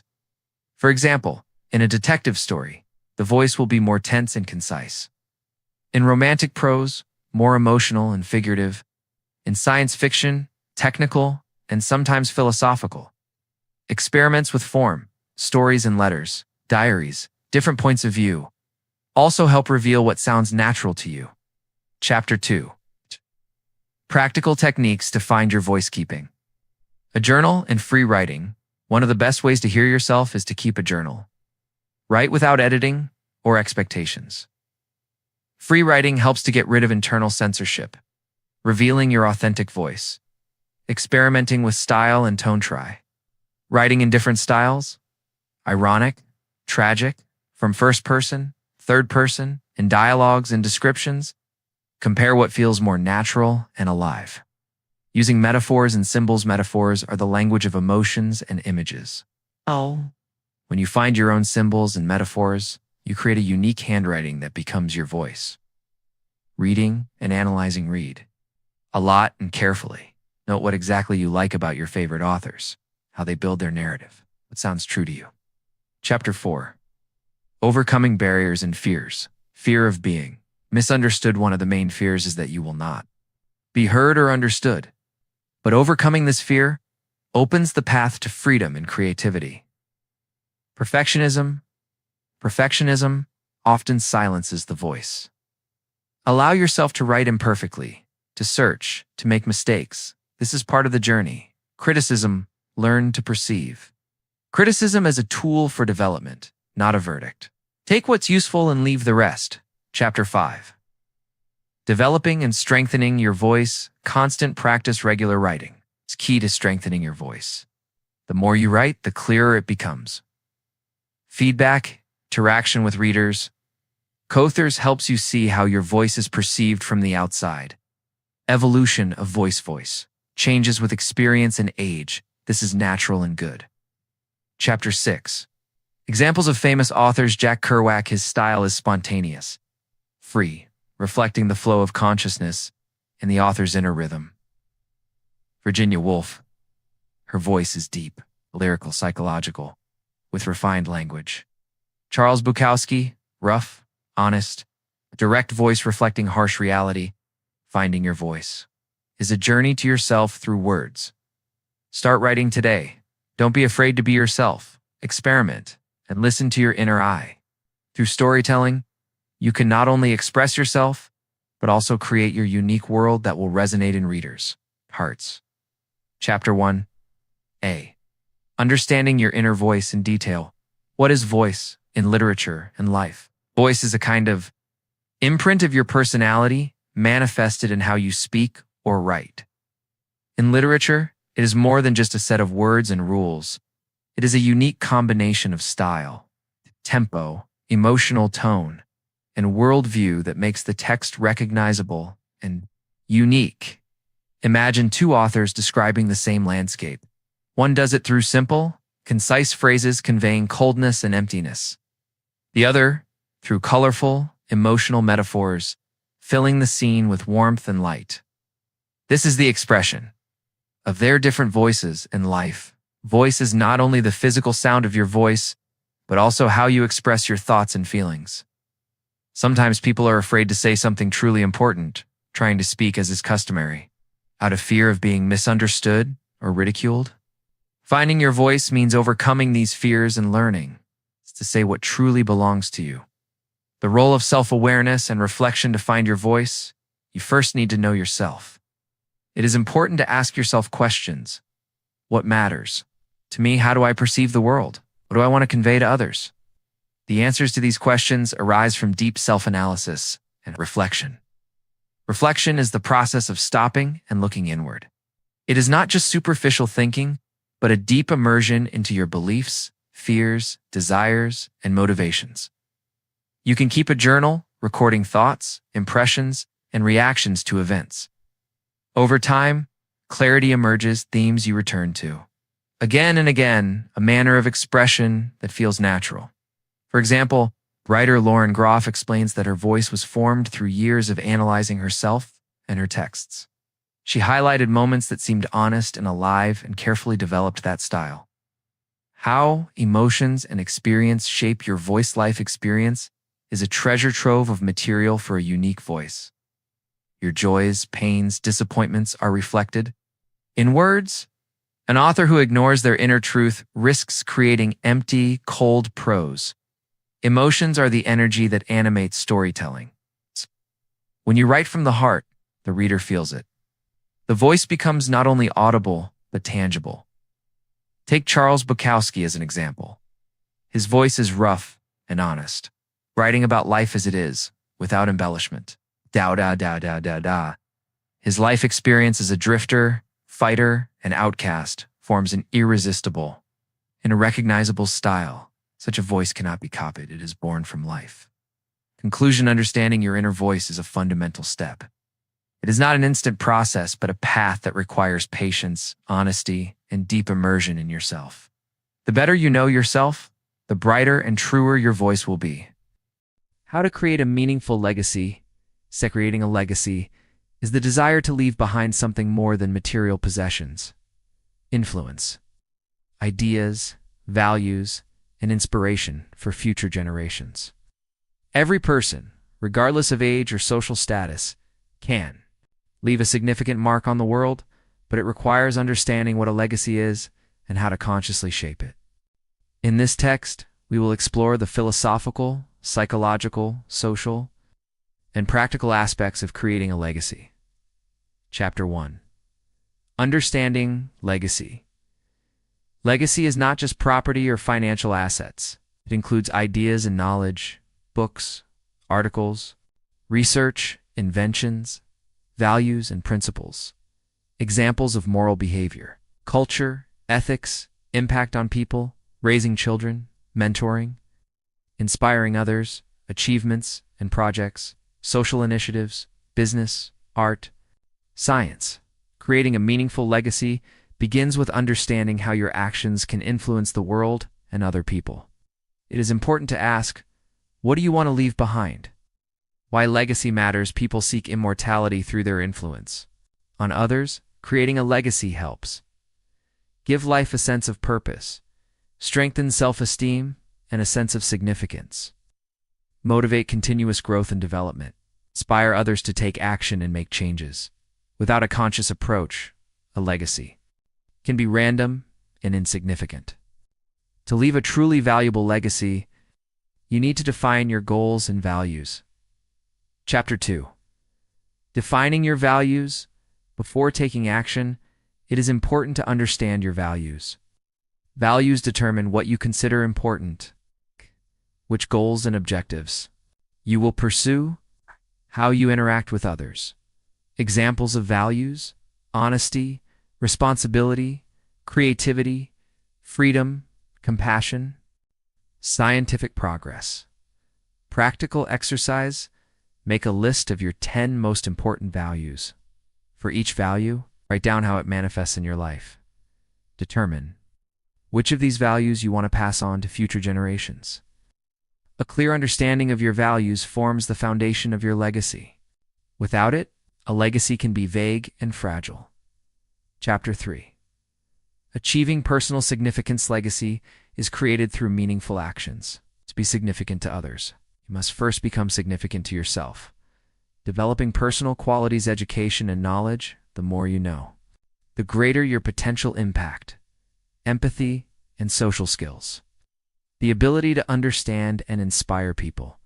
Responsibility and discipline. The ability to bring ideas to fruition.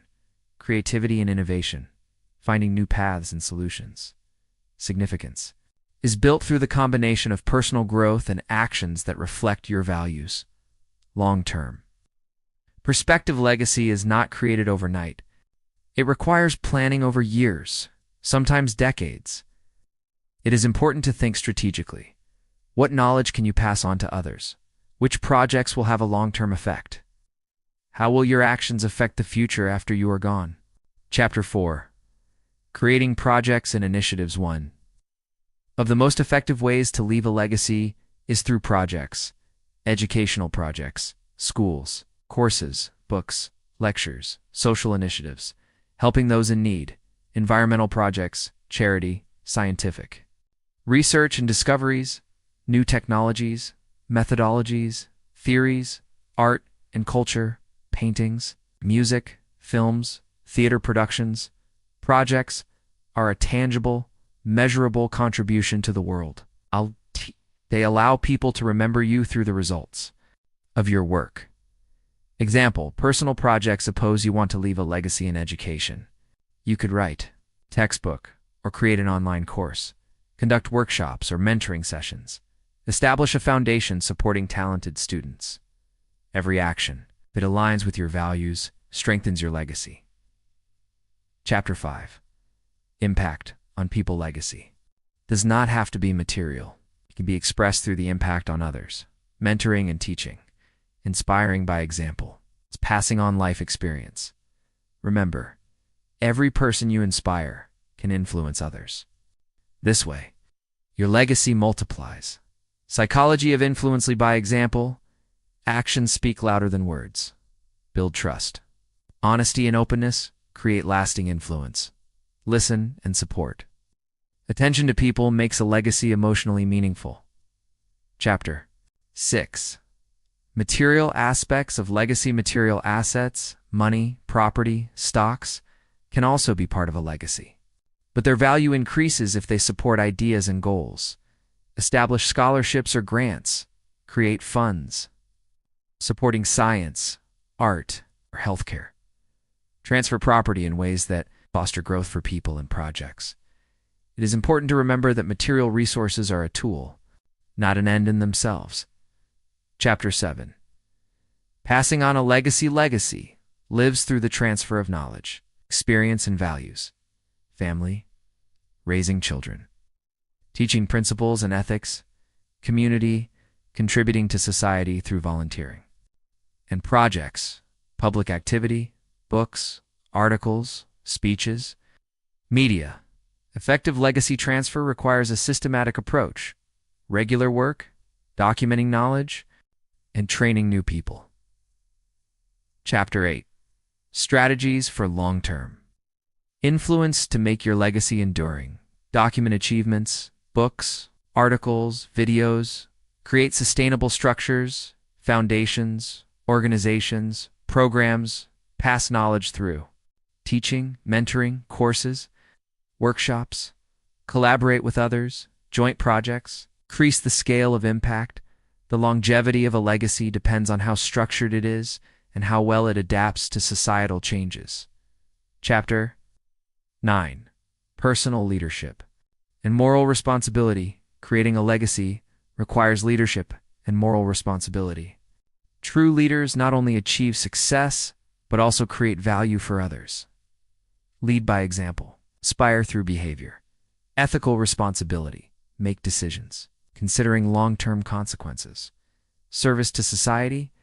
Legacy is a contribution to improving other people's lives. Chapter 10. Obstacles and how to overcome them on the path to creating a legacy. Challenges arise, skepticism and criticism. It is important to believe in your goals and values. Limited resources. Use strategic planning and partnerships. Personal fatigue and doubts. Develop discipline and maintain motivation. Overcoming these obstacles requires patience, determination, and faith in the importance of your legacy. Chapter 11. Legacy as a life philosophy. Creating a legacy is not a one-time action, but a life philosophy. It shapes a mindset, considering the long-term consequences of actions, striving for continuous growth, inspiring and supporting others. People who live with the thought of legacy tend to be more purposeful, mindful, and morally mature. Conclusion: creating a meaningful legacy is a process that begins with understanding yourself, your values, and your goals. It requires personal growth, strategic thinking, and active effort. Legacy manifests through projects, influence on people, education, culture, science, and society at large. Every action aligned with your values and benefiting others brings you closer to creating a legacy that will live long after your departure. It is important to remember, a true legacy is not just what you leave behind, but how you inspire, teach, and support others. This is the secret to enduring significance. Living with intention in a distracted world. Introduction. The modern world is consumed by speed, information, and constant distractions.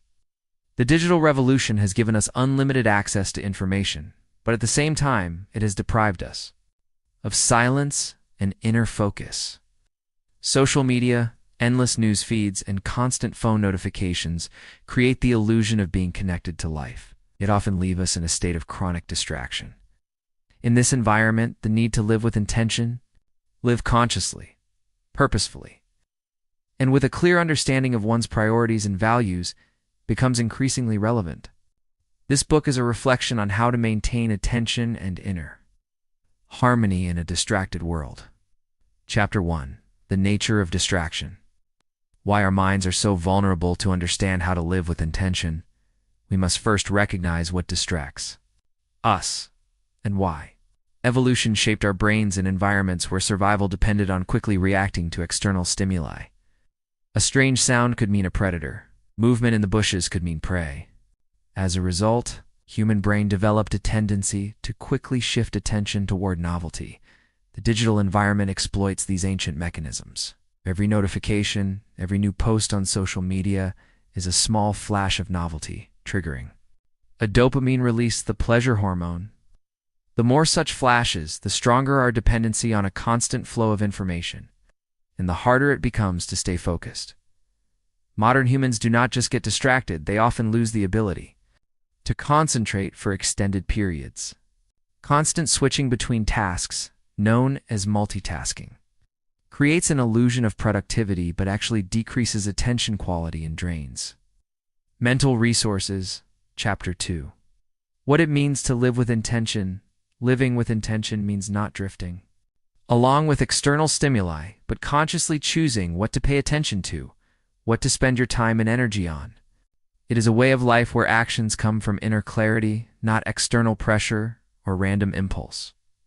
Intentional living begins with questions. What do I want to achieve? What is truly important to me? What makes my life meaningful? It's not about productivity for productivity's sake, but about finding inner alignment in a world that constantly demands our reaction. Chapter 7. The foundation of values. What defines your path without clear values? Living with intention is impossible. Values are inner compasses that help us make decisions in difficult situations. They answer the question, what is genuinely important to me in the long term? To live with intention, it is crucial to regularly ask yourself, What is truly important to me? What do I want my day to look like? What kind of relationships do I want to build? What impact do I want to have on this world? Clarity in your values transforms daily choices into a consistent life strategy rather than a random reaction to external stimuli. Chapter 4. Distraction, as the epidemic of the century. Modern research confirms, people lose up to 47% of their time being mentally absent or distracted. This means that nearly half of the day is spent unconsciously, either distracted by random thoughts or passively reacting to external triggers. Constant distraction leads to emotional dissatisfaction, sense of emptiness, and even depression. When our minds are fragmented, we lose connection with the present moment and with our own lives. The moment becomes something we pass through without noticing. Distraction is not just a minor inconvenience, it is a silent destroyer of life quality. Chapter 5. Technology. Friend or foe? Technology itself is neutral, but how it is used determines its impact on our lives. Smartphones can be sources of knowledge and tools for productive work, but they can also be traps for our attention. Companies compete for our time and attention, using algorithms that predict our preferences and reinforce dependency. Infinite scrolling, push notifications, and the artificial urgency of social media manipulate our biological tendencies. Living with intention doesn't mean rejecting technology, but using it consciously. Turn off non-essential notifications. Set clear time limits for social media. Use tools that support focus rather than fragment attention. Chapter 6. Mindfulness as a foundation. Mindfulness is key to intentional living. It is the practice of being fully present in the moment with acceptance and awareness. Mindfulness allows you to notice distractions and consciously redirect your focus where it truly belongs. A simple daily mindfulness practice can initiate profound change. 5 to 10 minutes of breathing meditation. Each day, mindful pauses during the day. Attentive awareness of bodily sensations and thoughts. Mindfulness helps develop the observer within, allowing you to stop being a victim of your thoughts and emotions and instead become their conscious witness. Chapter 7. Simplifying life. Minimalism as a tool. Minimalism is not about asceticism or rejecting comfort, but about consciously choosing what truly matters. Intentional living involves removing the unnecessary in possessions, commitments, and information consumption. What minimalism provides? A cleaner space means a clearer mind. Fewer commitments mean more time for what's important. Less information. Noise means greater clarity. Minimalism helps scattering your energy and focus on what is truly valuable. Chapter 8. The power of habits and small steps. Intention without practical action remains just a good wish. To live consciously, it's essential to build a system of daily habits that support your chosen path. Intentional living is not about occasional heroic efforts, but about small, consistent steps that shape the rhythm of life, morning and evening. Routines.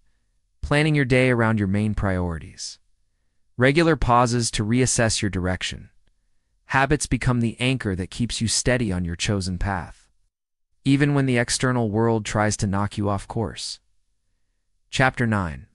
Focus and deep work. Deep work is a state of maximal concentration where you can achieve exceptional results. In a distracted world, the ability to focus deeply becomes a real superpower. To live with intention. It's crucial to protect your time for deep tasks. Allocate blocks of time, free from social media and messengers. Minimize external distractions. Practice monotasking, doing one thing at a time. Deep work not only increases productivity, but also brings satisfaction from fully immersing yourself in meaningful activities. Chapter/chapter.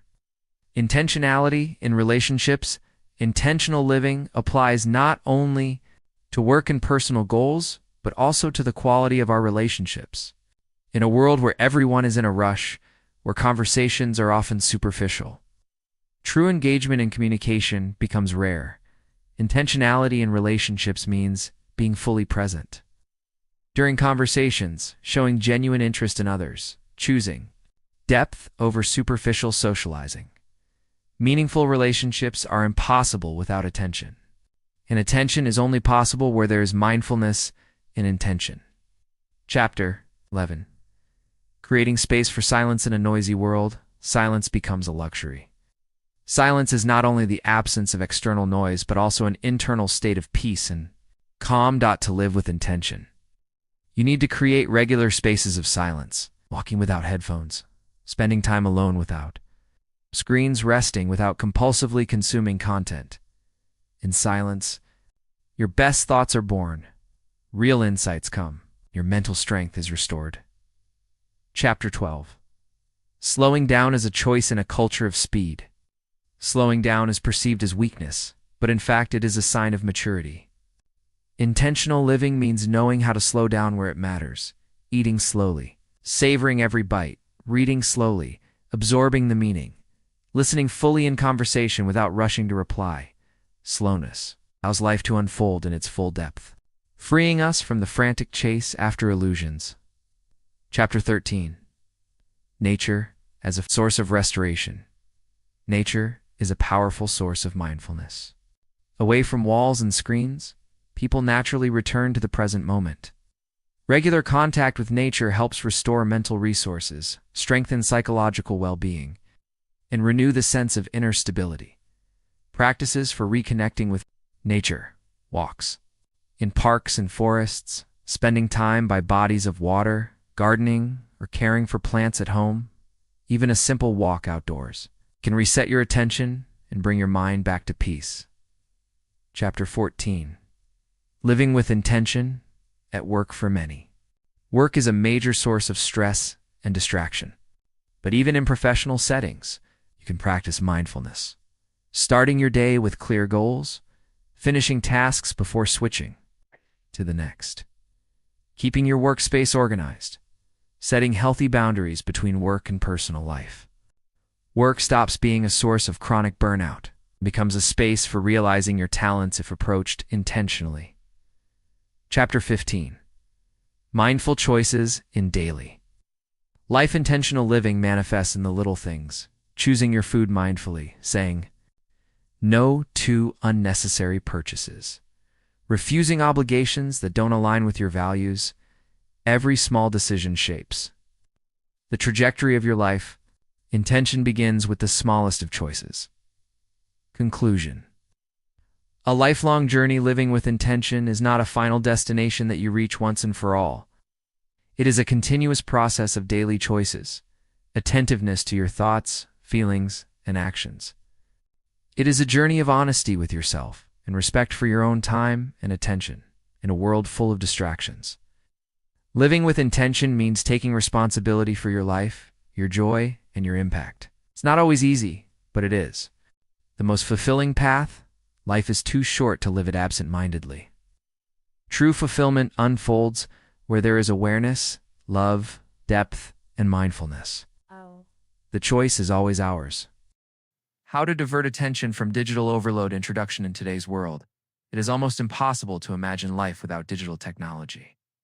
Smartphones, computers, tablets, and smart devices have become an integral part of our daily lives. We check emails, messengers, social media, news often, without realizing how it affects our focus and mental state. Digital overload is a state of fatigue and emotional exhaustion caused by an excessive amount of information and constant exposure to screens.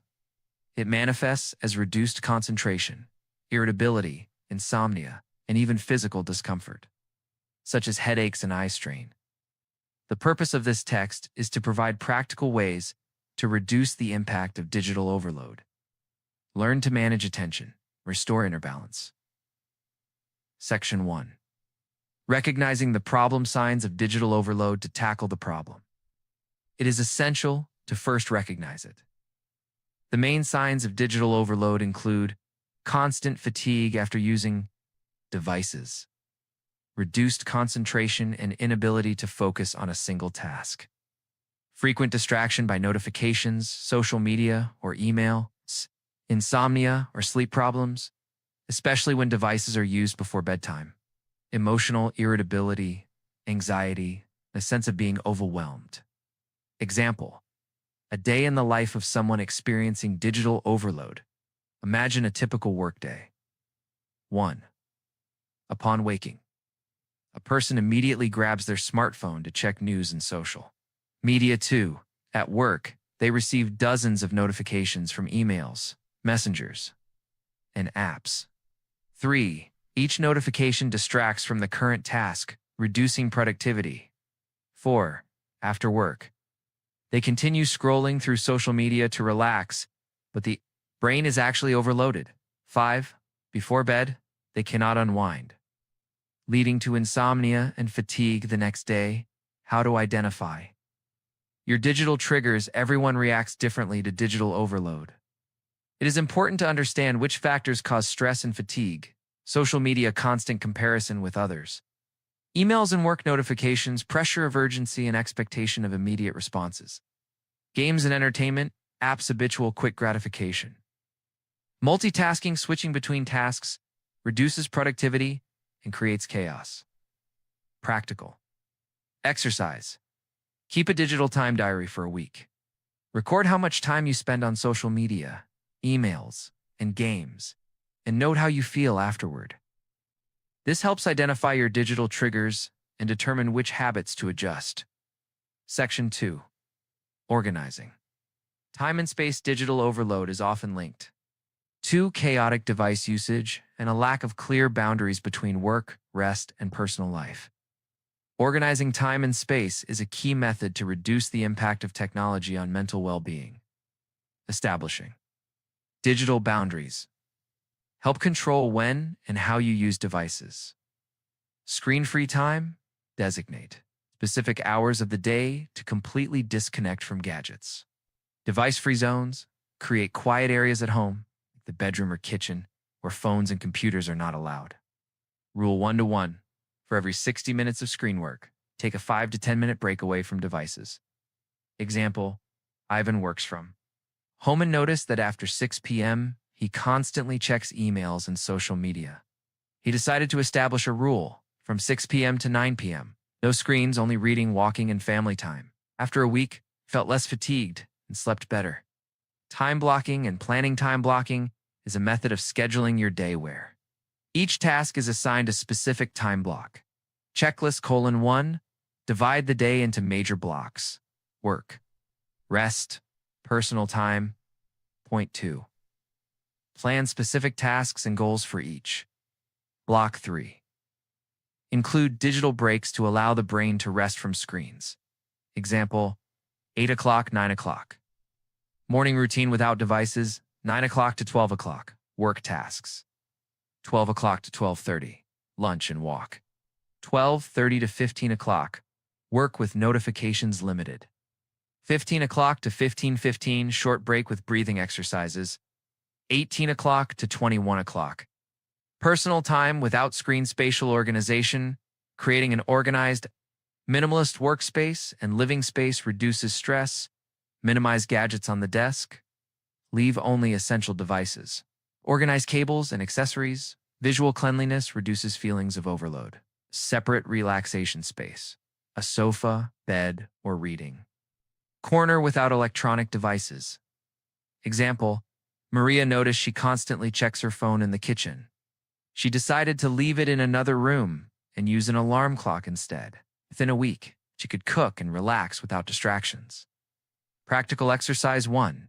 Designate zones at home: work, personal. 2. Decide where devices are allowed and where they are not. 3. Schedule daily digital breaks. 4. Monitor effects: less irritability, better sleep, improved focus. Section 3. Managing notifications and social media. Digital overload often stems from constant notifications and the habit of checking devices every few minutes. Managing this information flow is key to maintaining focus and mental well-being. Minimizing notifications. Choose only important notifications. Turn off social media sounds and vibrations, keeping alerts only for urgent messages. Use Do Not Disturb mode during work or relaxation periods. Example, Alex turned off all app notifications except for work-related ones. After a week, he became less distracted and completed tasks more efficiently. Scheduled social media use allocates specific times for social media. For example, 15 to 30 minutes in the morning and evening. Use a timer to prevent endless scrolling. Keep only useful content and unsubscribe from unnecessary feeds. Example, Kate used to check social media every 10 minutes. She decided to log in only in the morning and evening. Within days, she felt less irritated and more focused at work. Apps and tools for screen time control. Forest encourages not using your phone by growing a virtual tree. Rescue Time tracks computer time and analyzes productivity. Focus to do Pomodoro timer and task tracking. Screen time iOS, digital well-being Android. .in, time management tools. Example, Ivan installed Forest and noticed he spent less than 1 hour per day on social media instead of the usual 3 to 4 hours. Top 5 methods to minimize distractions. 1. Turn off notifications for all non-essential apps. 2. Set specific times for social media. 3. Use timers and apps to track screen time. 4. Delete unnecessary apps from phone and computer. 5. Create device-free zones at home and work. Practical exercise 1. Review all notifications on phone and computer. 2. Keep only the essential ones. 3. Set specific times for social media. 4. Try using one of the screen time control apps. 5. Track results. Less stress. Increased productivity. Improved sleep. Section 4. Attention and mindfulness techniques. Meditation and breathing practices. 4-7-8 breathing. Inhale for seconds, hold 7 seconds, exhale 8 seconds. Repeat 4 to 6 times. Body scan. Observe sensations in each part of the body and relax muscles. Thought observation meditation. Sit quietly for 5 to 10 minutes. Observe thoughts without engagement. Example, Olga practices for 7-8 breathing before bed. Within a week, she falls asleep faster and checks her phone less at night. Focus exercises. 1. Task-O-In screen technique. Pomodoro method. 25 minutes work, 5 minutes break. After 4 cycles, take a longer break. Visual focus. Choose an object and observe it for 1 to 2 minutes. Daily exercise checklist. A1. Morning. 5 minutes of breathing meditation. 2. Work. Pomodoro method with digital breaks. 3. Midday. Short walk without phone. 4. Evening. Throughout the day, 1 task 1 screen practice. Practical exercise.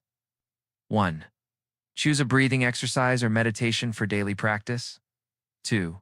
Set a timer for short breaks every 1 to 2 hours of screen work. 3. Take a short walk daily without gadgets.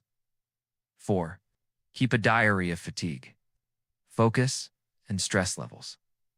Section 5. Alternative ways to relax and entertain reading. In self-development, printed books improve focus and reduce eye strain.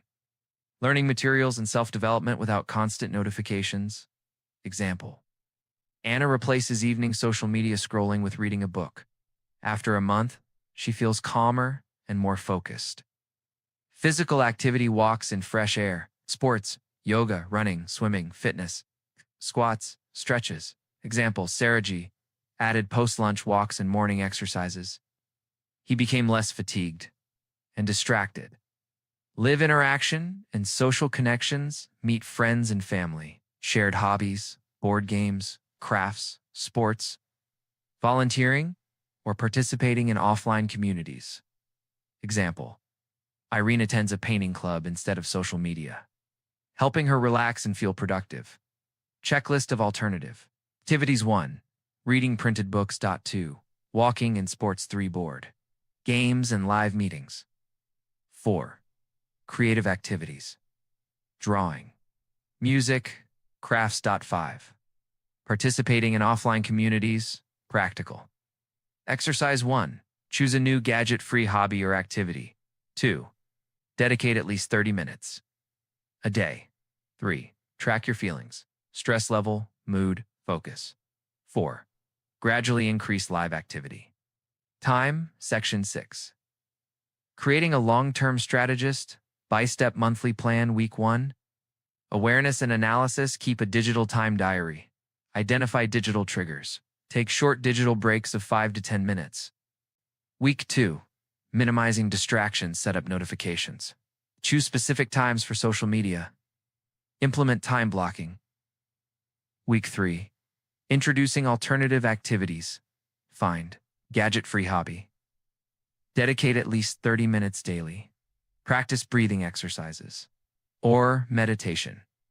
Week 4. Habit consolidation and review, evaluate progress. Adjust long-term digital boundaries. Fine-tune habits according to stress, focus, and sleep. Checkpoints and success metrics, screen time. Reduce by 20 to 30% per month. Number of phone checks. Track reduction. Sleep quality and fatigue. Improvement. Mood and stress. Track calmness. Productivity. Completing planned tasks. Practical. Exercise 1. Create a monthly plan with digital breaks and alternative activities. 2. Keep a diary of time, mood, and productivity. 3. Review results weekly and adjust the strategy. 4. Gradually increase time spent on live activities. Example: Anton limited social media to twice a day. Does daily meditation and walks 30 minutes after work. After a month, phone checks halved, fatigue and stress decreased. Conclusion: digital overload is a modern problem affecting attention, productivity, and mental health. With a mindful approach, proper organization of time and space, notification management, mindfulness practices, and alternative activities, the load can be significantly reduced. Key recommendations. 1. Identify signs of digital overload and your triggers. 2. Organize time and space with digital breaks. 3. Manage notifications and social media. 4. Practice meditation, breathing exercises, and focus techniques. 5. Find live alternatives, hobbies, sports, social interaction. 6. Create a long-term strategy with plans and checkpoints. A systematic approach reduces stress and fatigue, improves productivity, sleep quality, and overall mental well-being. Gradual changes create sustainable habits, allowing you to enjoy technology rather than be controlled by it. Resolving ethical dilemmas in the age of artificial intelligence. Introduction. In recent decades, humanity has witnessed an unprecedented growth of technologies, among which artificial intelligence (AI) holds a central place. It has already permeated all spheres of life, from medicine and education to transportation and finance. Today, AI can perform tasks that were previously considered exclusively human, recognizing faces, predicting behavior, creating texts, music, and even works of art. Such progress opens enormous opportunities, but at the same time, it raises complex ethical questions. Ethical dilemmas in the age of AI arise because machines are becoming autonomous agents, capable of making decisions that affect human lives and well-being. For example, an autonomous vehicle may face a situation where it must choose whom to save in an accident. Or a medical system may recommend treatment that maximizes efficiency but disregards a patient's individual preferences. These, and many other examples, demonstrate that technology cannot exist outside an ethical context. The aim of this study is to systematize and analyze the main ethical dilemmas arising from the implementation and use of AI, as well as to examine existing approaches to resolving them. The focus will be on philosophical, social, and legal aspects, along with specific practical examples. 1. Ethics and artificial intelligence. Ethics, in the context of technology, is the field that examines how individuals and organizations should act when creating and applying technologies to ensure safe, fair, and socially responsible use. In the case of AI, ethics becomes particularly significant, as systems can make independent decisions and interact with humans, often without direct human control. 1.1 Historical Overview. The history of the interaction between technology and ethics spans several decades. With the invention of computers in the mid-20th century, philosophers and scientists began discussing the moral consequences of automation. In the 1940s-1950s, questions arose regarding how labor automation would impact society and the economy. With the emergence of early expert systems in the 1970s-1980s, discussions focused on human trust in machines. Today, with the development of deep learning and big data, these discussions have become even more relevant. 1.2 Key philosophical approach is utilitarianism considers an action ethical if it brings the greatest benefit to the greatest number of people. In the AI context, this could mean designing algorithms that minimize negative societal impacts. Deontology is based on the principle of fulfilling moral duties regardless of consequences. For AI, this is crucial when creating rules that a machine must follow regardless of the situation. Virtue. Ethics emphasizes the moral character of the human creating and using technology. Virtue ethics stresses the need to cultivate ethical qualities in developers and AI users. These approaches allow ethical analysis of AI from multiple perspectives, helping create balanced solutions when dilemmas arise. 2. Major ethical dilemmas. I opens new horizons, but comes with several complex ethical issues. 2.1 Autonomous systems and responsibility. One of the most discussed problems is system autonomy. For example, an autonomous vehicle may face a situation where it must choose between the life of a pedestrian and that of a passenger. Who is responsible for the consequences? The developer, the owner of the vehicle, or the system itself? Answer depends on factors such as the system's autonomy level, algorithmic transparency, and legal frameworks. Some countries have begun developing laws to define responsibility for autonomous systems, but no universally accepted global standard exists yet.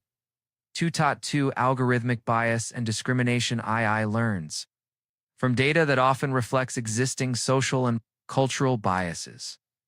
As a result, algorithms may amplify discrimination. For example, recruitment systems can systematically undervalue candidates based on certain characteristics, while credit algorithms may deny loans to vulnerable groups.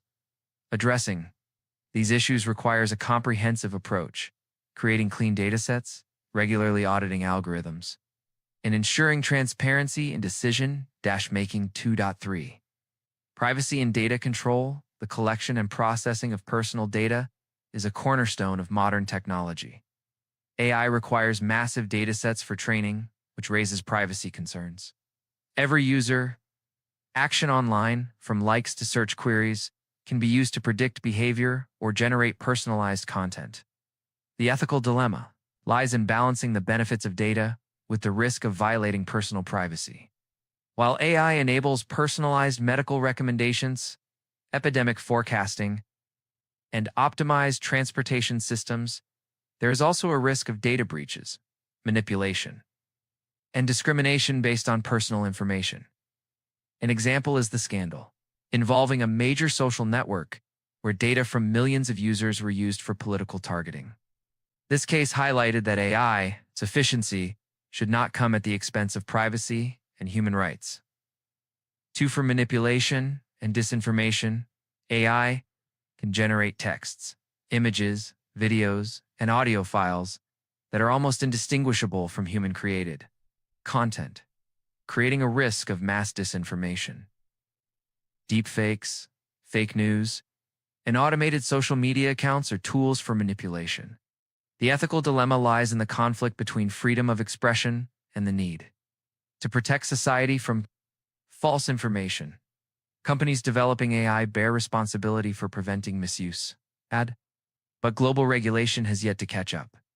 An example is the use of generative AI to create political videos that distorted candidates' positions, showing that technology can be used not only for good, but also to exacerbate social conflicts. 3. Methods for resolving. Ethical dilemmas resolving. AI ethical issues requires a comprehensive approach, encompassing technical, social, and legal measures. 3.1. Ethical frameworks. Encodes international organizations and professional associations develop standards for AI development and use, including IEEE ethically aligned design guidelines for AI that respects human values, EU AI Act, a European Union draft law regulating higher risk AI systems, guidelines for trustworthy AI by the European Commission, principles of transparency, accountability, and fairness. These documents help companies and developers integrate ethics into the design stage. 3.2 Principles of transparency and explainability. Key issue is the black box problem. Algorithms make decisions that are difficult to explain.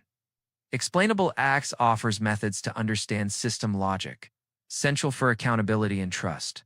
For example, AI medical diagnostic systems explain to doctors why a certain treatment is recommended, enhancing trust and reducing errors. 3.3.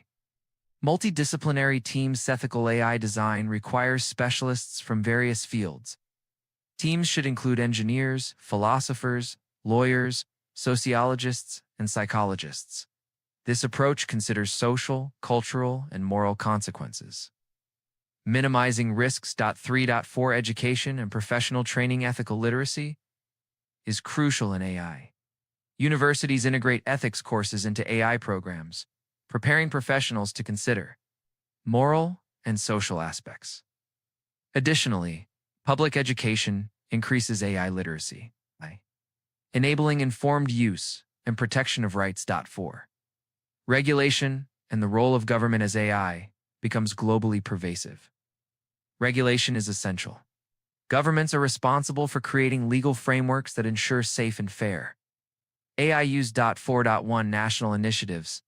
Some countries have developed AI strategies. European Union. The AI Act classifies AI systems by risk and imposes strict requirements. For higher-risk systems, including mandatory certification, United States. A decentralized approach. Regulations in healthcare, finance, and transportation. Emphasis is on innovation, which can leave gaps in citizen protection. China focuses on data control and algorithmic social responsibility, including a social credit system. 4.2 International initiatives. IA transcends borders, making international cooperation vital. Organizations such as OECD and UNESCO develop ethical guidelines for AI use, aiming for global standards that ensure safety, transparency, and human rights protection. 5. Practical AI cases. 5.1 Autonomous transportations, self-driving cars, and drones. Highlight ethical design principles. Developers must create algorithms that minimize accidents, ensure pedestrian and passenger safety, provide transparent system reports. Example: Uber and Waymo extensively tested decision-making algorithms in critical situations. 5.2 Medical AI systems. AI in medicine can analyze patient data, predict illnesses, and recommend treatment. Example: a skin cancer detection algorithm performed well on data from white patients, but less effectively on those with darker skin, highlighting the need for diverse data sets and ongoing monitoring. 5.3. I show algorithm. Wait, like rhythmic trading, pretty,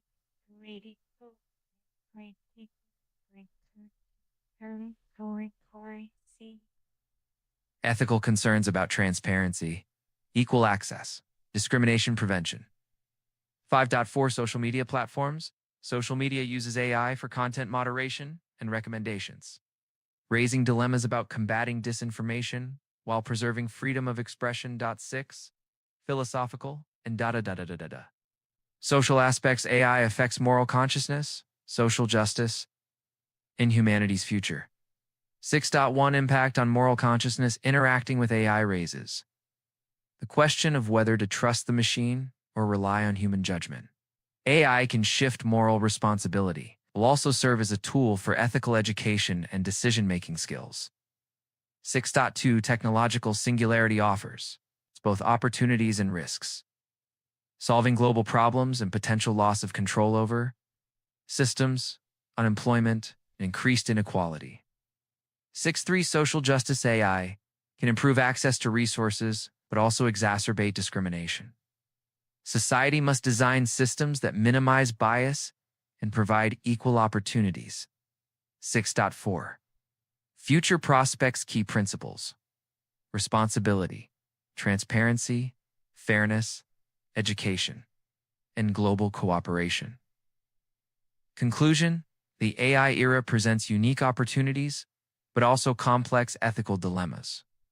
The main challenge is system autonomy and the consequences of their decisions. Key takeaways: integrate philosophical, social, and legal aspects, ensure transparency and explainability, adopt a multidisciplinary approach, implement regulation and regulate international standards, promote social justice, educate society and professionals, corporate ethical codes, explainable AI, algorithm audits, control and accountability, mechanisms, international cooperation, AI ethics, education programs. Final thought: resolving ethical dilemmas is an ongoing process. Only by harmoniously combining innovation with ethics can humanity fully leverage AI's potential while minimizing risks and safeguarding fundamental human rights. Rethinking success beyond material wealth. Introduction. In modern society, success is often associated with material achievements. A high-paying job, luxurious real estate, expensive cars, and status symbols. This model of success is deeply rooted in the public consciousness, fueled by media, marketing, and social competition. However, with the advancement of psychological research, the spread of mindfulness philosophy, and growing interest in mental health, there is increasing reason to question: are material goods truly the only and highest indicator of a successful life? The goal of this work is to explore the phenomenon of success beyond the boundaries of material wealth, to analyze its alternative interpretations, and to offer new benchmarks based on inner fulfillment, harmony, and meaning in life. Historical roots of the concept of success. The concept of success has evolved throughout human history. In ancient times, success was associated with survival, leadership, bravery, and contributions to the community. Heroes of Greek mythology, warriors and sages were revered not for their wealth, but for their valor, wisdom, and ability to inspire others. With the rise of capitalism and industrialization, the focus shifted. During the Enlightenment, success became closely tied to individual achievements, entrepreneurial spirit, and capital accumulation. The 20th century American dream is a vivid example of this paradigm, where success is measured by career growth and financial well-being. Nevertheless, alternative perspectives existed even in these periods. Religious and philosophical movements from Buddhism to Stoicism have long asserted that true well-being lies in inner peace, moral development, and living in accordance with one's values. Modern critique of material success. The dawn of the 21st century, more researchers, writers, and thinkers began to question the traditional model of success. One prominent example is Tim Jackson's work Prosperity Without Growth, where he argues for redefining societal goals towards sustainable development and human well-being. Psychologists note that despite increasing material wealth in developed countries, levels of happiness remain stable or even decline. The race for success is often accompanied by stress, burnout, anxiety, and a sense of inner emptiness. Studies conducted by Harvard University, as part of one of the longest longitudinal studies on happiness, show that quality, interpersonal relationships, a sense of belonging, and meaningful activity have the greatest impact on subjective life satisfaction. Alternative dimensions of success when rethinking success. It's essential to understand that it can take various forms depending on individual values and goals. Here are some alternative markers.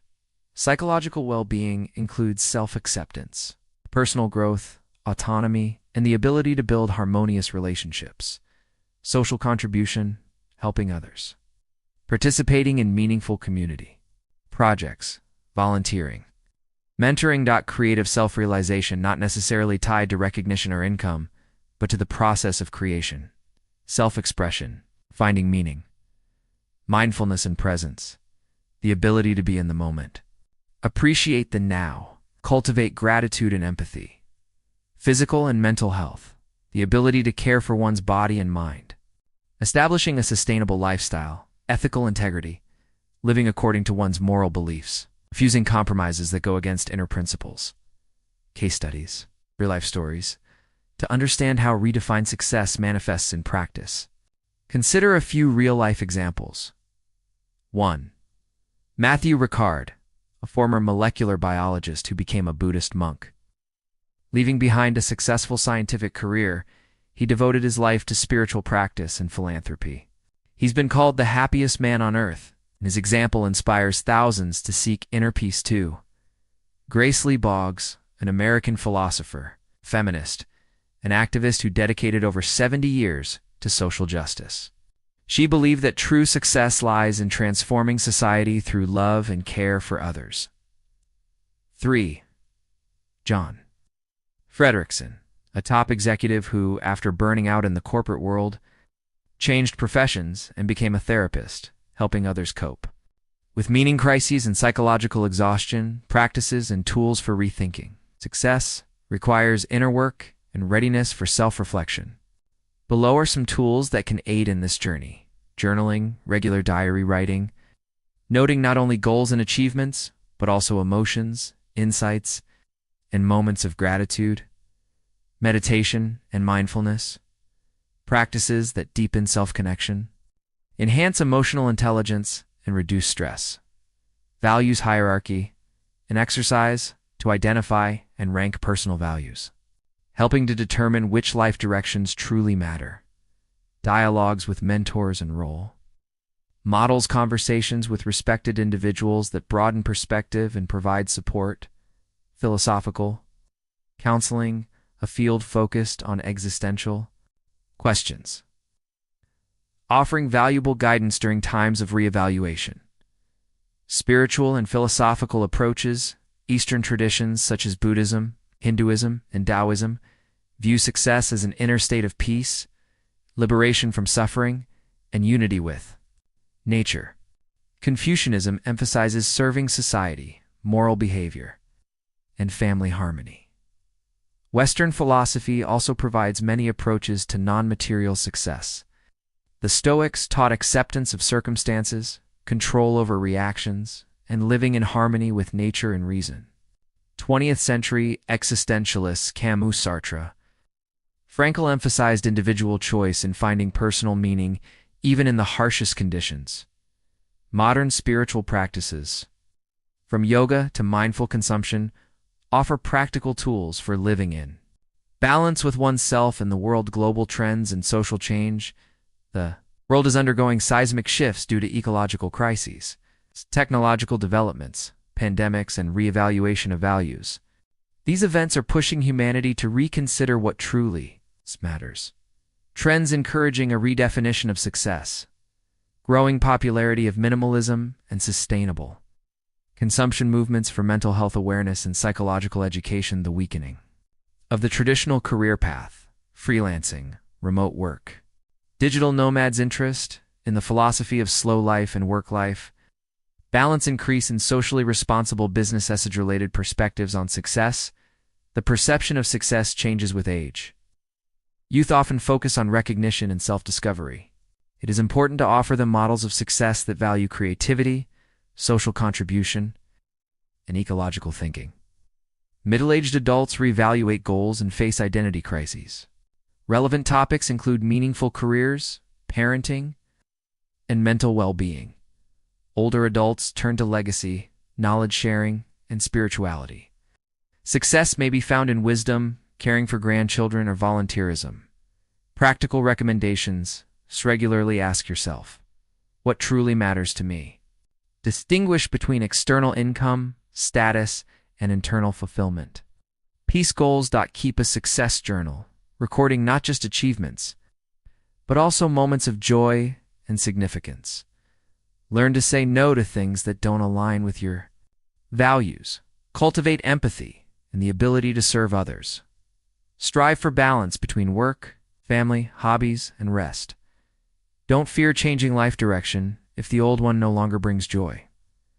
Conclusion: rethinking. Success is both a challenge and an opportunity. It means rejecting clicker S and striving for depth. It is a path to wholeness, where inner peace, human connection, and a sense of meaning coexist. True success is not a peak, but a journey, one where a person stays true to themselves, finds joy in simplicity, and is able to share that joy with others. Spiritual growth through travel. Introduction. Travel is not just a way to change scenery or take a break from daily routine.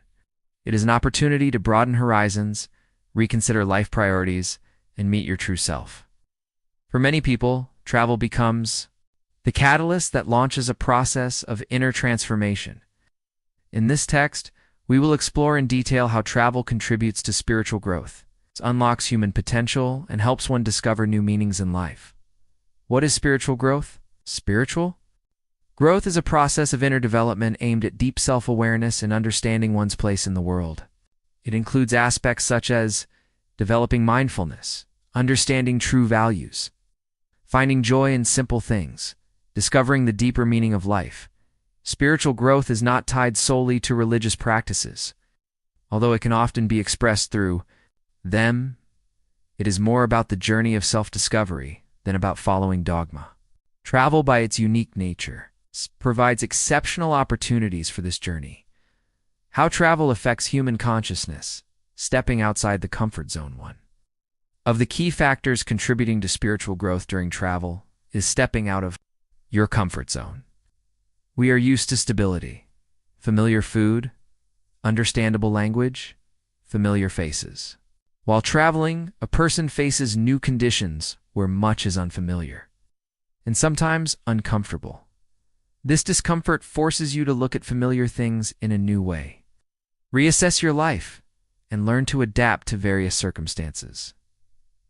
Over time, you realize that happiness does not depend on comfort, and inner peace is closely connected to the ability to accept any situation. Broadening horizons. Travel introduces us to many cultures, traditions, religions, and ways of life. We begin to understand that our culture is just one of many possible systems of beliefs. This leads to greater openness, tolerance, and understanding of other people. When a person sees how differently people live around the world, they start asking themselves, why do I live this way and not another? What is truly important in my life? Such reflections are key to self-knowledge and spiritual growth. Connecting with nature. A major aspect of travel is the opportunity to connect with nature in its pristine beauty. Mountains, oceans, forests, and deserts evoke awe, reminding us of the vastness of the world and our own place within it. Observing nature helps restore inner harmony, reduce stress levels, and cultivate a sense of gratitude and mindfulness.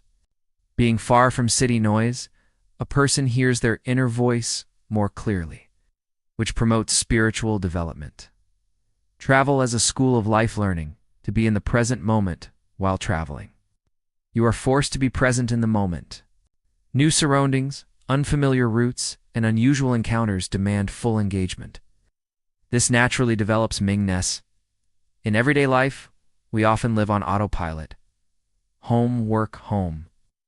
During travel, every little thing can surprise us. Every Mingness day is full of new experiences. This practice of being in the present moment makes a person more attentive and grateful. Overcoming fears. Travel teaches us to overcome fears. Fear of the unknown, fear of the unknown, fear of failure. This is especially true for solo travelers. A person learns to trust themselves, make decisions in unpredictable situations, find solutions even in the most difficult circumstances. Each victory over fear strengthens self-belief and fills one with inner power, which is an essential part of spiritual growth. Gaining inner freedom during travel, habitual social roles fade away. A person is no longer someone's employee or someone's relative, and is temporarily free from the labels that society imposes. They remain face to face with their true self. This sense of inner freedom allows a deeper understanding of true desires, goals, and dreams. Travel teaches us to live by the call of the heart and be honest with ourselves. Spiritual practices. While traveling, many people consciously choose travel as a path to spiritual growth. Combining it with various practices, pilgrimages. Since ancient times, pilgrimages have been considered a way to cleanse the soul and get closer to the divine. Buddhists travel to Lhasa, Christians to Jerusalem, Muslims to Mecca. Pilgrimage goes beyond religion. It is an act of deep self-discovery and inner work. Meditative. Retreats, trips to ashrams in India, Zen monasteries in Japan, or yoga retreats in Bali allow people to disconnect from the outer world and devote themselves to inner silence. Meditation, yoga, and silence deepen contact with oneself and facilitate inner transformation. Spiritual trekking, hiking in the mountains, such as trekking in the Himalayas, the Camino de Santiago in Spain, or the Way of St. James, become real challenges not only for the body but also for the spirit. Each peak symbolizes a barrier overcome, and each path becomes a road to the true self. The psychological effect of travel. Deconstruction of the ego during travel. People often experience a breakdown of their ego. What seemed important in daily life, status, possessions, job title, loses significance far from home. This can be painful but also liberating. When a person stops identifying with material things, they unlock the potential for soul growth. A deep sense of inner worth arises, independent of external attributes. Reassessment of priorities. Many people change their priorities after traveling. They begin to value simplicity, nature, and sincere communication more. Material goals give way to the pursuit of harmony, joy, and inner peace. Returning to oneself deep inside. Every person knows their true desires and purpose, but the noise of civilization often drowns out that voice. Travel helps to hear oneself. Again, cleanse from the superficial, return to one's roots. Travel as therapy. In recent years, travel has increasingly been used as a method of psychotherapy. For example, ecotherapy, spending time in nature, helps restore mental health. Animal therapy, interacting with animals during travel reduces anxiety levels. Travel therapy, special routes with psychologists help. People work through internal conflicts. Travel becomes a true medicine for the soul, allowing people to escape the everyday circle of problems and look at their lives from a new perspective. Examples of spiritual growth through travel. Stories of famous people. Leo Tolstoy, in his later years, traveled across Russia, after which he radically changed his views on life. Choosing simplicity and spiritual practices. Steve Jobs in his youth traveled to India, which helped him realize the importance of intuition and spiritual development. Influencing his future path, Paulo Coelho, author of The Alchemist, undertook a pilgrimage along the Way of St. James, which completely changed his worldview and inspired his writing. Stories of ordinary people. Every year, more people set off on journeys in search of themselves, some after a divorce, some after burnout at work, some simply following an inner calling. Many of them admit that it was travel that became the starting point for a new, more conscious and happy life. How to travel mindfully to ensure travel truly contributes to spiritual growth. It's important to approach it consciously, don't chase. The number of countries focus on the quality of experiences. Spend time not only in tourist spots but immerse yourself in local culture. Practice mindfulness. Observe. Listen. Feel. Keep a travel journal to record your internal changes. Allow yourself time for solitude and reflection. Be open to new people and experiences. Returning home. After travel, it's very important to remember that the journey doesn't end when you return home. The real journey continues within. All the lessons, discoveries, and experiences can be integrated into everyday life. Maintain inner peace even in the hustle of life. Remember your true nature. Remind yourself of the value of simplicity. Strive to be present every day. Spiritual growth has no final destination. It is an endless path of self-knowledge and understanding of the world, where travel becomes a faithful companion. Conclusion. Travel is not only about geographical movement, It is an opportunity to dive deeper into yourself, see your limitations, destroy illusions, and learn to live in the here and now. It gives a sense of freedom, teaches trust, awakens gratitude, and brings joy to life. Spiritual growth through travel is possible for anyone who is ready to open their heart to new experiences. Because in every journey we find not only a new world, but also our true selves. And sometimes that true self for the first time, travel, seek, discover, and you will be amazed at how deep and meaningful your inner world can become. The Art of Genuine Connection in a Disconnected World Introduction, The Modern World, with its constant rush, digital communication, and information overload, feels simultaneously incredibly connected and deeply disconnected.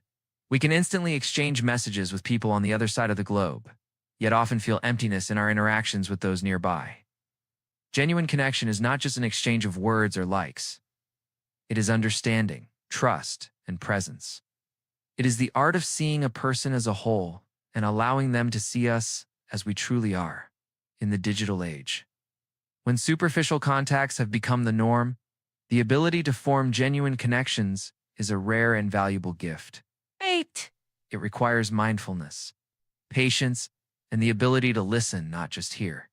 In this text, we explore how to build deep, sincere relationships despite the disconnection of the modern world, the obstacles in the way, and the practices that help us achieve true understanding and mutual empathy. Chapter 1. The Roots of Disconnection Technology. In social media, digital technology has changed the way we communicate.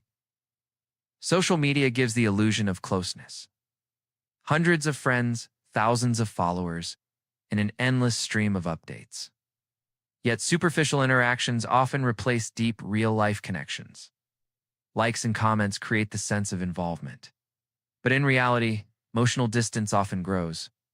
Studies show that excessive social media use is linked to increased anxiety, depression, and loneliness.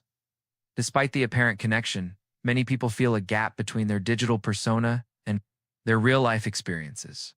The illusion of communication replaces genuine interaction, and we lose the ability to empathize and listen attentively.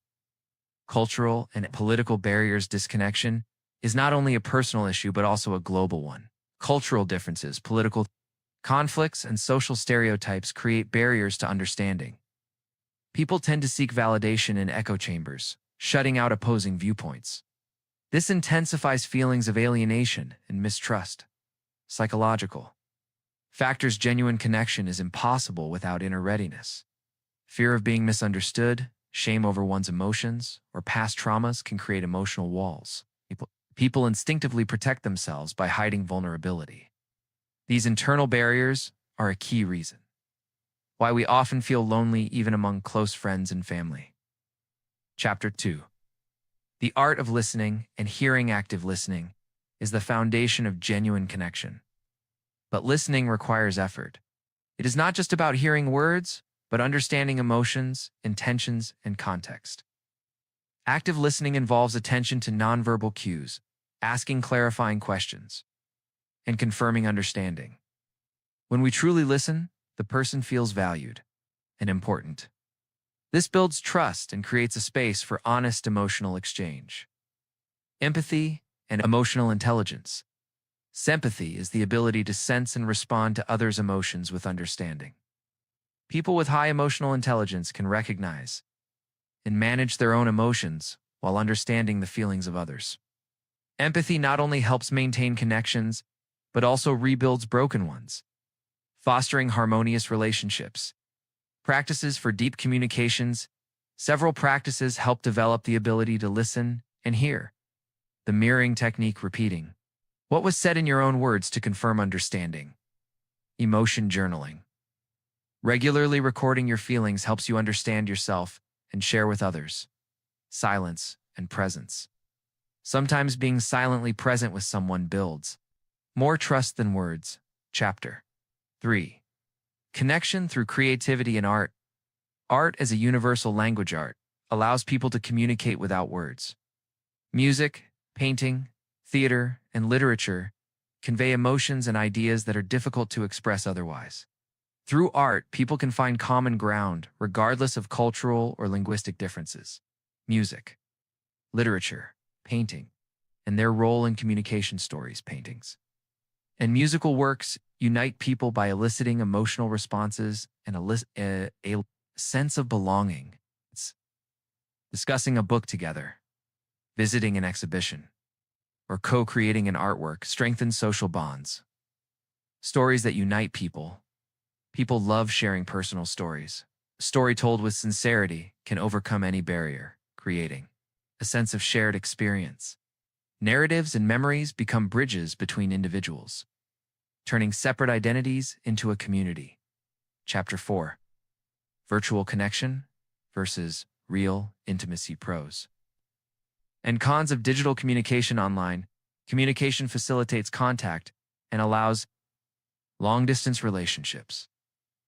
Yet it lacks the nuances essential for genuine understanding: tone of voice, eye contact, gestures, and pauses.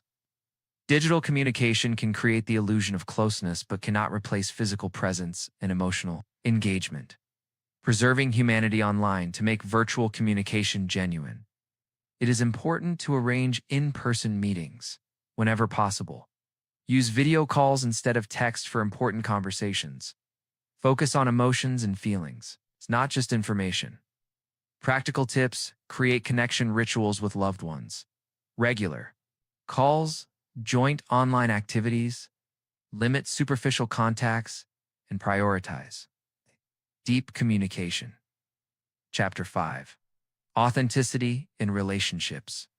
Sincerity. And trust. Genuine connection is impossible without honesty.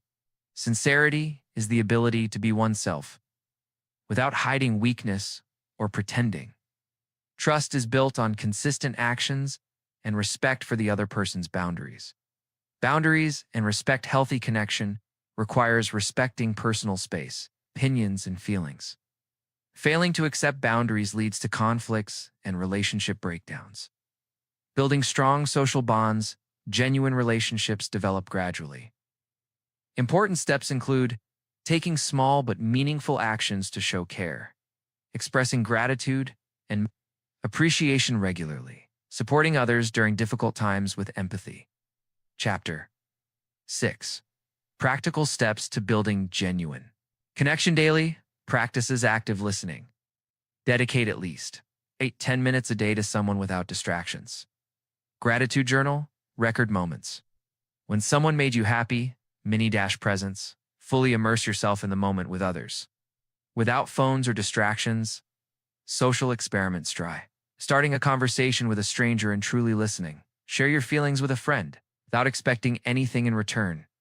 Organize joint creative projects, personal stories, and example stories of people who manage to build deep connections despite disconnection. Demonstrate that openness and vulnerability are key. Even small gestures of sincerity have a profound long-term impact. Conclusion: the art of genuine connection is the ability to see and be seen, to listen and be heard, to share emotions and understand the feelings of others. In a disconnected world filled with technology and superficial communication, genuine connections become a rare but invaluable resource. By developing empathy, mindful listening, and sincerity, we build bridges that overcome cultural, linguistic, and psychological barriers, creating a humane society where everyone feels understood and valued. Genuine connection is not a destination, but a journey that requires effort, patience, and practice. But the reward is a sense of belonging, trust, and true understanding. In a world where technology and stereotypes divide us, the art of authentic communication is what truly makes us human. The art of letting go, finding freedom through forgiveness. Introduction. Forgiveness is one of the most important and at the same time one of the most difficult abilities a person can have. Throughout life, we encounter various offenses, disappointments, betrayals, and pain. These experiences leave deep emotional scars that sometimes seem unbearable. In such moments, we often ask ourselves, how can we let go of this pain and stop being its prisoners?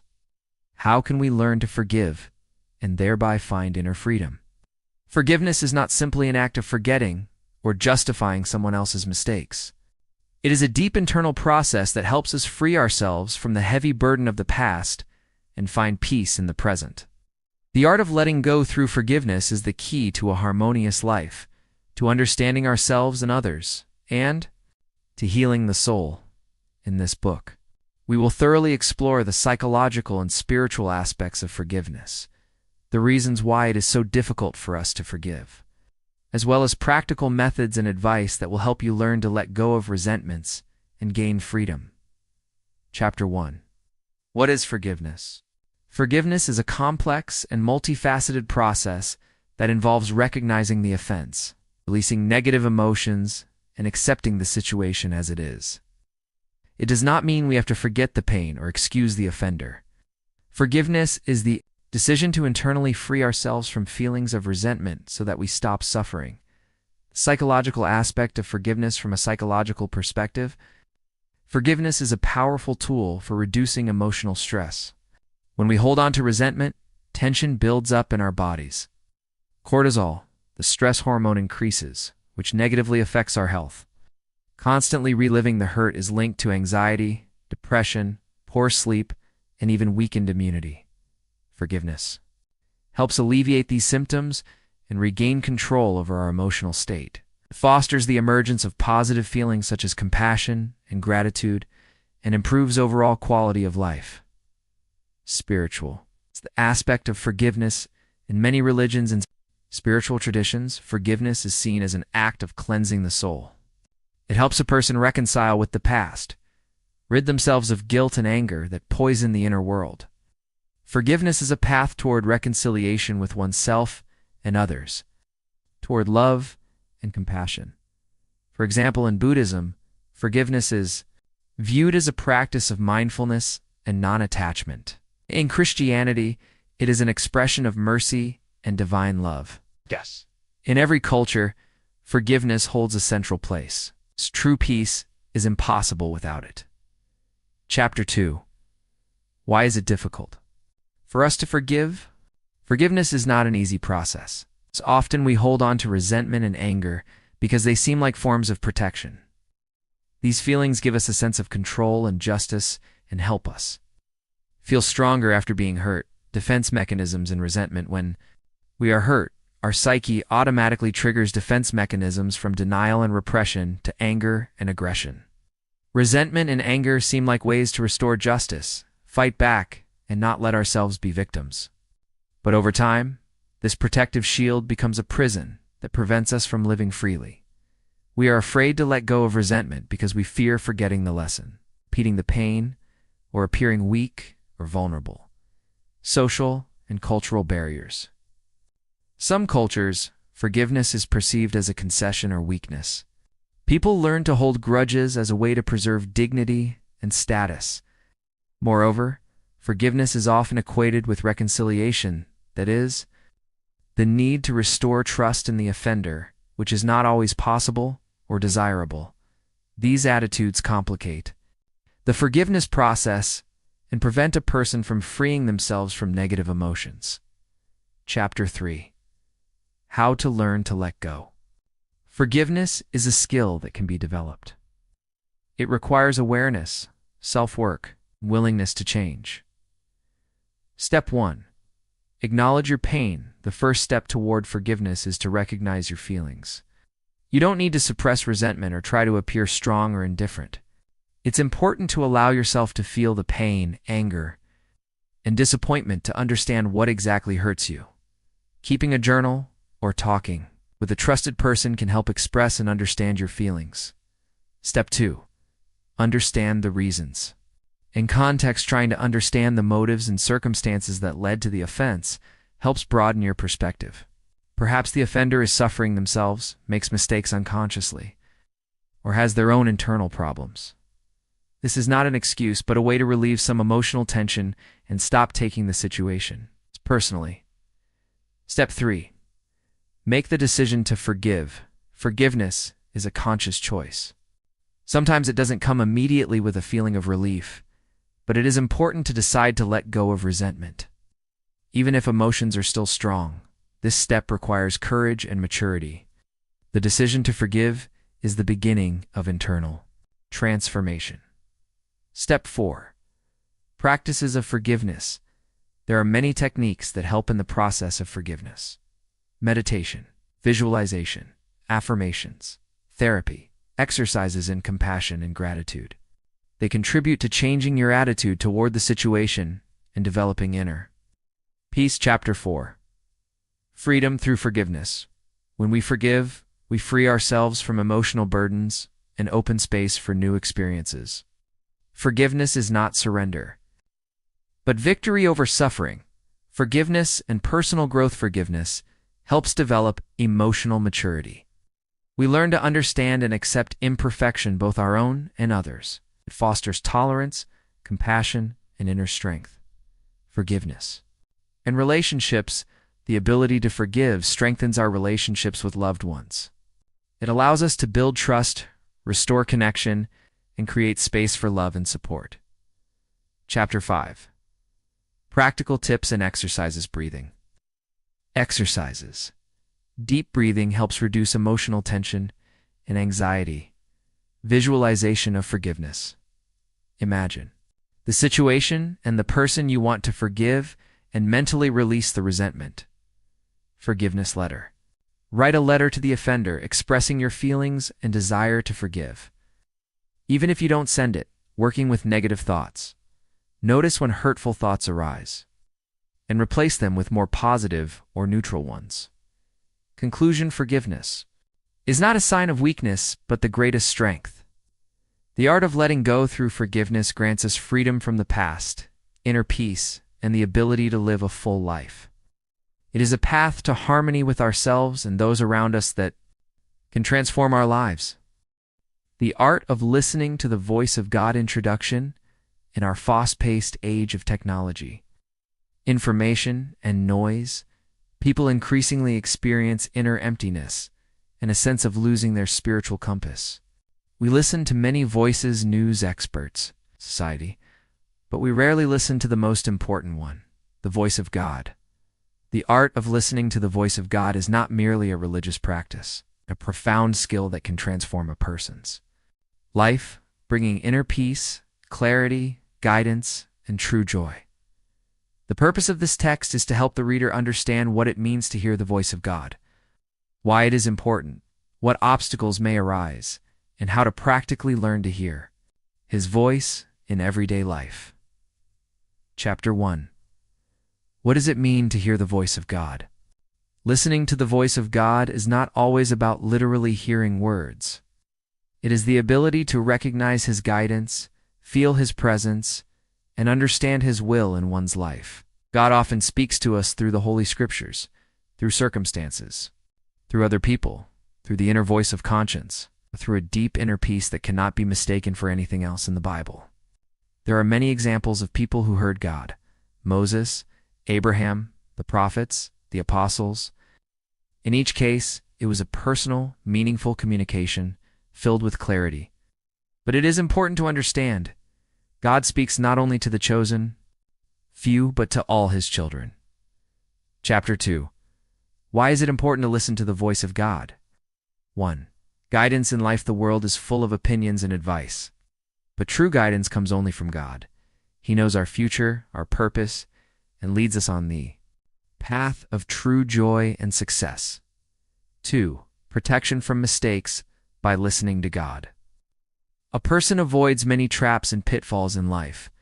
Often, warnings come through the quiet voice of the Holy Spirit, through unease in our hearts, or through a specific scripture coming to mind. 3. Deepening relationship with God. Love is expressed through communication. God is a person, and by listening to Him, we deepen our relationship with Him and come to know His heart. For true joy and peace, listening to God brings peace that surpasses all understanding. This peace is not dependent on external circumstances. Chapter 3. Obstacles on the path to hearing God. There are many reasons why people stop hearing the voice of God. Here are the main ones. 1. The noise of this world. Busyness. Information overload, constant entertainment dull our inner hearing? If a person cannot find silence, they risk never hearing God. 2. Since it dulls spiritual senses and hardens the heart. Scripture says, "Your iniquities have separated you from your God." Isaiah 59:2 to closing, parenthesis 3. Unbelief, doubt. Skepticism and rationalism often block the perception of spiritual truths. God speaks, but people do not believe it is possible. For superficial relationship with God without regular prayer, reading Scripture, and spiritual practice, a person's spiritual hearing becomes insensitive to God's voice. Chapter 4. How does God speak to people? 1. Through the Holy Scriptures, the Bible is God's primary word. Many questions are answered through careful reading and meditation on Scripture. God never says anything that contradicts His word, too. Through prayer, prayer is not only about our requests, but also about listening. In the silence of the heart, a person can hear guidance, comfort, or correction. 3. Through the inner witness of the Holy Spirit speaks to our spirit. Sometimes it's inner peace, sometimes a prompting to act, sometimes a warning. 4. Through circumstances, God orchestrates events, opens and closes doors, brings the right people into our lives, and prepares the way. 5. Through other people, God can speak through sermons, spiritual mentors, and even through seemingly random words from others. Chapter 5. Practical steps to learn to hear the voice of God. Step 1. Seek silence and solitude. Jesus often withdrew to quiet places to commune with the Father. Time spent in silence purifies the heart and tunes the ear. Step 2. Regular reading of Scripture. Hearing God's voice is impossible without knowing His word. Scripture filters out all false voices. Step 3. Prayer with expectation after praying. It is important not to rush, but to listen to what God wants to say in response. Step 4. Keeping a spiritual journal by writing down thoughts, revelations, and Scripture verses. You will see how God speaks to you consistently. Step 5. Be obedient to what you hear. If you ignore God's voice, it becomes quieter. Obedience opens the door to more revelation. Chapter. 8.6. Mistakes and misconceptions in hearing God. There is a danger of mistaking our own thoughts or desires for the voice of God. To avoid this, it is important to remember these principles. Voice of God never contradicts the Bible. God's voice brings peace and clarity, not fear and chaos. God confirms His word through circumstances and other people. It is wise not to rush into decisions, especially in important matters. Sometimes God's silence is also an answer.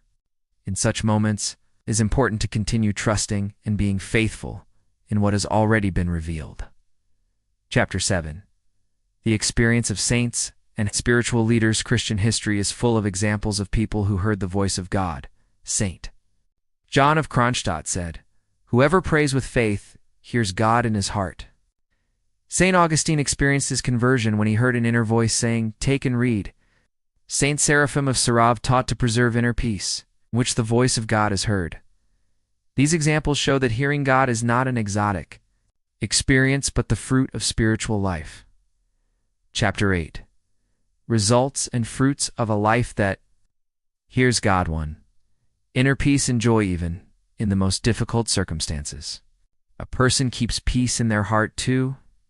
Clear understanding of life's paths. Such people do not wander aimlessly, but walk confidently in their calling. 3. Strength and endurance. Those who hear God overcome trials easily because they have an anchor in Him. For fruitful ministry, people who hear God become channels of His grace to others. Chapter 9. What to do if you do not hear God. Examine your heart. Are there unresolved sins, bitterness, or pride? Evaluate your habits. Do you have time for solitude and Scripture? Consider whether you are too focused on yourself and your desires. Remember that God speaks in different ways and at different times. Wait in faith. God will surely respond. Conclusion: the art of hearing the voice of God is not a one-time flash of inspiration, but a way of life. It is a discipline of the heart, a habit of the spirit, a constant tuning of the inner receiver to heaven's frequency. God desires to speak to each of us. He speaks even now gently, lovingly, wisely. The only question is, are we ready? To listen, to incline our hearts, to slow down, to disconnect from the noise and say, "Speak, Lord, for your servant is listening." 1 Samuel 3:10, closing parenthesis. May the art of listening to God become not just a theory for you, but a real living experience that transforms your life day by day, step by step, leading to the fullness of life in God. The art of mindful digital consumption introduction. Today's humanity lives in a unique era. Never before have information flows been so abundant, accessible, and simultaneously overwhelming. Every day, modern individuals encounter vast amounts of digital content, from work emails and news headlines to endless social media feeds and entertainment platforms. This makes us both witnesses and participants in an invisible yet global cultural revolution. The revolution of information consumption. The paradox lies in the fact that as opportunities grow, so do problems. Digital addiction, reduced concentration, loss of time perception, and emotional burnout. That is why the topic of mindful digital consumption is becoming increasingly relevant. It is not only about personal comfort, but also about preserving mental health, quality of life, and the capacity for deep thinking. This study aims to explore the art of mindful digital consumption in its multi-layered nature, from psychological mechanisms and cultural context to practical tools and philosophical reflections. Point 1.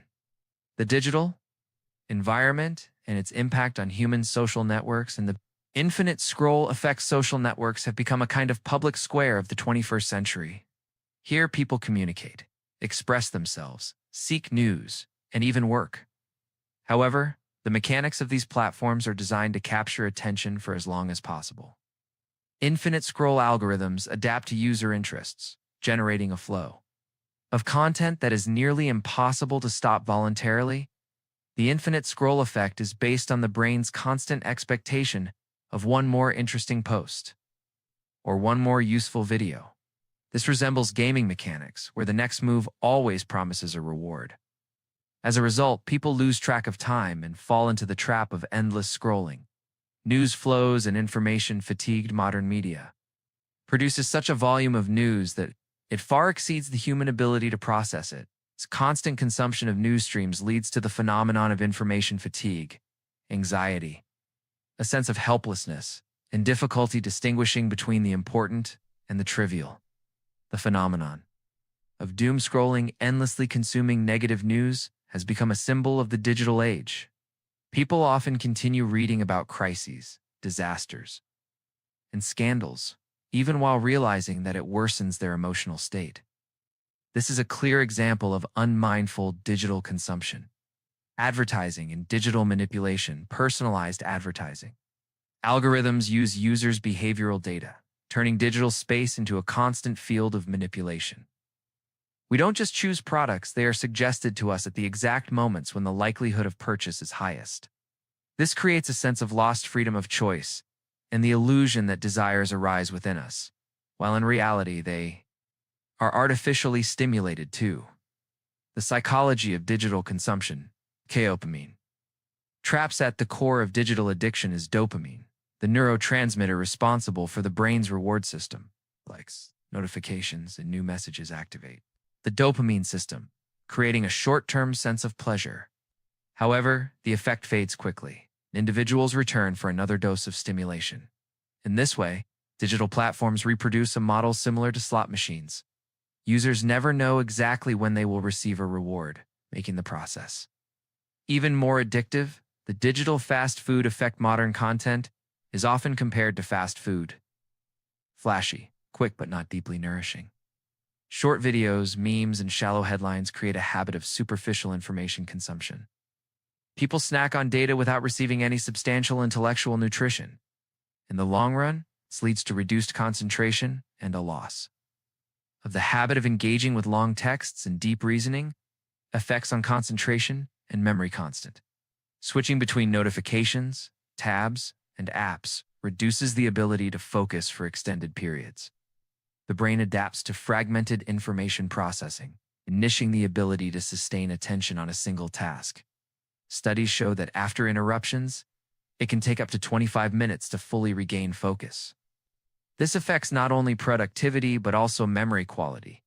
Information is poorly absorbed as attention remains scattered. 3.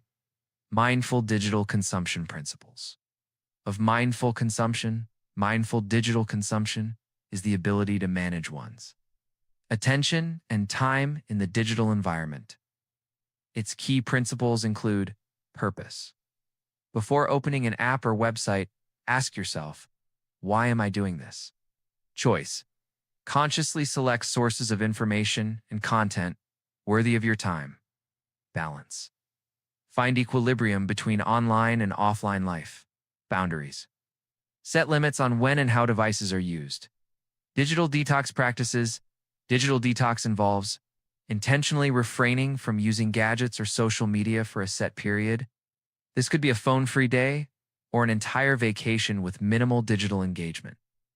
The goal is to restore inner balance and reconnect with real life.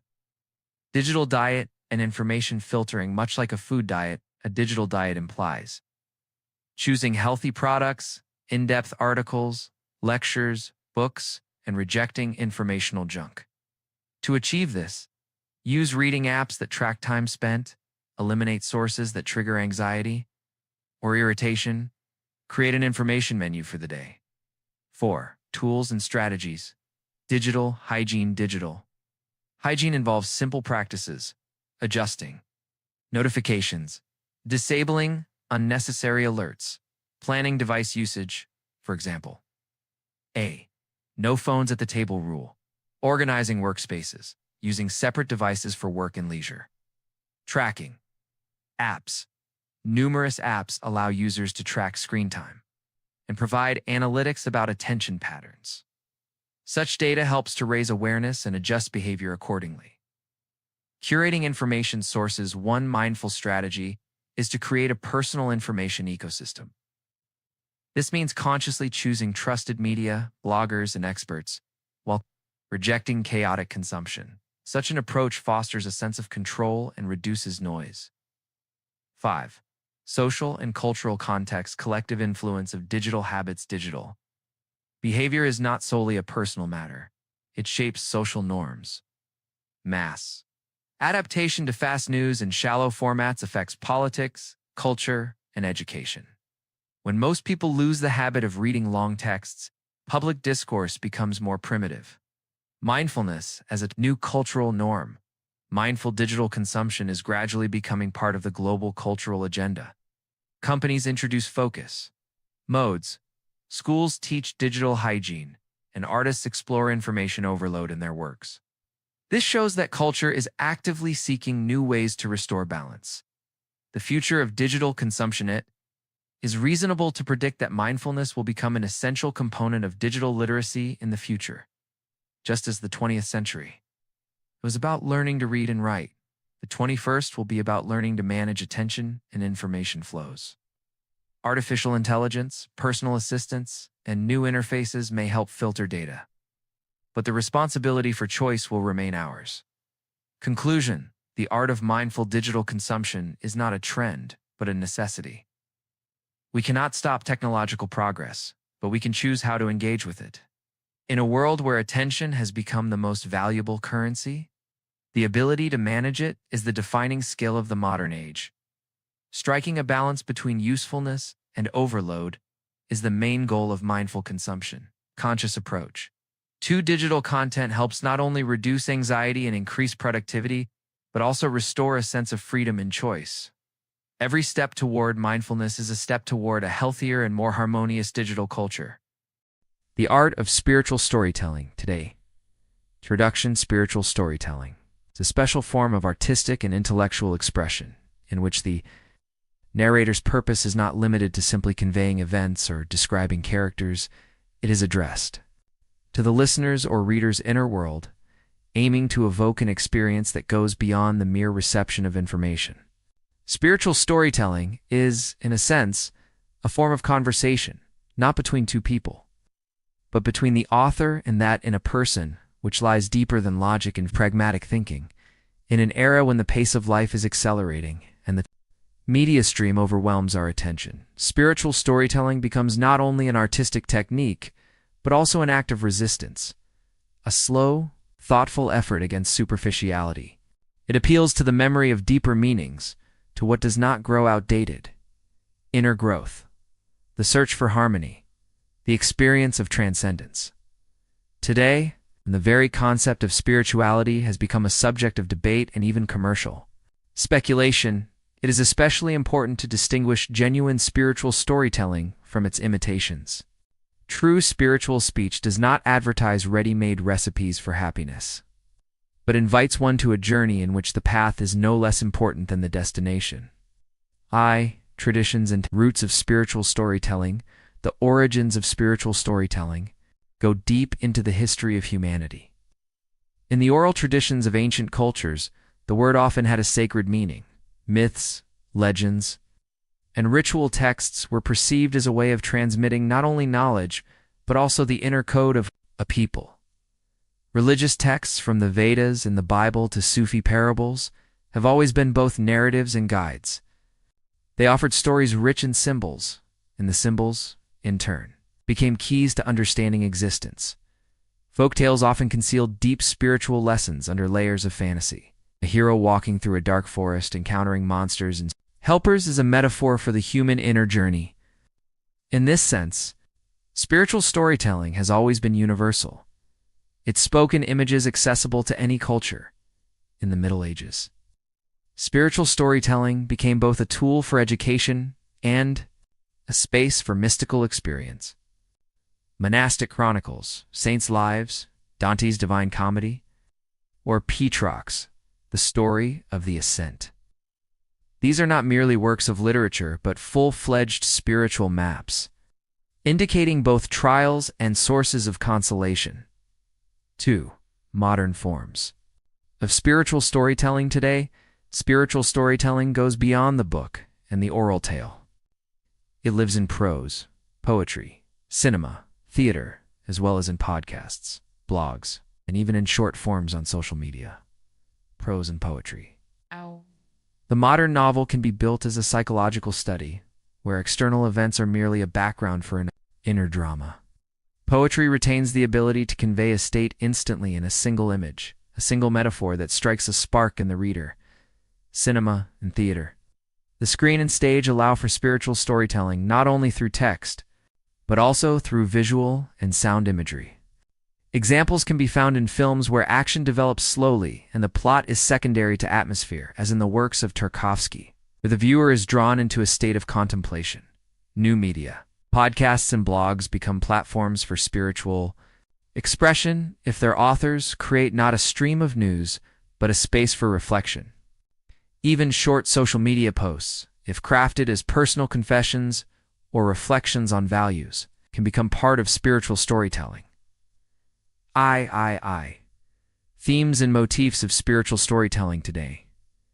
Like genres where plot and dynamic events are the driving forces. Spiritual storytelling revolves around semantic nodes that may be far more important than the storyline. Here, themes and motifs serve as milestones on the inner path. The search for meaning. The central theme of spiritual storytelling is the eternal question, why? The protagonists of such texts are rarely outright winners or losers. More often, they are wanderers seeking meaning in events that surpass them. The story becomes not so much a tale of success as a chronicle of inner transformation. Overcoming fear and suffering. The theme of suffering is inextricably linked to spiritual search. It is important here not to dramatize suffering for effect, but to show how it can become a point of growth. In truly spiritual works, tragic events do not merely evoke compassion, but prompt reflection on the value of life and responsibility toward oneself and others. The relationship between humans, nature, and modern culture, this theme has gained special resonance. Nature acts not only as a backdrop, but as an equal participant in the narrative. The forest, the river, the desert, or the sea in a spiritual context become symbols of a person's inner state, mirrors in which they see themselves. Dialogue. Between cultures and religions, today's world is a space of intersecting traditions. Spiritual storytelling becomes a bridge one can cross from one worldview to another without losing one's own depth. Here the key motif is not debate but mutual understanding. The search for a common language among different systems of faith. 4. Language and style of spiritual storytelling, symbolism, and allegory. Symbols are among the most important tools of spiritual storytelling. Symbol does not impose meaning but invites the search for it. A ladder can signify spiritual ascent, fire, purification, and the road, the process of life itself. Metaphoric richness. Metaphor links the concrete and the abstract, the inner and the outer. A strong metaphor not only adorns the text, but opens the space for multi-layered perception, lyrical intonation. Spiritual storytelling often employs an intonation close to meditation or prayer. The pace of speech slows.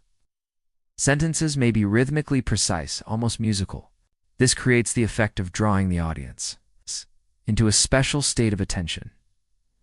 Open structure. Unlike genres with rigid dramaturgy, spiritual storytelling can end not with an answer, but with a question. Such a finale does not place a period, but opens a space for continuation within the reader.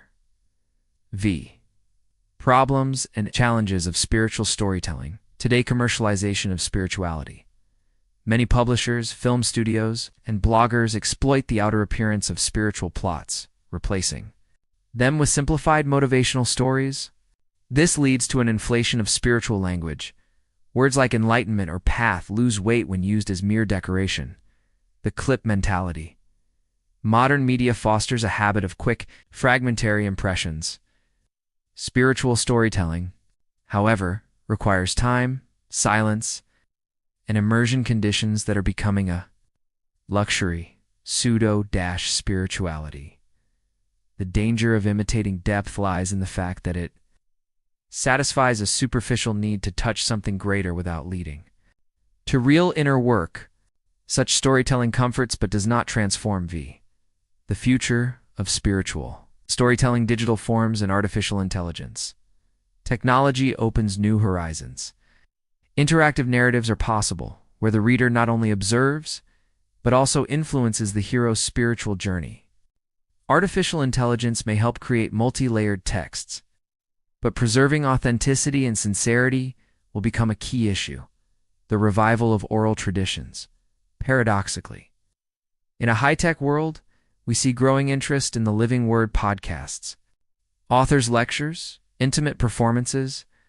People are once again seeking the experience of direct communication, where storyteller and listener share a moment in the here and now. Global synthesis of cultures in the future. Spiritual storytelling will likely blend elements of various traditions even more. Already today we see novels where Christian symbolism coexists with Buddhist parables, and the plot unfolds against the backdrop of global social issues. Conclusion: the art of spiritual storytelling.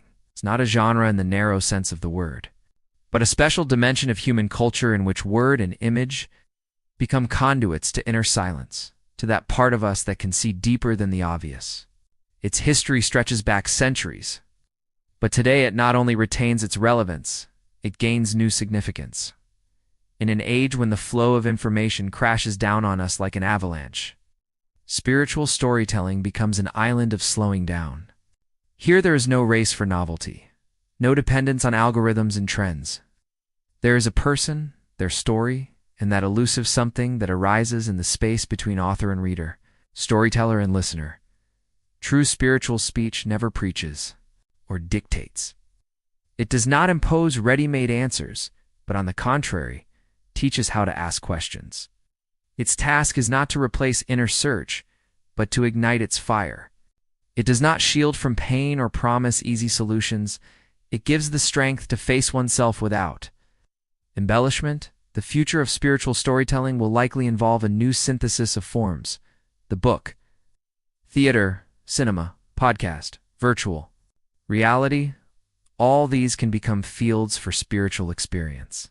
Yet, despite the changing forms, the essence will remain the same: to transmit from person to person, not so much information as an inner impulse, that very sign on the path that keeps us from getting lost in chaos. Ultimately, the art of spiritual storytelling is the art of reminding us that behind every event stands meaning, behind every voice, a personal story, and behind every day, the opportunity to take a step further than we are used to. Tells us your road is not finished, and the most important pages are still ahead. The development of compassion in the digital age. Introduction in today's world. The rapid advancement of technology is transforming all aspects of our lives, from communication and education to economy and culture. The digital age offers enormous opportunities, but at the same time, it presents new challenges for society. One of the most important questions is how to preserve and cultivate human qualities that ensure harmonious interaction and mutual understanding between people. One such quality is compassion. Compassion is the ability to feel another person's pain and the desire to help alleviate their suffering. In the digital age, when much communication occurs through screens, maintaining and developing this vital feeling becomes especially important. After all, compassion helps create supportive communities, to reduce levels of aggression and loneliness, and build a healthy society. The goal of this text is to analyze how the digital age affects the development of compassion, what challenges and opportunities it brings, and how new technologies can be used to strengthen this important quality in modern society. Chapter 1. The concept of compassion. What is compassion? Compassion is an emotional state expressed in the awareness of another's pain and the desire to help. Unlike pity, which can be distant and condescending, compassion implies deep empathy and active involvement. Unlike empathy, which simply means the ability to understand another's feelings, compassion includes the motivation to act for the benefit of the suffering person. Psychologists consider compassion an important component of emotional intelligence, which helps build interpersonal relationships, fosters trust, and strengthens social bonds. Philosophers and spiritual traditions of many cultures recognize compassion as a key to moral development and harmony, the evolution of the concept historically. Compassion has played a key role in various religious and moral systems. In Buddhism, it occupies a central place as a path to enlightenment. In Christianity, it is the foundation of love for one's neighbor. In the modern secular world, this quality acquires a new meaning, becoming the basis for social justice, volunteering, psychological support. Chapter 2. The impact of the digital age on human relationships. New forms of communication. Digital technologies have changed the way people communicate. Social networks, messengers, and online platforms allow instant exchange of information and emotions, finding like-minded people worldwide and maintaining connections that were previously impossible. However, such communication is often superficial and fragmented. Experiencing others' feelings through a screen may reduce emotional perception. People receive fewer nonverbal signals, facial expressions, tonations, gestures, which play a key role in developing compassion. Anonymity and detachment. The internet preserves anonymity, which facilitates free expression of thoughts, but simultaneously fosters alienation and aggression. Without direct contact and feedback, many users feel protected from responsibility, which decreases manifestations of compassion and increases conflict. Loneliness and digital alienation, paradoxically. Despite digital technologies connecting people, many experience increased loneliness. Virtual contacts do not always replace face-to-face interaction, leading to emotional emptiness and hindering the development of deep emotional bonds, including compassion. Chapter 3. Challenges to developing compassion in the digital age. Digital fatigue and emotional burnout. Modern individuals are immersed in a constant flow of information. News, social networks, messengers, all demand attention and emotional resources.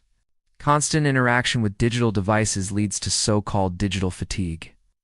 When a person experiences overload and emotional crisis, this state reduces the ability for emotional responsiveness and compassion, as the person is simply unable to emotionally engage and empathize. Burnout deprives one of the energy needed to actively care and help others. Toxicity and aggression in online spaces. Anonymity and impunity sometimes promote the growth of aggression, trolling, bullying, and other forms of negative behavior online. This creates a toxic environment where compassion becomes rare.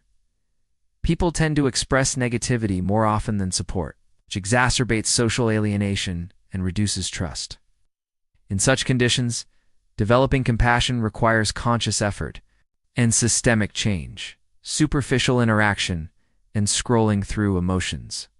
Digital communications are often brief and fragmented. Short messages, likes, emojis. This format does not always allow for deeply understanding the emotions of the interlocutor and responding appropriately. Scrolling endlessly, flipping through news feeds, creates an effect of emotional numbness. The user quickly switches from one story to another without fully experiencing emotions and showing compassion.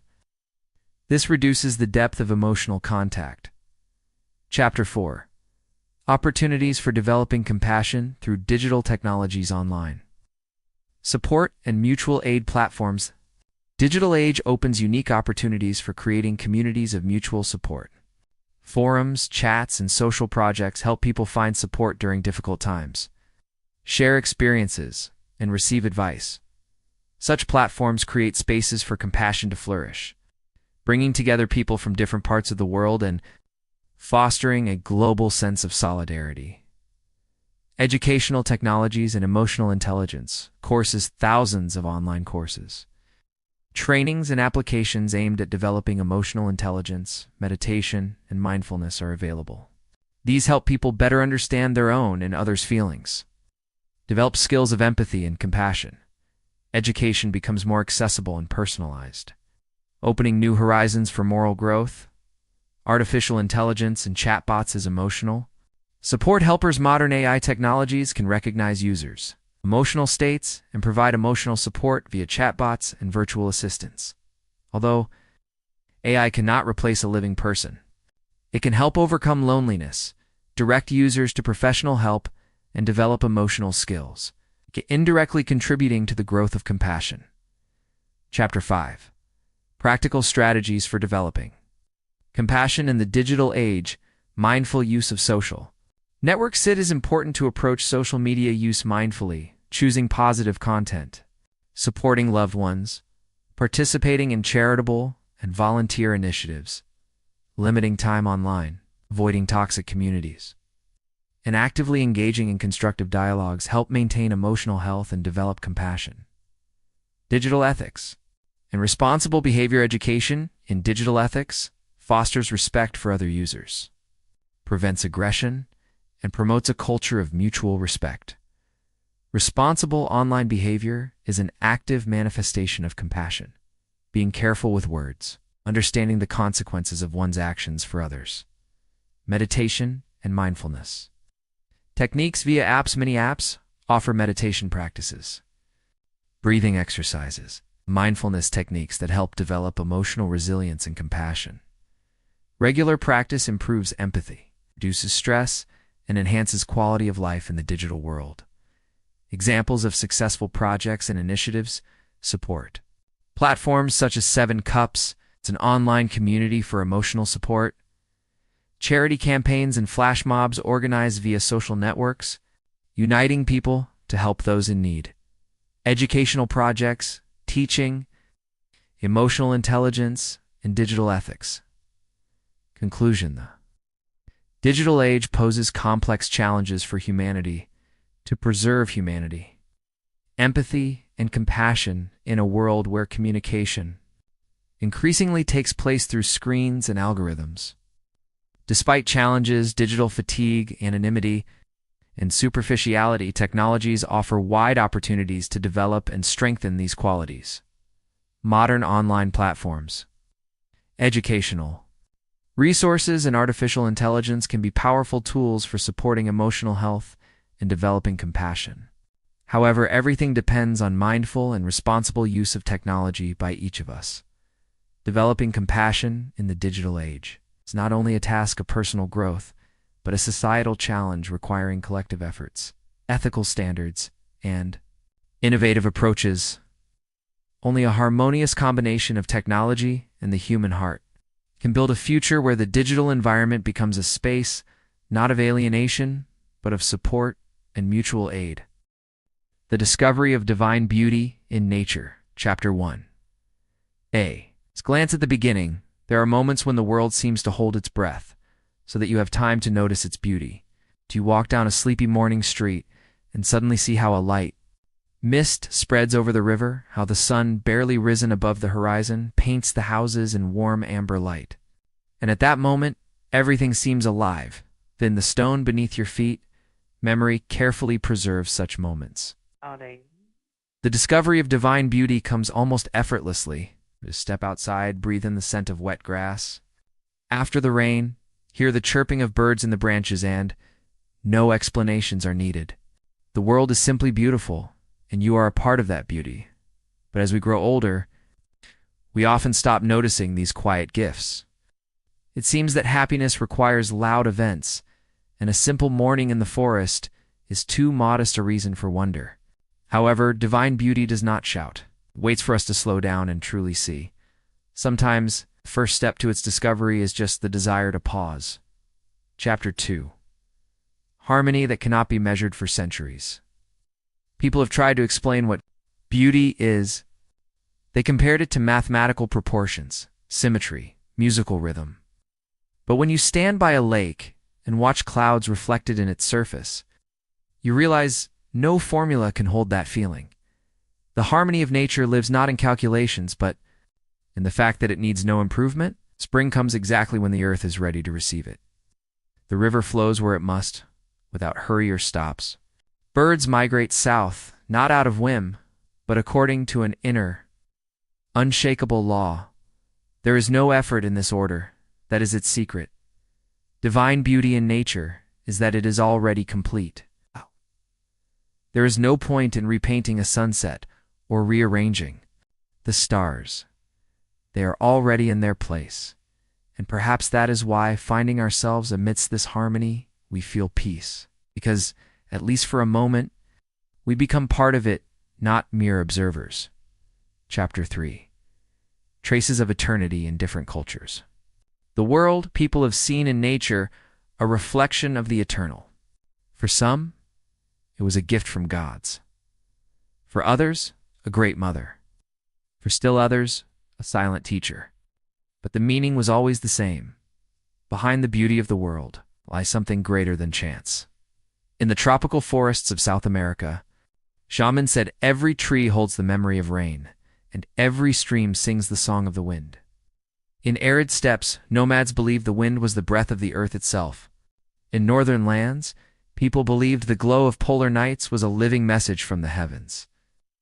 Beyond words, in these beliefs, there is something Kamana recognition of nature, not just as a habitat, but as sacred space. People of different eras knew how to see beyond the phenomenon a sign, beyond the landscape a meaning, beyond beauty a source. Chapter 4. Landscapes that speak to the soulsome. Places seem made so that a person can remember their soul. The forest is a space where time flows differently. There is soft half-darkness, the smell of decaying leaves, and a subtle flow of sounds. The rustle of the wind, the crack of a branch, the distant echo of a woodpecker. It seems that silence lives between the trees, and if you hold your breath, you can hear it. The mountains stand above our hurry. Their peaks disappear into clouds, and their slopes keep traces of ancient glaciers and rockfalls. Mountains neither approach nor recede. They simply are, reminding us that the world is bigger and older than ourselves. The sea lives by its own laws. It can be gentle and transparent one moment and dark and stormy the next, but it always remains. Its depth is not just water, but memory of millennia, of storms and calms. The desert speaks to humans in the language of simplicity. Its lines contain nothing superfluous, only sand, wind, and light. And in this simplicity lies extraordinary strength. It reveals the essential, removing everything that distracts. The starry sky is the greatest interlocutor of silence. It speaks without words, but everyone who lifts their eyes to it hears their own answer. Chapter 5. The scientific edge of wonder science does not destroy the beauty of the world. On the contrary, it reveals new layers of it. Look at a snowflake under a microscope, and you will see perfect six-sided symmetry. Look at the cross-section of a tree trunk, and you will see its annual rings, like pages of its biography. Study galaxies, and you will discover their spirals resemble patterns in seashells. The deeper science penetrates the world's structure, clearer it becomes. Beauty is not accidental. It repeats on different scales, like a single melody played by different instruments. Even chaos is not quite chaos. It also has structure, only more complex for perception. And perhaps in this lies the answer. Divine beauty is an order we have yet to fully understand. Chapter 6. The journey within discovering the beauty of nature inevitably leads us inward. Standing at the foot of a mountain, we feel its grandeur and our place in that grandeur. Watching a sunset, we realize it is beautiful not only in the sky, but in what is born in our soul as we watch it. Nature demands nothing, but gives everything. It does not instruct, criticize, or compare, it simply exists. And in this simplicity lies a lesson we rarely learn in everyday life. We may seek beauty in distant lands, but it is always near. Sometimes in a drop of dew on a blade of grass, behind the house. Sometimes in a cloud drifting overhead. And when we begin to see these small miracles, they form a single pattern that very divine beauty. Chapter 7. The unquenchable light the world knows storms, tempests, and earthquakes. But even in destruction, it does not lose its beauty, because beauty is not only in form, but in the very force of life. When we learn to see this beauty, life ceases to be just a series of tasks. Morning becomes a gift, rain a music, evening music, quiet fire. We begin to live not in anticipation of holidays, but in the joy of each day. Divine beauty in nature is a light that does not go out, neither in storm nor in darkness. It existed before us and will exist after us. But most importantly, it can ignite within us if we open space for it. And perhaps this is humanity's greatest purpose, to be a bearer of this light, so it never fades from the world. Conclusion: the discovery of divine beauty in nature is not a random encounter, but a quiet return home. We may walk past fields, rivers, and skies for years thinking we seek wonder far away, suddenly realize it has always been nearby in every ray of sunlight, every breath of wind, every breath of the earth. This beauty does not age or disappear. It outlasts times, peoples, cities, empires. And every time someone slows down and looks up at the sky, it comes alive anew. Meeting it, we inevitably change. We begin to cherish silence, to learn to look more attentively, listen more deeply, feel more softly. We cease to be mere witnesses of the world and become its participants. Divine beauty in nature is a quiet light that passes through all living things, does not fade when shared. And perhaps our greatest calling is not only to notice this light, but to carry it within ourselves, so that one day, looking into our eyes, someone else will feel the same thing we once felt standing at the foot of a mountain or under the starry sky. The paradox of rest. Conscious recovery for enhancing resilience. Introduction. In today's fast-paced world, where the rhythm of life accelerates every year, the topic of recovery and rest has become increasingly relevant. People face information overload, high professional demands, stressful situations, and a constant need to maintain high productivity.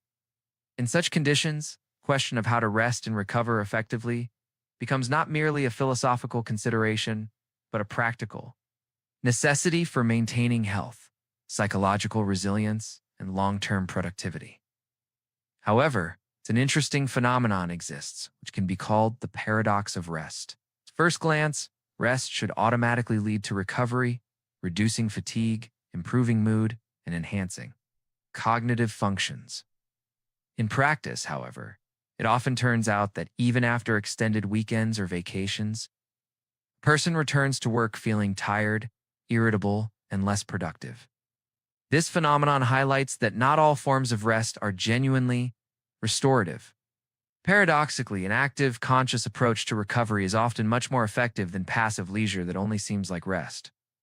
The goal of this work is to explore the mechanisms underlying the paradox of rest and present the concept of conscious recovery as a tool for enhancing human resilience to stress and workload. We will analyze the physiological, psychological, and cognitive aspects of fatigue, examine different approaches to recovery, and offer practical recommendations for integrating conscious rest into daily life. Chapter 1. The Nature of Fatigue. In Recovery 1.1, Physiological Aspects of Fatigue. Fatigue is a natural response of the body to stress and workload. It manifests as decreased physical and mental energy, slower reactions, and impaired cognitive functions. Physiologically, fatigue is associated with the depletion of cellular energy resources. The accumulation of metabolites such as lactic acid and changes in hormonal balance. A key element is mitochondrial function, which supplies energy to cells. Prolonged exertion reduces mitochondrial efficiency, leading to physical weakness and decreased performance. Additionally, the hormone cortisol plays a critical role. It regulates stress responses. High cortisol levels over extended periods lead to catabolic processes in muscles, reduced immunity, and disturbed sleep. Continuous physical and emotional strain without adequate recovery leads to chronic fatigue and burnout syndrome. 1.2 Psychological fatigue and emotional burnout.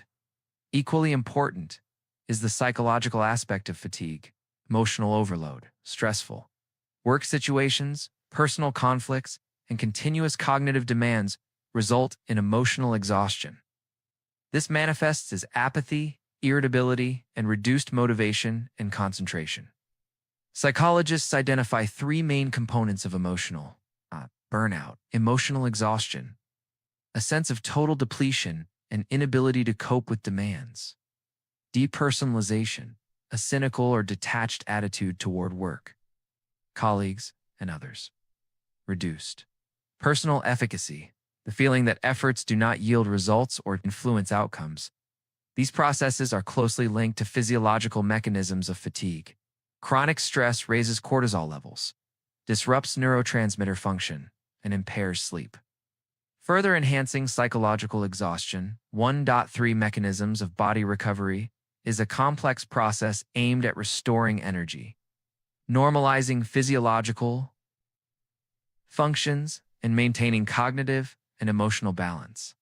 Key components include sleep, a fundamental recovery mechanism necessary for memory consolidation, hormonal regulation, and energy restoration; nutrition, proteins, carbohydrates, fats, vitamins, and minerals play a critical role in cell regeneration; and neurotransmitter synthesis, physical activity, moderate exercise improves circulation; endorphin production, and tension relief. Cognitive recovery, reducing information overload, giving the brain a break, and switching attention to new or relaxing tasks.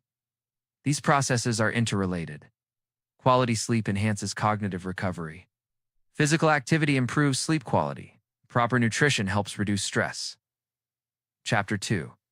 The Paradox of Rest. 2.1. What is the paradox of rest? The paradox of rest is that time spent in conventional passive rest does not always lead to recovery and sometimes even intensifies fatigue. In practice, this manifests as a person returning from weekends or vacations, feeling that rest has not helped, and the workload feels even heavier. This phenomenon contradicts intuitive expectations. If we rest, we should recover. However, modern psychology and neuroscience show that the quality and mindfulness of rest are more important than its duration. The paradox can be summarized as, quantity of rest does not equal quality of recovery. Passive leisure often fails to reduce cognitive and emotional tension. Conscious rest activates stress regulation mechanisms and enhances resilience. To point to why passive rest often fails. Passive rest involves doing nothing, lying on the couch, watching TV, or scrolling through social media. While it seems ideal, research highlights several problems. Information overload. Modern passive rest often involves screen time and news flow. Maintaining cognitive tension. Lack of attention switching. The brain does not disengage from stressful thoughts, leaving emotional fatigue unaddressed. Insufficient physical activity. The body does not fully recover without movement. Its muscles remain tense, and circulation slows. Emotional stagnation. Passive rest does not stimulate positive emotions or a sense of fulfillment, critical for psychological regeneration. Thus, common forms of rest often imitate recovery rather than genuinely restoring mental and physical resources. 2-3. Active and conscious rest.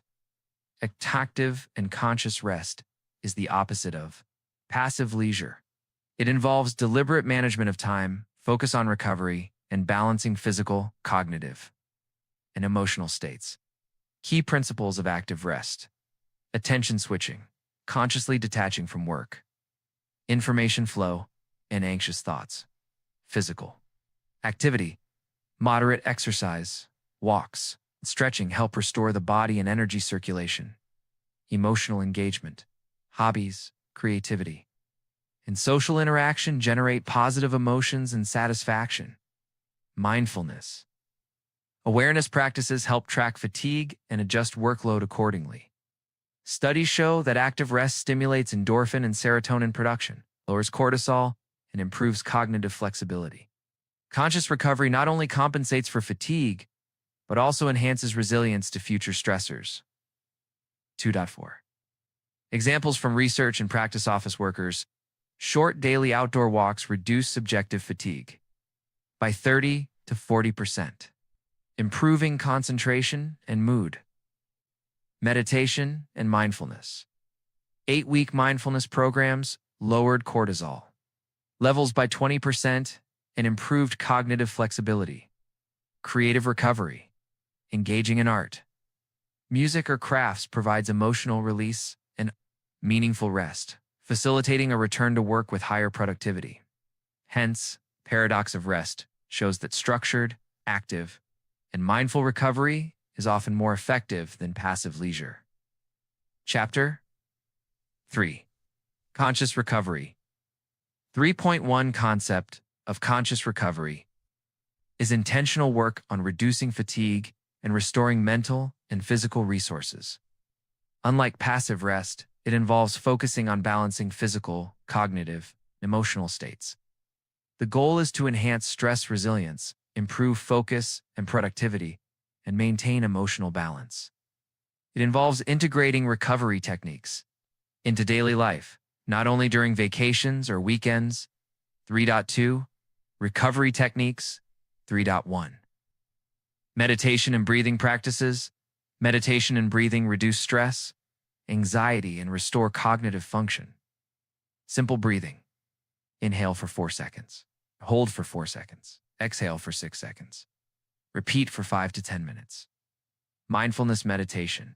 Focus on body sensations, breathing, or environmental sounds to reduce anxious thoughts.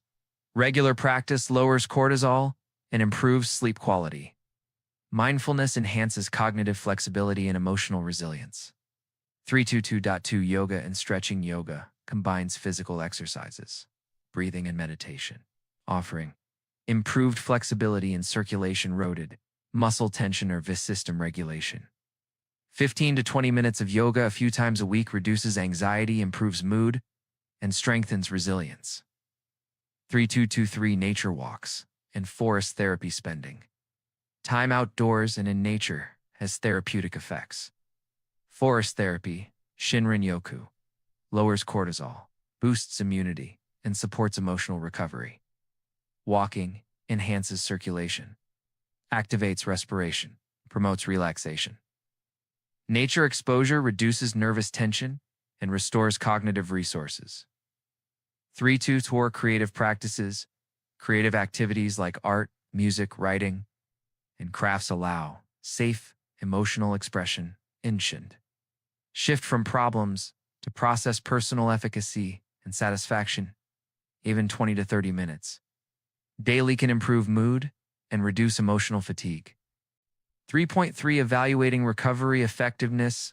Recovery effectiveness can be measured by subjective energy, feeling refreshed, reduced fatiguing emotional state, lower irritability and anxiety, improved mood, cognitive function, better focus, memory, and creativity. Physiological markers, sleep quality, heart rate, cortisol levels. Monitoring these indicators allows adjustment of recovery strategies for maximum benefit. Chapter 4. Impact of conscious recovery on resilience. 4.1 Psychological and stress resilience. Psychological resilience is the ability to adapt to stress, recover from emotional overload, and maintain productivity. Conscious recovery enhances this ability, reduces emotional exhaustion through active management of time and recovery practices, adaptability to stress, and improves task switching and clarity of thought, develops emotional regulation via mindfulness and creative practices. Research shows that employees practicing conscious recovery exhibit 25 to 30% higher resilience to work stress than those relying on passive rest. 4.2 Biochemical stress markers. Conscious recovery affects stress hormones, like cortisol and autonomic nervous system activity. Breathing and meditation reduce cortisol and adrenaline. Physical activity and yoga stimulate endorphins and serotonin. Nature walks normalize blood pressure and heart rate. Regular practice promotes both short-term recovery and long-term resilience to stress. 4.3 Cognitive function, focus, and productivity. Conscious recovery benefits cognitive processes, improved concentration, tension restoration, enhances task focus, enhanced creativity. Creative activities activate new neural pathways, reduce mental fatigue, prevents cognitive burnout, lowers errors, and boosts efficiencies.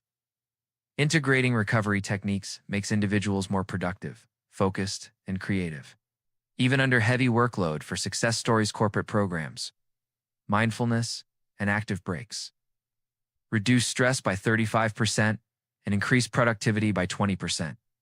Personal stories, people incorporating walks, meditation, and creative hobbies report improved sleep, emotional stability, and life quality. Sports examples. Athletes use breathing, meditation, and yoga to enhance performance and prevent injuries. Linking recovery to resilience. Chapter 5. Practical recommendations. 5.1 Planning recovery effective. Recovery requires systematic planning.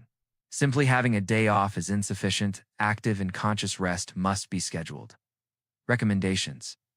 Regular short breaks, 5 to 10 minutes every 90 to 120 minutes to reduce cognitive fatigue. Dedicated recovery time, 20 to 30 minutes daily for meditation, breathing, or creative activities. Structured weekends include nature walks, physical activity, hobbies, and social interaction. Work-rest boundaries, separate professional and personal time. Disable notifications after work. Planned rest ensures intentional and effective recovery. 5.2 Sleep and daytime pause. Sleep is the cornerstone of recovery quality. 7 to 9 hours. Dark, cool, quiet environment. Power nap, 15 to 20 minutes.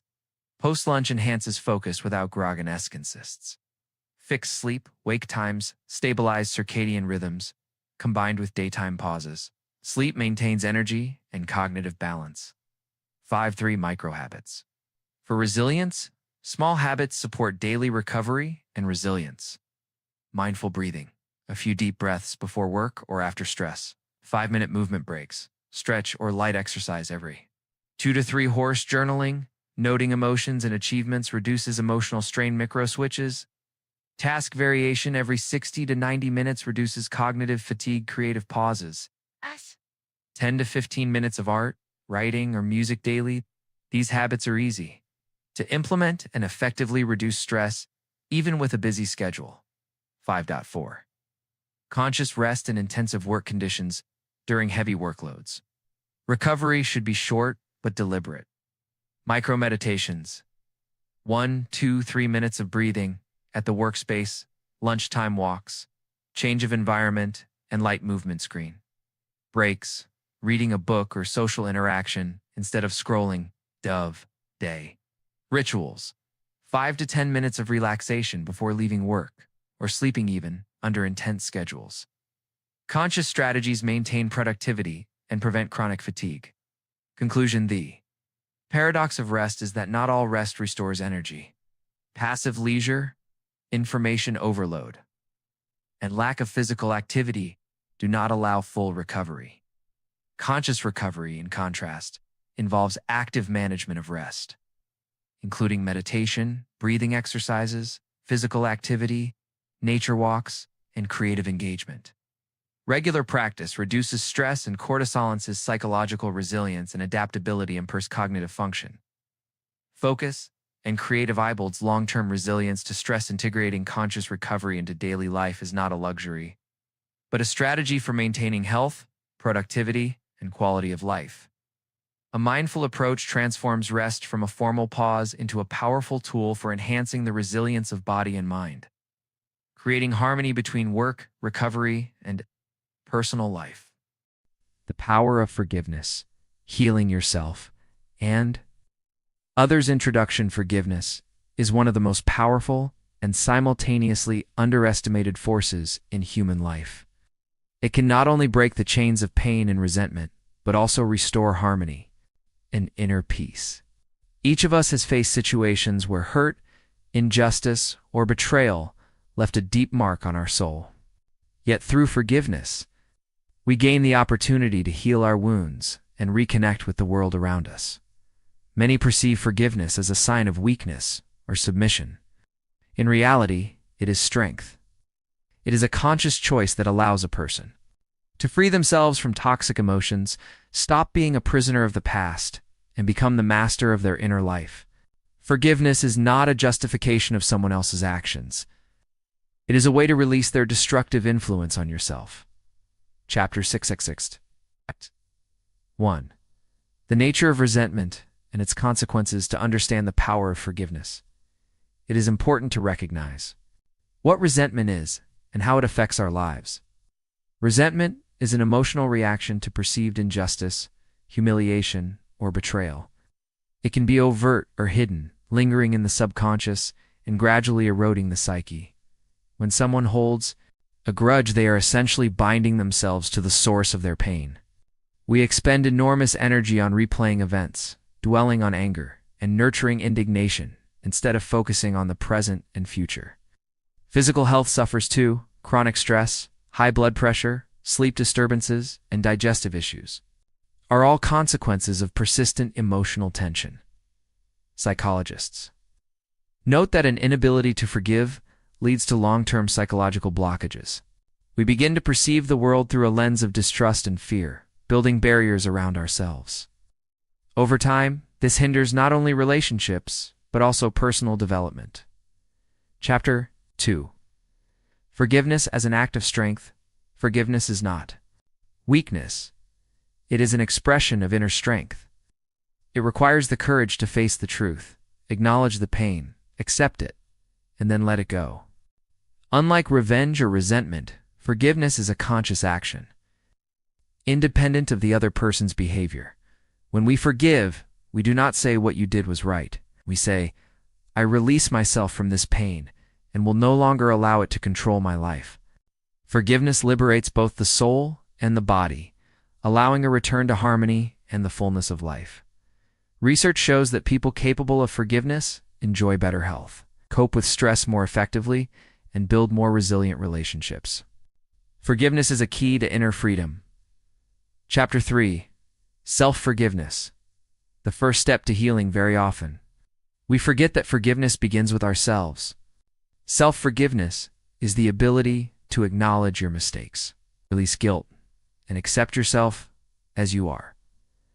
Many live with the belief that they must be perfect, every mistake becomes a source of internal suffering. Self-forgiveness frees us from these chains. It allows us to look at ourselves with compassion and understanding rather than with criticism and condemnation.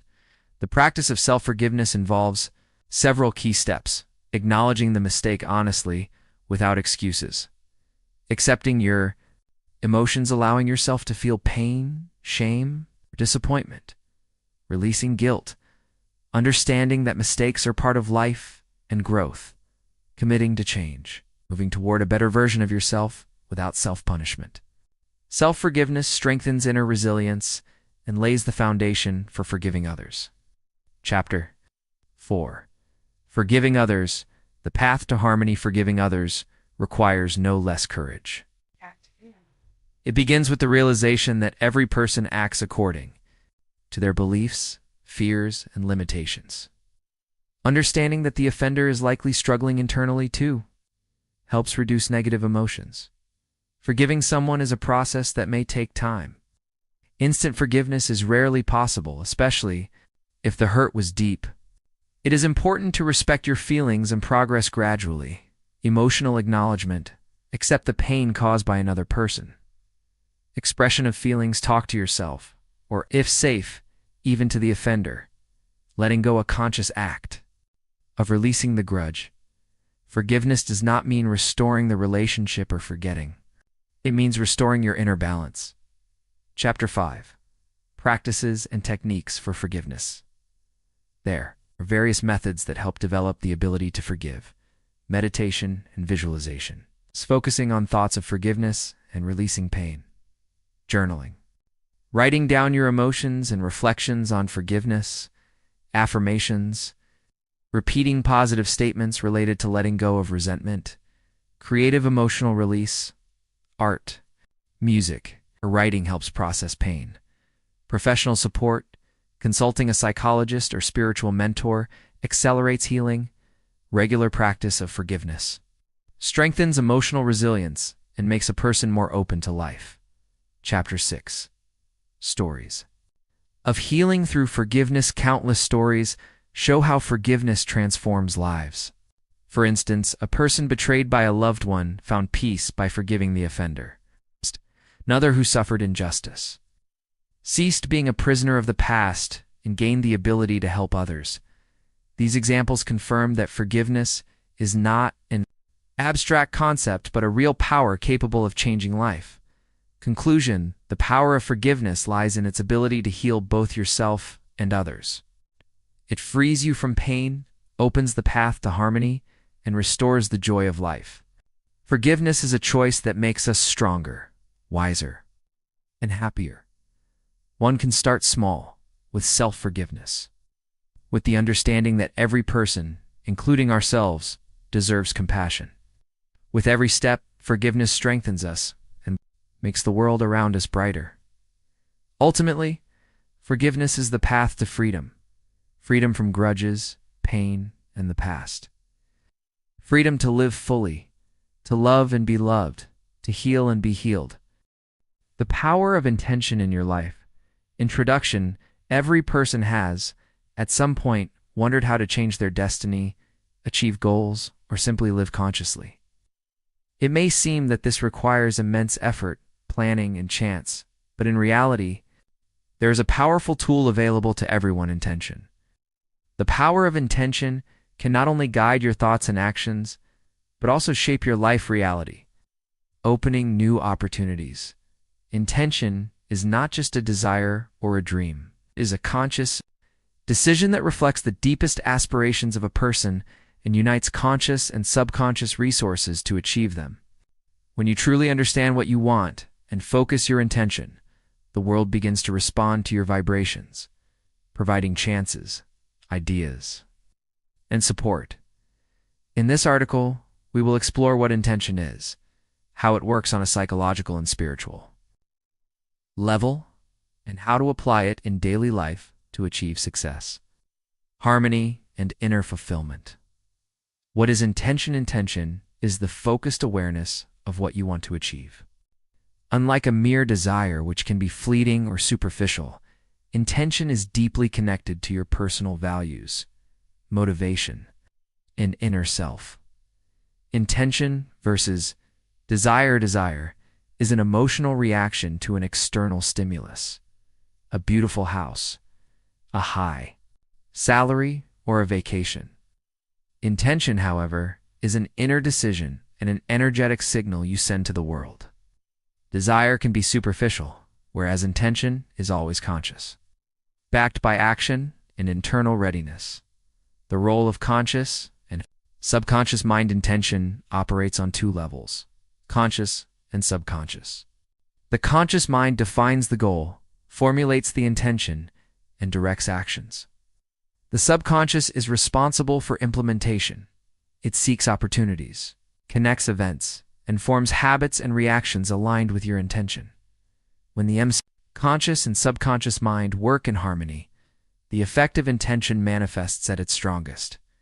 This is the state when your thoughts, emotions, and actions are fully aligned with the goal, and the world begins to adjust to your request. Psychological aspects of intention. Psychology has long studied the influence of intention on behavior and perception. Research shows that people who consciously formulate their goals and intentions achieve them far more often than those who act spontaneously. Influence on behavior and choice. Intention helps prioritize, make decisions, and direct energy toward what truly matters. When you clearly envision your goal, you automatically eliminate unnecessary actions and distractions. Connection between intention, motivation, and confidence. Conscious intention enhances internal motivation. It becomes a source of confidence because you don't just want, you know what you want and why. This creates a stable inner strength that allows you to overcome obstacles. Self-fulfilling. Effect psychologists call this the self-fulfilling effect. Your expectations and internal settings shape your reality. If you believe in the possibility of achieving a goal and act intentionally, circumstances begin to align with your intention. The power of intention in action. Stories of successful people confirm that intention is a powerful tool. Many entrepreneurs, scientists, artists acknowledge that a clear inner intention helped them move forward despite external difficulties. Real life examples, say, famous entrepreneur started with a small idea and a clear intention to change the world. His daily actions aimed at realizing this intention gradually created opportunities, partnerships, and resources. An artist focused on the inner intention to create unique works, found ways to express himself even under unfavorable conditions.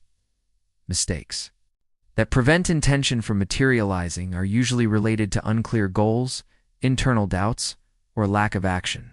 Intention must be clear, specific, and backed by action. Techniques for forming intention. For intention to work, it must be formed consciously and systematically.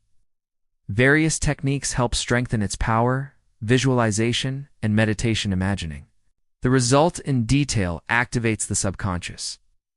Meditation helps focus, remove internal blocks, and strengthen the emotional connection with the goal.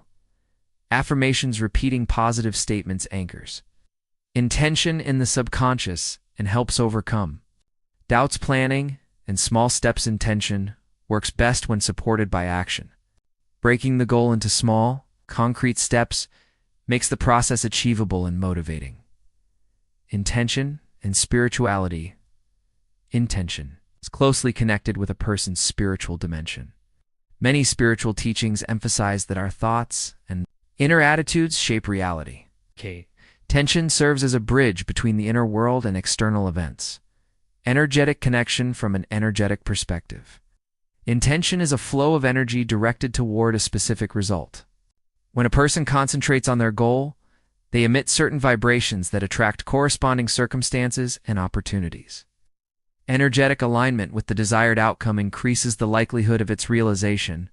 Law of attraction and in karma, the law of attraction states, what you focus on, you attract into your life.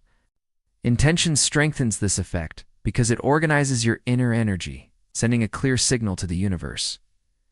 The karmic component also manifests in that your actions motivated by intention create consequences corresponding to your internal state.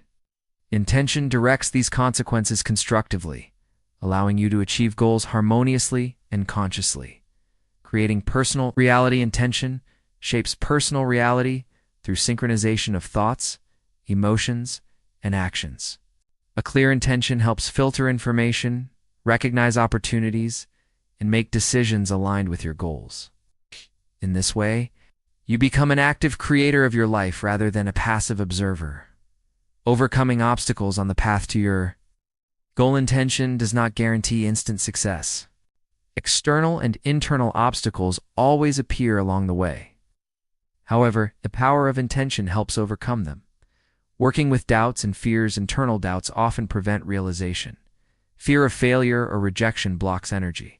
Practices of self-observation, meditation, positive affirmation help recognize and neutralize these fears. Overcoming external limitations, sometimes circumstances, work against you. This is part of the path. Intention helps see alternatives and maintain flexibility, directing energy toward finding solutions rather than fighting circumstances. Persistence and discipline. Intention unfolds through persistence. Even the strongest desire without action remains a dream. Small, consistent steps create momentum that gradually forms results. Discipline strengthens the effect of intention, turning it into a real force of action. Practical recommendations for strengthening intention: clearly, specifically, and positively. For example, instead of "I don't want to be poor," say "I am creating financial stability and abundance." Support intention with action. Plan small steps that bring you closer to your goal each day. Use visualization and meditation. Create a vivid inner image of the result. Repeat affirmations. Reinforce intention with words that generate confidence. Stay flexible.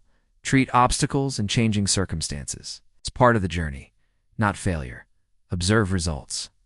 Note small achievements, which increases motivation and confidence. Conclusion: the power of intention is a practical tool available to everyone. Intention helps focus, mobilize inner resources, guide actions, and shape personal reality.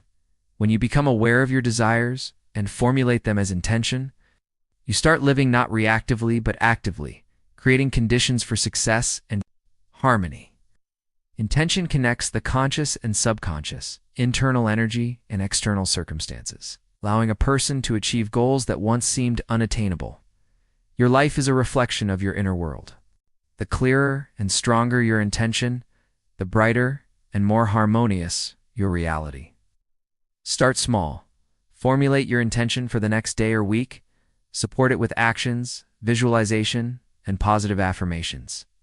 Gradually, you will see how intention transforms into a power capable of changing your life. The power of letting go, embracing Faredo in production in every person's life. There comes a moment when it is necessary to make an important decision, to continue fighting for something or to let it go. Many of us experience fear of loss, anxiety about the unknown, and sometimes deep sadness when we have to say goodbye to people, dreams, beliefs, or a way of life. However, it is in the ability to let go that true strength lies. The power of letting go is not about giving up, but about making a conscious choice for freedom, lightness, and inner harmony. Chapter 1. What is letting go and why it matters? Letting go. And why it? Go is the process of freeing yourself from what no longer serves your well-being. It can be the past, relationships, expectations, negative emotions, or internal beliefs. Letting go clears space in the heart and mind, paving the way for new experiences, growth, and happiness. The more we learn to let go, the easier life becomes. We stop clinging to the illusion of control and find peace.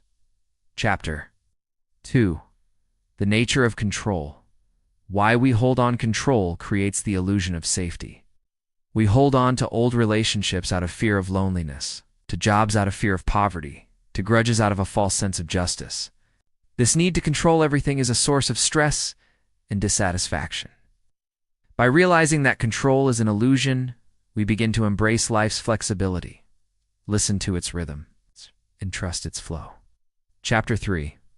The consequences of attachment. Stress, anxiety, fear attachments make us vulnerable.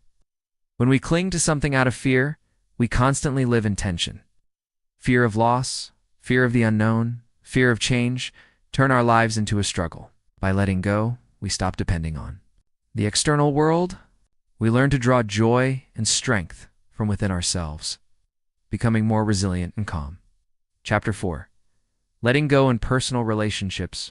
Relationships are one of the most painful areas where we face the need to let go. It can be breakups, divorces, losses, or simply the natural departure of people from our lives.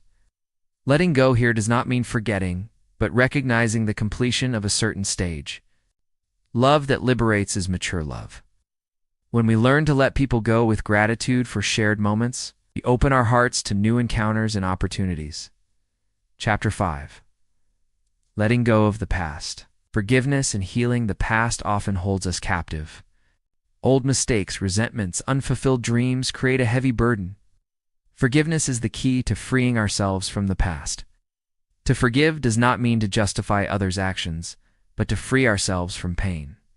By letting go of the past, we stop living in memories and open ourselves to the present. Chapter 6. Letting go of expectations and fears of the future. Much of our suffering is born from expectations.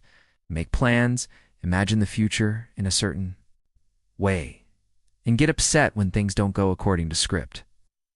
Letting go of expectations allows us to enjoy each moment and accept life as it is.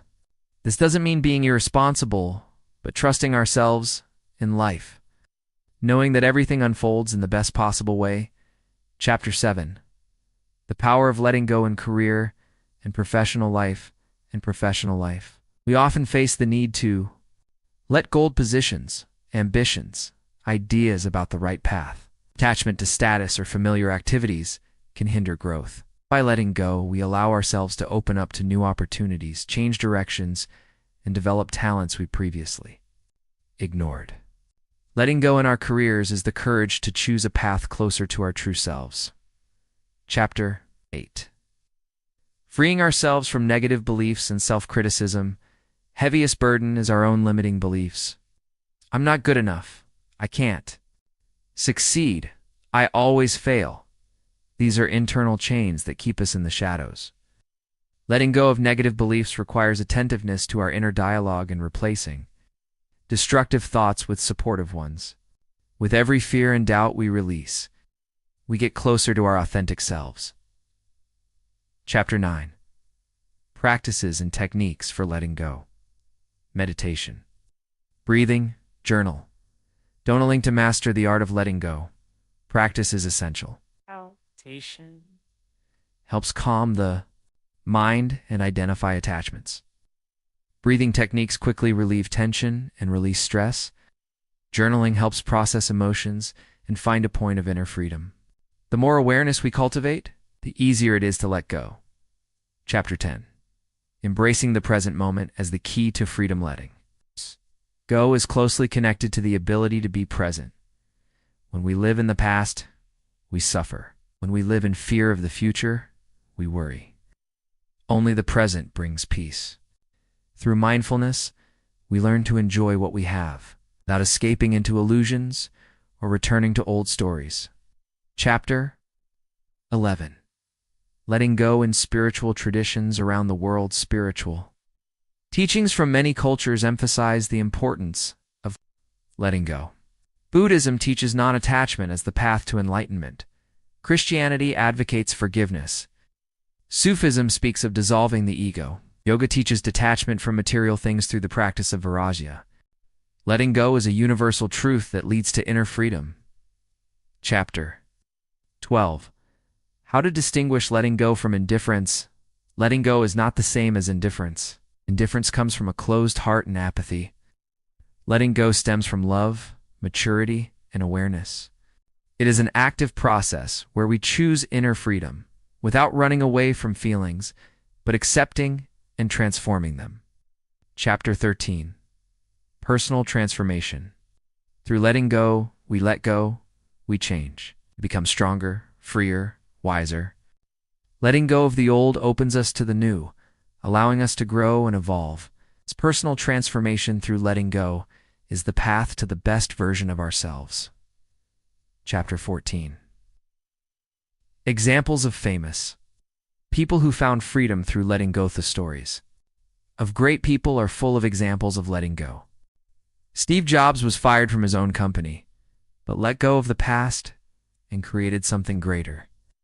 Oprah Winfrey forgave those who hurt her, which opened the way to an incredible career.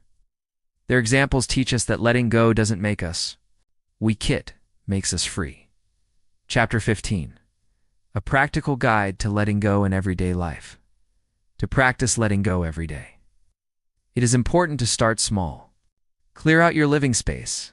Get rid of things you don't need. Forgive people for small grievances. Release thoughts that don't serve your well-being. Starting small, you gain the strength to let go in more significant areas. Chapter 16. Possible. Difficulties and how to overcome them. Letting go is not easy. Resistance arises, old habits return, and inner fears surface. It's important to remember this is normal. Support yourself with practices. Surround yourself with inspiring people. Seek help from professionals. Every step on this path makes you stronger. Chapter 17. Letting go as a lifestyle. The freedom to be yourself. When letting go becomes part of your life, you open up vast space for self-expression. Stop living for others' expectations. Free yourself from unnecessary obligations and gain the opportunity to live according to your true values. This is the path to authentic freedom of being yourself. Chapter 18. Freedom. After letting go, how the world around us changes when we release what holds us back. We notice changes in everything. The world becomes lighter, relationships cleaner, work more interesting, and life more vibrant. Letting go changes not only our inner world, but also the outer world, filling life with new meanings and opportunities. Chapter 19. Frequently. Ask questions about letting go. How do I know it's time to let go? What if I can't let go? Do I avoid feeling guilty? Why does letting go feel painful? Answers to these and other questions help us better understand the process and strengthen our confidence on the path to freedom. Chapter 20. Conclusion. The power of letting go as the path to true freedom. Letting go is not an act of weakness, but a manifestation of the greatest inner strength. It is an art worth mastering for life. Every time we let go, we open the doors to freedom, joy, and love. Let go of what no longer serves you, and you will see life unfold with new horizons. True freedom always begins within us in the decision to no longer cling to the old and to open ourselves to the endless possibilities of the present moment. Life begins with letting go. True life begins with freedom. The quiet power of everyday rituals for well-being are invisible threads in human life that weave our days into a single fabric, preventing us from falling apart, from being consumed by inner chaos.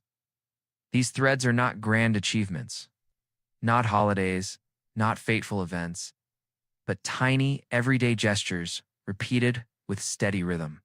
Someone brews their morning tea in a particular way. Someone reads 3 pages of a book each night. Someone cannot fall asleep without straightening the blanket or silently wishing goodnight to a loved one. These are rituals, and within them lies a quiet power, something missing from the noisy, accidental stream of outer life. The world teaches us to believe in great acts and loud changes. We are told to be happy, you must accomplish something significant, build a career, move abroad, invent something new, leave a mark. Yet if one listens closely to the movement of being itself, one notices happiness is not always born in the fire of great decisions. More often, it blossoms in humble, everyday rituals performed without fanfare, but which give the soul a sense of home. The silence that resounds a ritual is not mere repetition. It is the music of silence, in which a person reaffirms, I am here, I live, my life has rhythm and meaning. When we perform ordinary actions with respect and attention, they cease to be empty motions and become anchors. Imagine a morning. Cup of coffee, nothing unusual in it, yet for someone, it is a small ceremony. Carefully choosing the mug, hearing the water boil, inhaling the fragrance of ground beans. The process itself whispers, "The day has just begun, but already I have a moment in which I can be fully present." This is an act of affirming existence. The silence of ritual resounds within. It soothes the anxious mind, reminding the body that not everything is unpredictable, that there are islands of order. A person becomes less dependent on chaos because he knows, even in life's turmoil, there is a familiar circle of gestures that will preserve his inner wholeness every day. Life as sacred space, we often think the sacred lives far away, in temples, in mountains, in rare moments of revelation. But the power of ritual shows the opposite. The sacred can permeate the most ordinary life. Daily existence itself is the temple. We just rarely recognize it. If each morning begins with a short gratitude to the world, if each evening ends with the lighting of a candle or a silent reflection, then daily life ceases to be gray and faceless. It becomes filled with symbols. The ordinary acquires depth, as if another reality opens beneath it, quiet and solemn. A smile at the same hour for a child or a spouse. A note left on the bedside table, a warm drink before sleep. All these are rituals that turn the stream of days into a steady river, where one can rest by the shore. Rituals and memory, there is a wondrous connection. Rituals shape our memory, not only the kind that stores dates and events, but a deeper one, bodily, soulful, atmospheric. When we repeat an action, it inscribes itself into us and becomes part of our identity. We do not recall every day of childhood, but we often remember breakfasts, the smell of bread at grandmother's house, the quiet walks after school. These were rituals, and they became the foundation of our memory.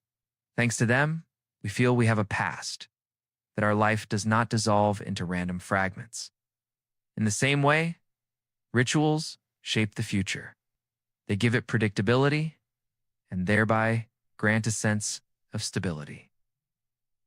When a person knows that tomorrow he will once again perform his small familiar gesture, the future no longer seems a frightening void.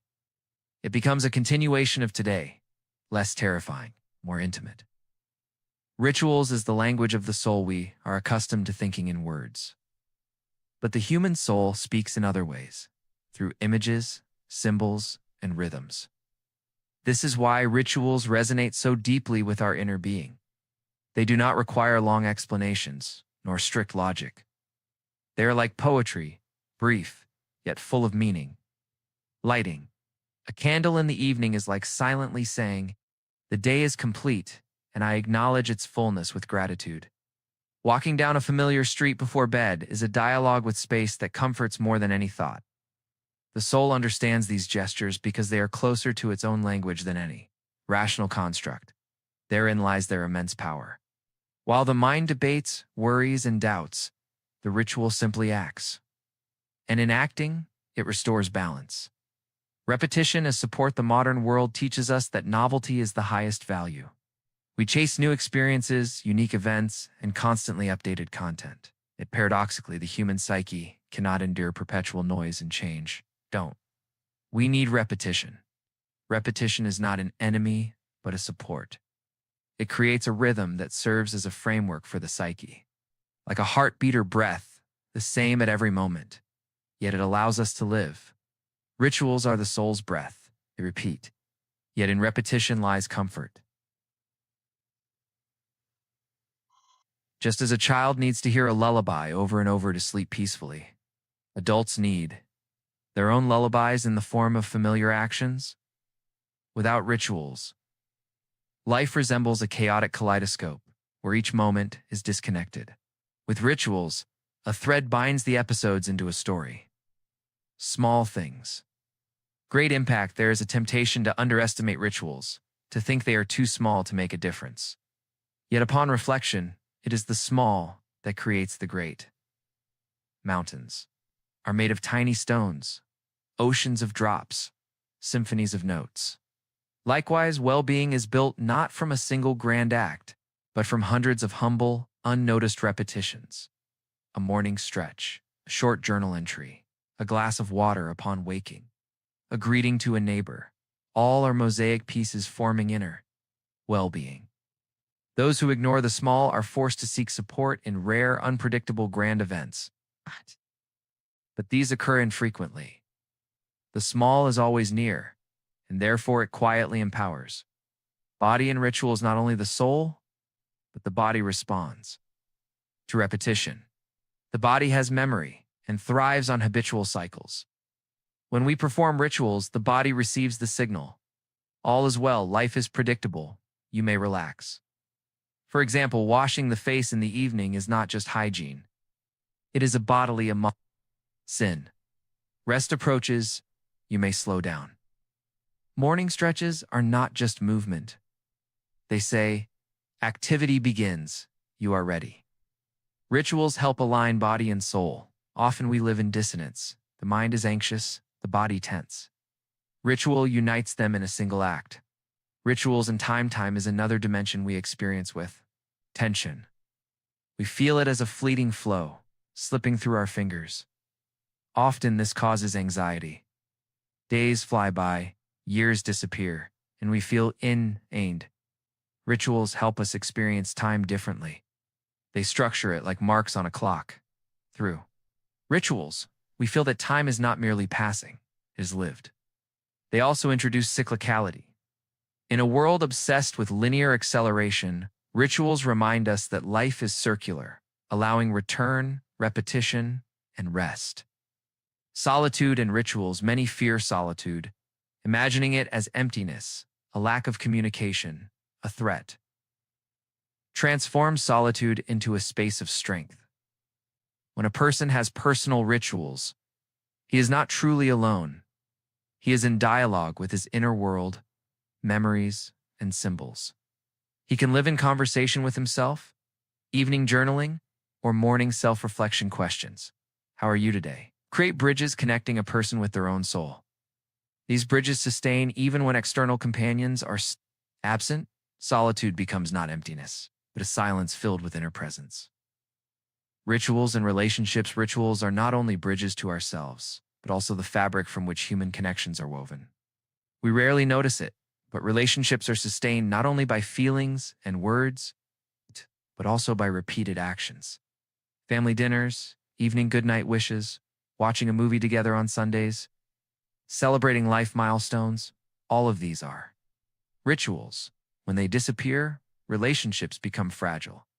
People may perceive events differently, argue, even drift apart. Yet as long as shared rituals exist, there remains a space where they can meet again. That is why traditions are so essential. They allow bonds not to dissolve into chaos. Small rituals and love. The role of small rituals is especially powerful. It could be a particular phrase partners exchange when greeting each other, a small gesture of care, or a familiar rhythm of hugs. Love thrives not only on passion and new experiences, but also on predictable repetitions that create a sense of home. When one person knows that the other will smile every morning or ask in the evening, "How was your day?" a deep-seated security emerges within the relationship. This sense of security is well-being in relationships. It is not built on grand declarations, but on the quiet power of rituals and society. From a broader perspective, society as a whole relies on rituals, greeting someone, expressing thanks, marking life transitions. These are all ritual forms. Without them, the world becomes chaotic and unpredictable. Rituals provide structure to social life. They create a rhythm that makes human behavior understandable to one another. Even a handshake or a nod is a way of saying, "I acknowledge you, I see you." In modern society, many old rituals have faded. New ones emerge in their place. Texting, greetings, virtual cards, office gatherings. What matters is not the form, but that these actions create a consistent rhythm of communication and recognize the value of others. Rituals and inner order. One of the greatest powers of rituals is their ability to bring order within. The human mind tends toward chaos. Thoughts scatter, emotions fluctuate, desires conflict. A ritual acts as a frame. It establishes a form into which chaotic content can be placed. Even a simple habit of starting the day with a breath exercise or a brief meditation sets the mind, like tuning an instrument before playing. The beauty of ritual is that it does not require us to consciously construct order. It is the order. Thus, it frees energy for creativity, work, and interaction. Rituals. As a source of energy, there is an illusion that rituals consume time. In truth, they restore it. They energize because they remove inner fluctuations and anxiety. A person with rituals expends less effort combating uncertainty. They are confident that there are predictable islands in their day. Thus, they retain energy for what truly matters. It is like breathing while swimming. The water may be turbulent, but if the swimmer knows when and how to inhale, they will not drown. Rituals are the breaths in the ocean of life. The hidden beauty of rituals have an aesthetic dimension. Their beauty lies in simplicity and repetition, in their capacity to turn randomness into form. Lighting a candle, placing a cup on the table, opening a book at night, these movements possess an inner harmony. In them, a person becomes an artist of their life. The beauty of ritual is subtle, quiet, like moonlight on water. Yet this beauty nourishes the soul, making it gentle and resilient. Rituals as a bridge between worlds in many cultures, rituals were seen as a way to connect the earthly and the spiritual. Even without religious contexts, rituals create a feeling of connecting different layers of reality. When one performs a small action mindfully, they unite the outer and inner worlds. Life ceases to be mere chance. It becomes symbolic. And in this, symbolism emerges a sense of meaning. Meaning is well-being, not pleasure, not achievement, but quiet certainty. My life is filled with significance. Rituals help one sense this significance. Rituals and resilience in the face of change. Life does not stand still. Everything changes. Work, relationships, health, even internal states. Often, change is the source of anxiety. Feels the ground slipping away. Familiar markers collapsing, yet rituals can become the roots that hold the tree steady during a storm. Even if everything around changes, if a person preserves their small gestures, they maintain a sense of continuity. Think of elders who still tie their scarves, brew tea, or feed birds in the morning. Their lives may transform drastically, but rituals help them remain grounded. This is why they often possess deeper inner stability than many young people chasing constant novelty. Rituals as an act of freedom. At first glance, rituals may seem restrictive. Why must I do the same thing repeatedly? Yet paradoxically, repetition births freedom. When one consciously chooses a ritual, they assert authority over time and circumstances. They declare, yes, the world is chaotic, but I have islands of order that depend solely on me. This is true freedom, not the destruction of all forms, but the creation of one's own form in which to live. Rituals and creativity. Some fear that rituals make life monotonous, depriving it of novelty. Reality, they are the gateway to creativity. Creativity requires energy and inner calm. If the mind is immersed in chaos, constantly struggling with uncertainty, true creation becomes difficult. Rituals relieve this burden. They provide a foundation on which spontaneity can flourish. Artists, writers, and musicians have always maintained rituals. Some wrote only in the morning, others lit a candle before work, some wore special clothing. These rituals helped them enter a state of flow. A ritual does not suppress novelty, it generates it. By freeing internal energy, it allows genuine flight. Rituals and gratitude. One of the most powerful effects of rituals is awakening gratitude. When we pause to perform a habitual action with attention, we notice details that otherwise escape us. In the rush, a sip of water becomes a gift. The morning light, a miracle. Loved one's smile, a blessing. Gratitude forms the foundation of well-being. It shifts attention from what we lack to what we possess. Rituals remind us daily of this wealth. Rituals and mortality. The topic of death often evokes fear, yet rituals help us come to terms with it. In many cultures, rituals accompanied people through transitions. Birth, marriage, death. They transformed the chaos of life and death into a symbolic order. For the modern individual, Personal rituals also offer reconciliation with finitude. By performing small, conscious actions daily, we sense that life is meaningful right now. Even its end ceases. To be emptiness, it becomes part of a larger rhythm. Practicing small rituals reflection alone is not enough. Practice matters. What rituals can anyone incorporate into daily life? Morning greeting of the new day, a glass of water, a smile in the mirror, a brief expression of gratitude, evening reflection, a few lines in a journal, lighting a candle, soft, music, body care rituals, a walk at the same time daily, breathing exercises, a tea break, relationship rituals, daily supportive words to a loved one, shared meals, small gestures of care, silence rituals, a few minutes without phones, brief meditation, sky watching. The key is not quantity or complexity, but attention and repetition. Let the act be simple but meaningful. The philosophy of quiet power. When we hear the word power, we often imagine something loud, forceful, commanding. Yet there is another kind of power, quiet, gentle, constant. This is the power of rituals. It does not break walls or overthrow mountains, but it permeates life, preventing it from fragmenting, making it whole. This unseen force is felt from within as deep calm. It is this power that cultivates genuine well-being, not dependent on external success or circumstances, but living inside. Supporting us in any situation, conclusion everyday rituals are the soul's breath.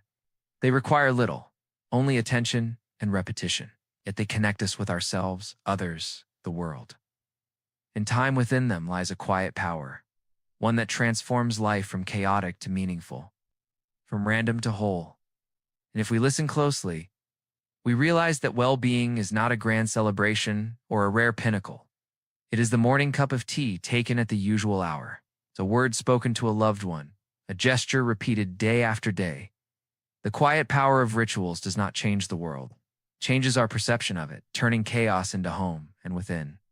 That home, we finally find what we have been seeking. Simple, profound, quiet happiness. The unexpected gifts of intentional solitude introduction. In today's world, it's filled with noise, hustle, and constant information flow. Solitude is often seen as a trial rather than a desired state. People frequently fear being alone with themselves, viewing it as a sign of weakness or social isolation.